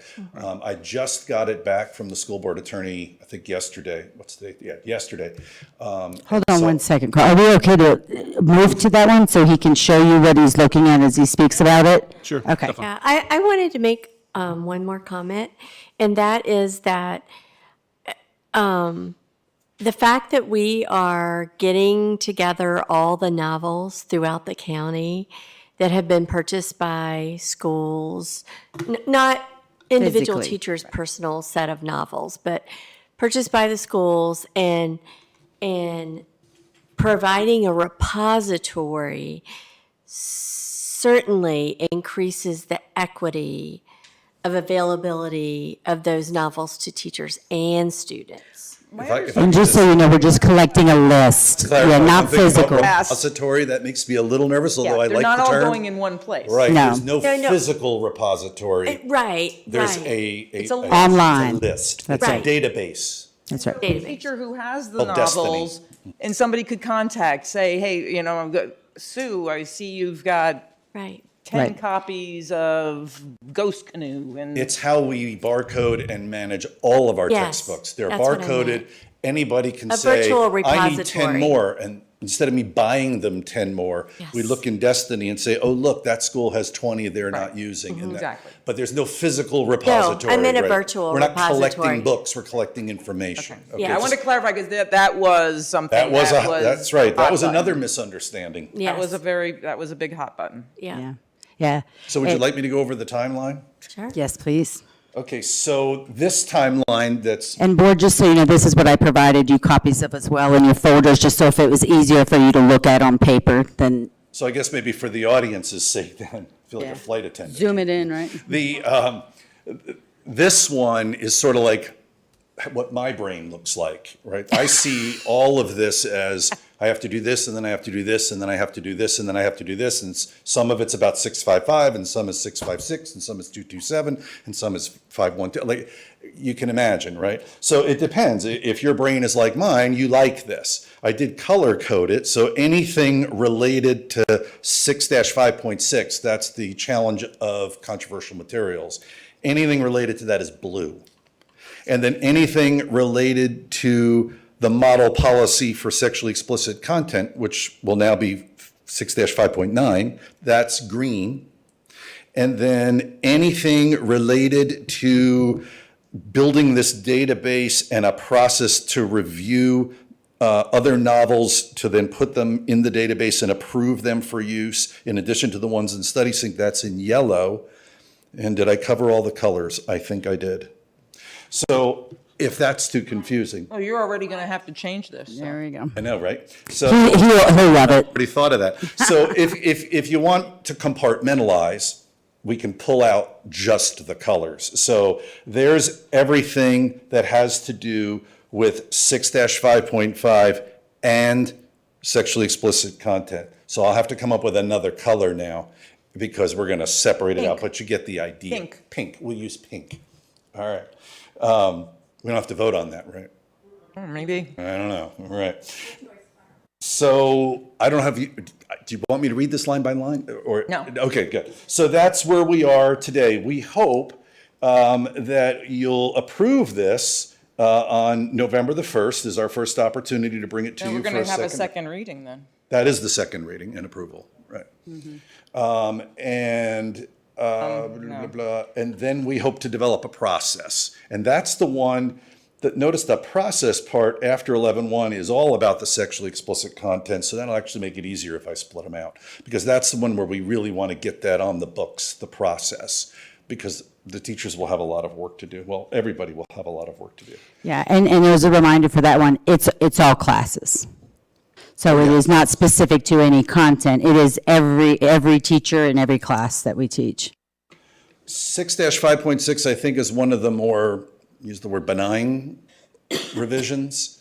That's the form that's been tweaked, and we added the language from 227, tweaked a little bit of language. So that's another one we would bring before you for a second reading and potential approval on the first, and then that one would be done. I'm going to say that we can discuss this weekend, but I don't think we should be approving. This is a very big decision, and I think waiting 1 month is not going to end the world. Maybe 6, maybe 9, 5-9. 5-9, and really 5-6 is. Right, and 5-6, but I think 5-5, I would highly suggest we hold up on that one. I understand that. I think until we're really, really clear on what the process is going to be. And thank you for the segue. This is the process. So everything in yellow has to do with the development of the process. And you'll see there have been multiple drafts of this having to do with, basically, I took the state process, copied and pasted it, and then changed where the state pulled upon the State Board of Ed, I referred to our school board, and where the state pulled together their group of stakeholders to vet the materials, I made a list of folks who should be included. And so we kind of fleshed out a process, but then there were multiple people involved in the conversation, so multiple drafts. I even sent an initial draft to our attorney, who sent it back with some revisions that I was like, oh, that's a lot of revisions, so I did it again.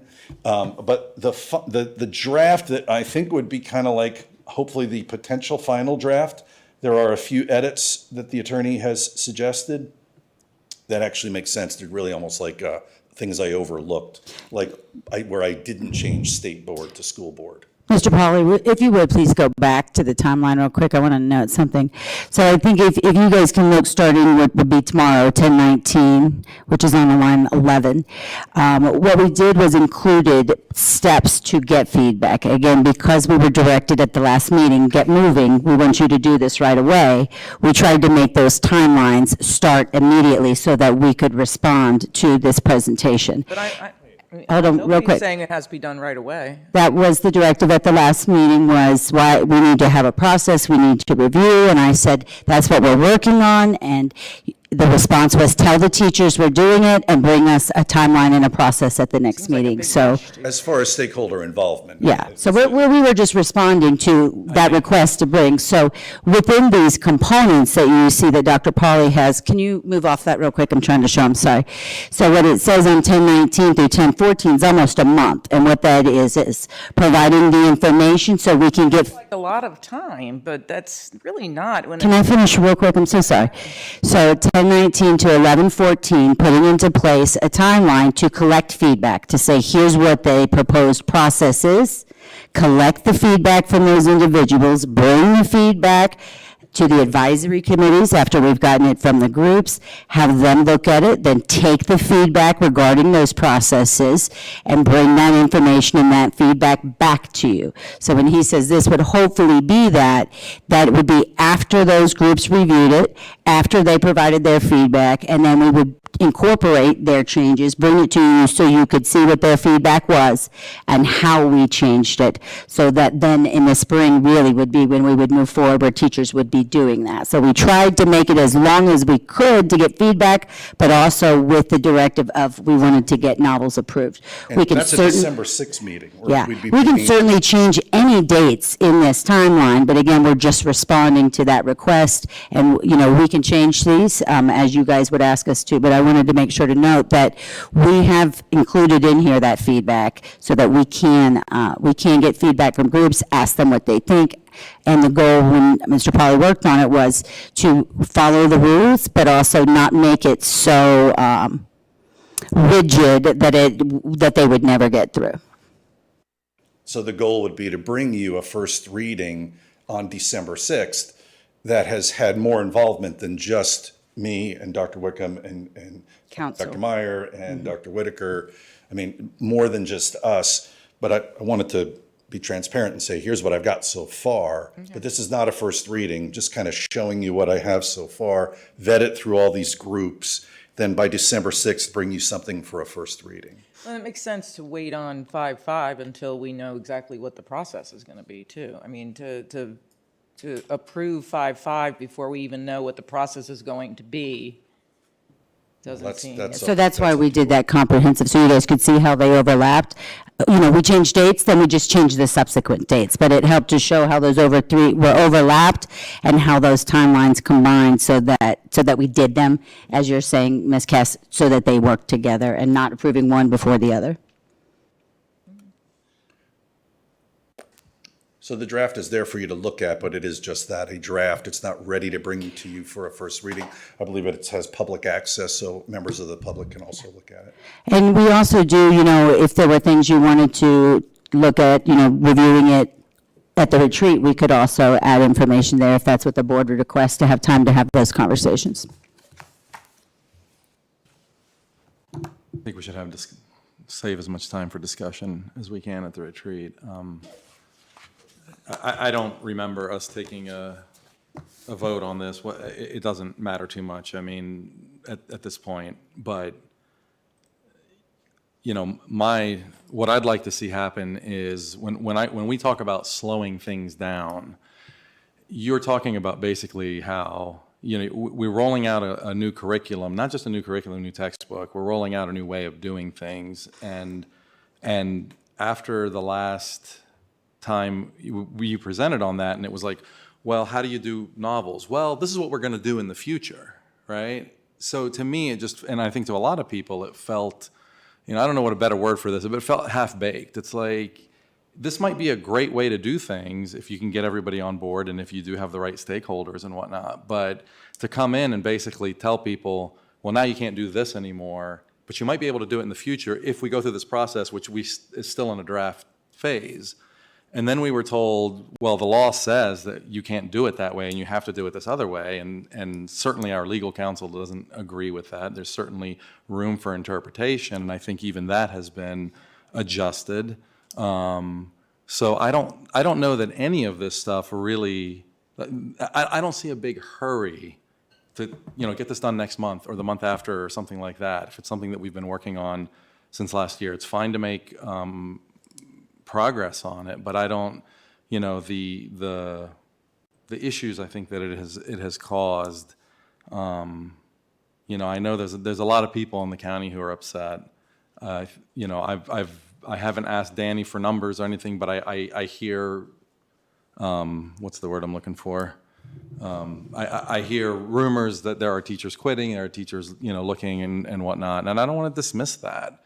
I think it's a serious issue, and I think anything that we can do to let up off of the gas pedal a tiny bit, if it's not required by law, which again, I don't think there's anything here that necessarily is, I think would be a good thing. I think we all know that's not up to me. So December 6th is the very earliest that I would be able to bring you, and I believe Ms. Cass even said, that sounds like a lot of time, but it's really not a lot of time. I appreciate that. It is exhausting work, but that is the earliest I can bring it to you, December 6th. Yeah, I don't see where you have to have it by that. My concern is you're trying to get teachers involved, and we all know this is busy season. It starts, November hits and it starts getting crazy, especially in the secondary level, you know, because next thing you know, it's December and there's exams and it all gets nutty. So I don't want it to be that, like, now you got to give us your opinion. You have to do that.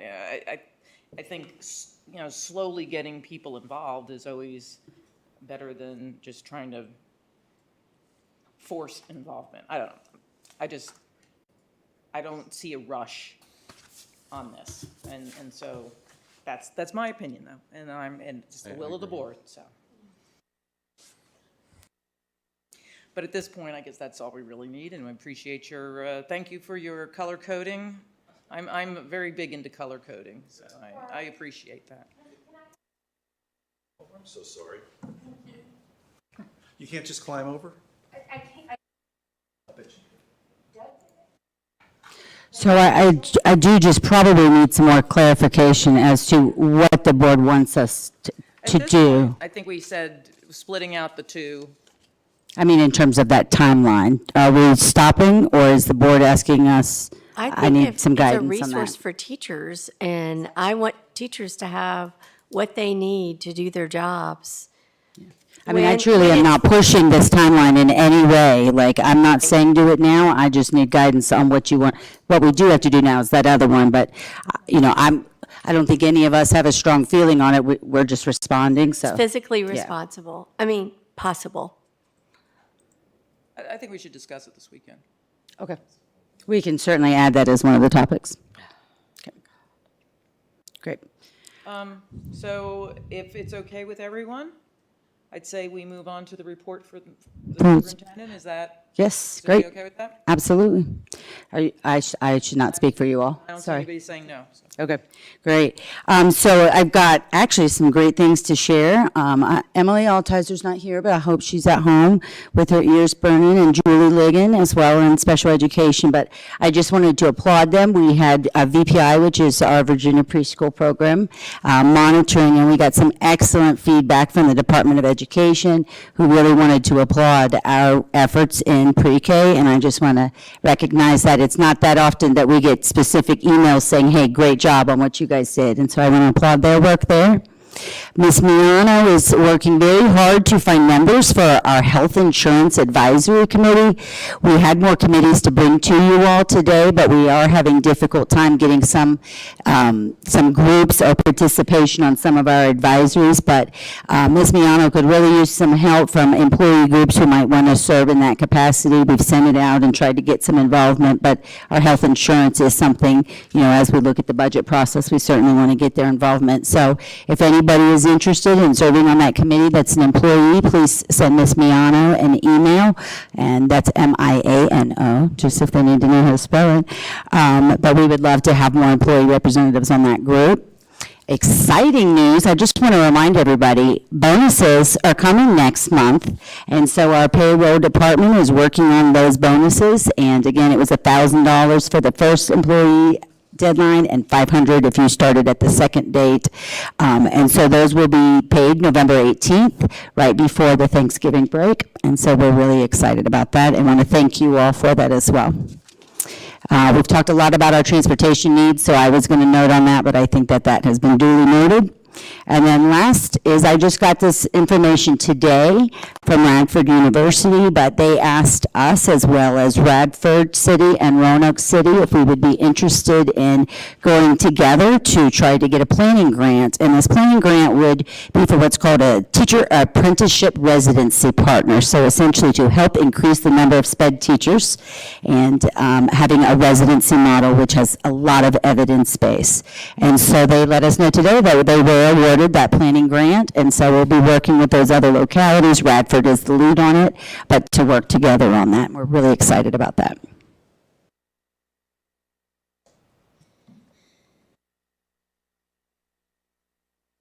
Yes, ma'am. I'm sorry, Sue. Do you mind, Dr. Whitaker, can I just clarify that we had the first reading of 6-5.5 and that we will be having a second reading to where we're going to separate, correct? I just want to make sure that. Yeah, we've been asked to separate them. I think you guys only want the half back though, is that correct? The 6.9? That's actually explicit, correct? We just want that part taken and put into something separate. Is that the clarification that I'm getting from the board? Yes, and then just bringing that part forward now and waiting on the other components, correct? Yes, so we'll separate them out, and then we'll do like we did today, where you all asked us to make revisions to the one policy and then bring it back. So that's what we'll do, is make those revisions and bring it back. Yep. Okay, thank you very much.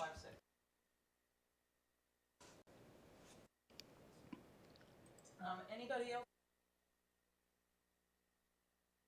Is this unfinished business? I'd just like to ask announcements is after unfinished business. Yeah.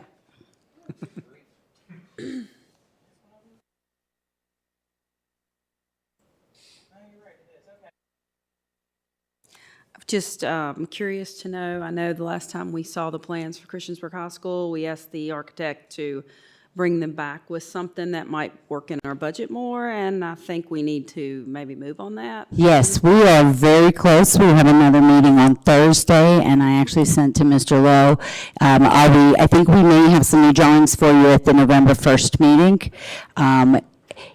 I reached out today to seek some clarity on November 15th from the board chair and vice chair, whether we are having a regular meeting and also the legislative, or if we're just doing the legislative breakfast in case they're not ready by the 1st. They'll definitely be ready by the 15th. But I'll know very soon if they're not ready by the 1st, then what I'll do in November is recommend an additional meeting if we're just doing the legislative on the 15th, so we can get that in front of you. But we're like so close. Thank you. Absolutely. Also, I wanted to add for Christiansburg High School, for the new project, I'm not sure what the plans are, the schematics, but maybe potentially adding EV chargers would be able to help with the money source, especially since we're going to be holding a lot of meets for like track and stuff like that. If we could be able to add EV charging stations, because there's not that many in Christiansburg at the moment also. Might be able to get some grants for that. I'm not sure it's in the budget, but we might be able to get some grants for it. I know Tesla's working really hard at putting in a lot of those in different places. I can certainly have Dr. Schultz and Mr. Lowe see if there are grants available for that. And it would fall in line with our strategic plan component that came from our students directly about being sustainable and looking at the impact on our environment. So great recommendation again.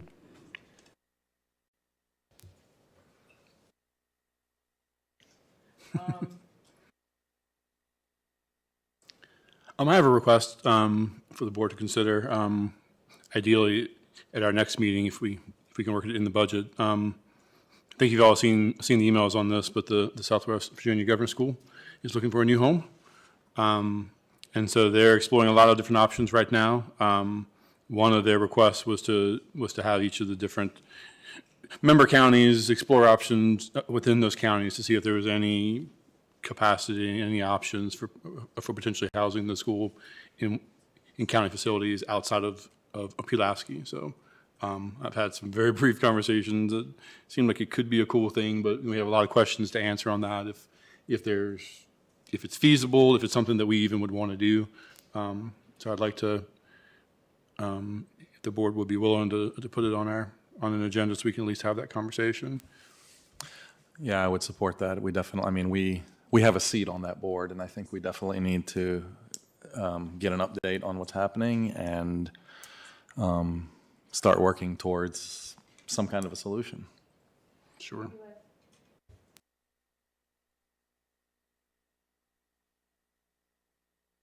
Sorry. Do you want that at a meeting soon, or do you want to wait until December on that? My request would be, we're supposed to all report back the week of Thanksgiving. Okay. With as many options as we can. So the November 1st meeting? If at all possible. I'm not sure what else can come.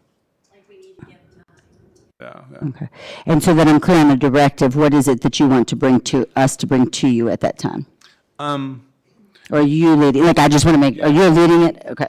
I mean, I guess within the time frame that's reasonable, any thoughts about what might be possible within the district, right? So, like, is there capacity in Is there somewhere to house it?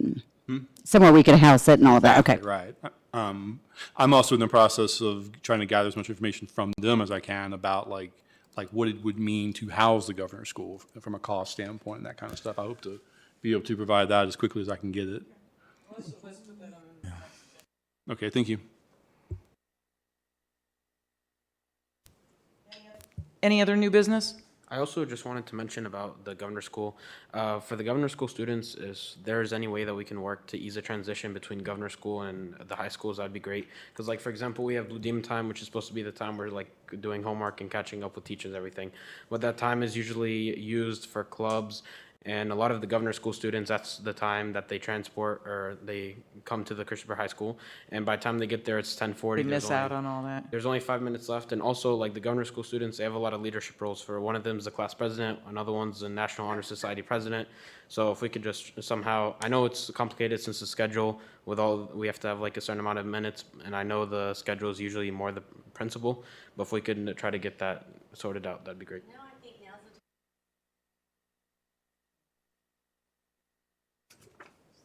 Maybe we need a student representative for that. Oh, yep. Potentially. That's what happens when you show up, you get volunteered. Any other new business?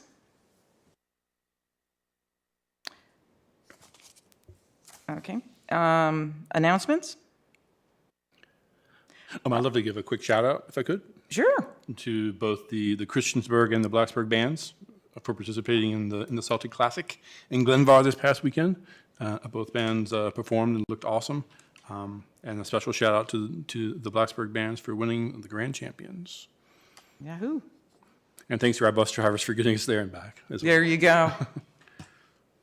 Okay. Upcoming school board meetings. We will be at our retreat this weekend.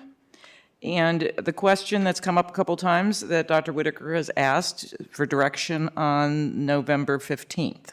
So I want to clarify, I think we said last week, just make sure I'm clear on this, that we're going to have a legislative meeting, but we will not have a board meeting then. So we'll have just one board meeting in November, and that will be November 1st. 1st? Yeah. Okay. Is that what everybody understanding is, or did I?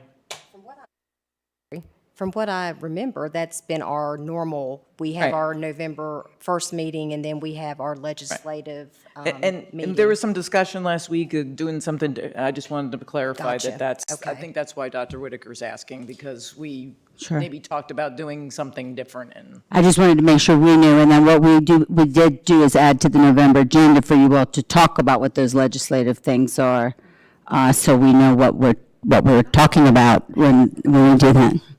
So I'm confused here. So what are we talking about legislative meeting? The breakfast meeting, the one that you, So why would we cancel a regular meeting where we do business? It's the meeting right before we leave for VSBA. It's the day before we leave for VSBA. yeah, and it's not a, And in the past several years, we haven't had a We've meeting always done then. that since I've been on the board, and we voted on it at the beginning we've of the year. not done a meeting I don't have before. a problem with it. Oh, okay. Yeah. I just wanted, I'm confused about what we're talking about. The legislative breakfast on the Tuesday before the VSBA conference starts on Wednesday. Last week, you mentioned that because we talked about, do we want to do the legislative breakfast or not? And you felt it was very important that we do it. And I'm not disputing that. Okay. I'm just trying to get clarification about what we're doing with meetings.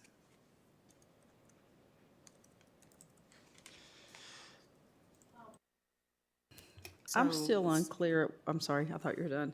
Go I'm ahead, still unclear Mama on Say. what time we're supposed to be at our retreat, Friday, and Yes, when we it have to goes get some to, details out.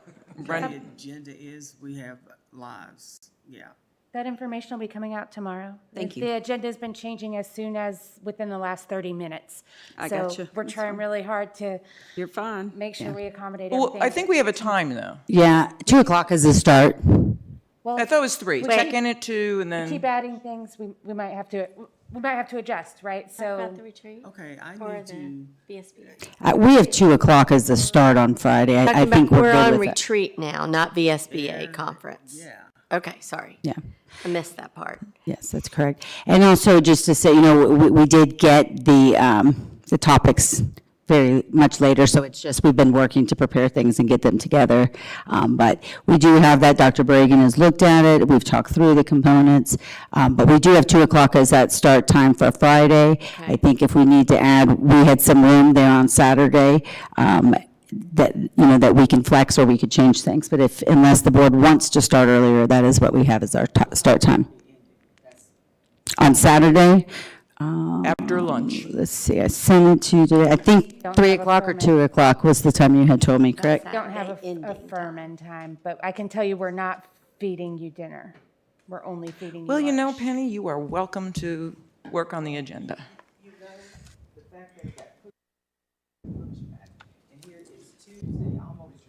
I think we're done.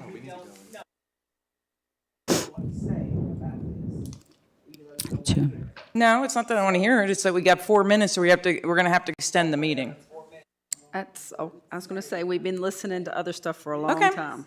This is Wednesday, and we don't know what time we're gonna,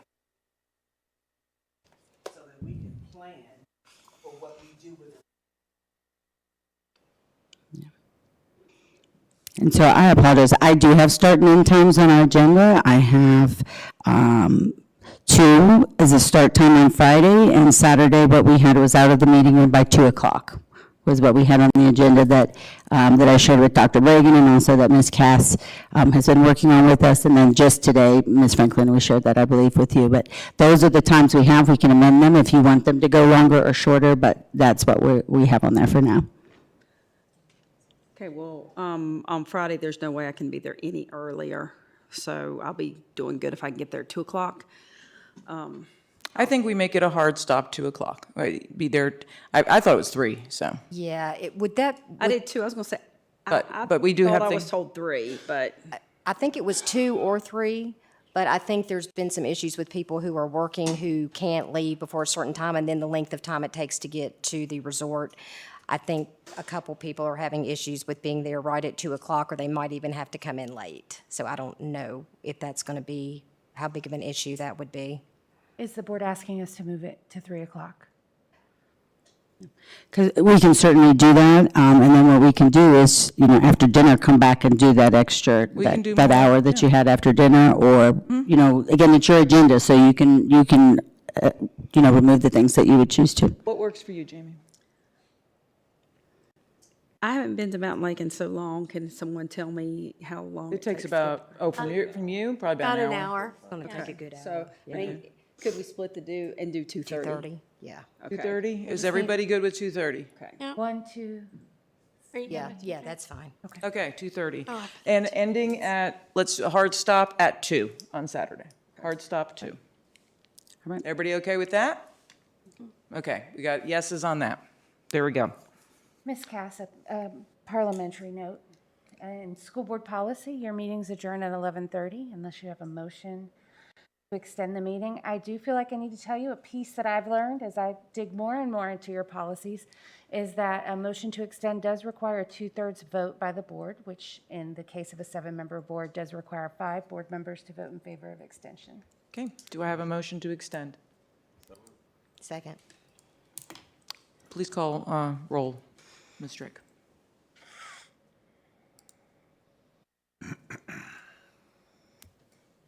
And all we have left is closed session to discuss personnel matter.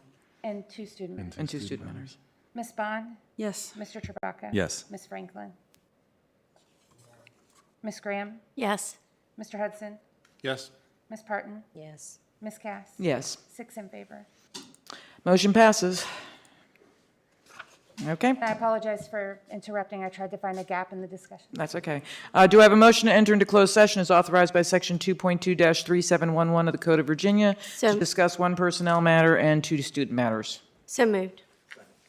Ms. Drake, please call roll. Ms. Bond? Mr. Chewbacca? Ms. Franklin? Ms. Graham? Yes. Mr. Hudson? Ms. Parton? Yes. Ms. Cass? Yes. 7 in favor.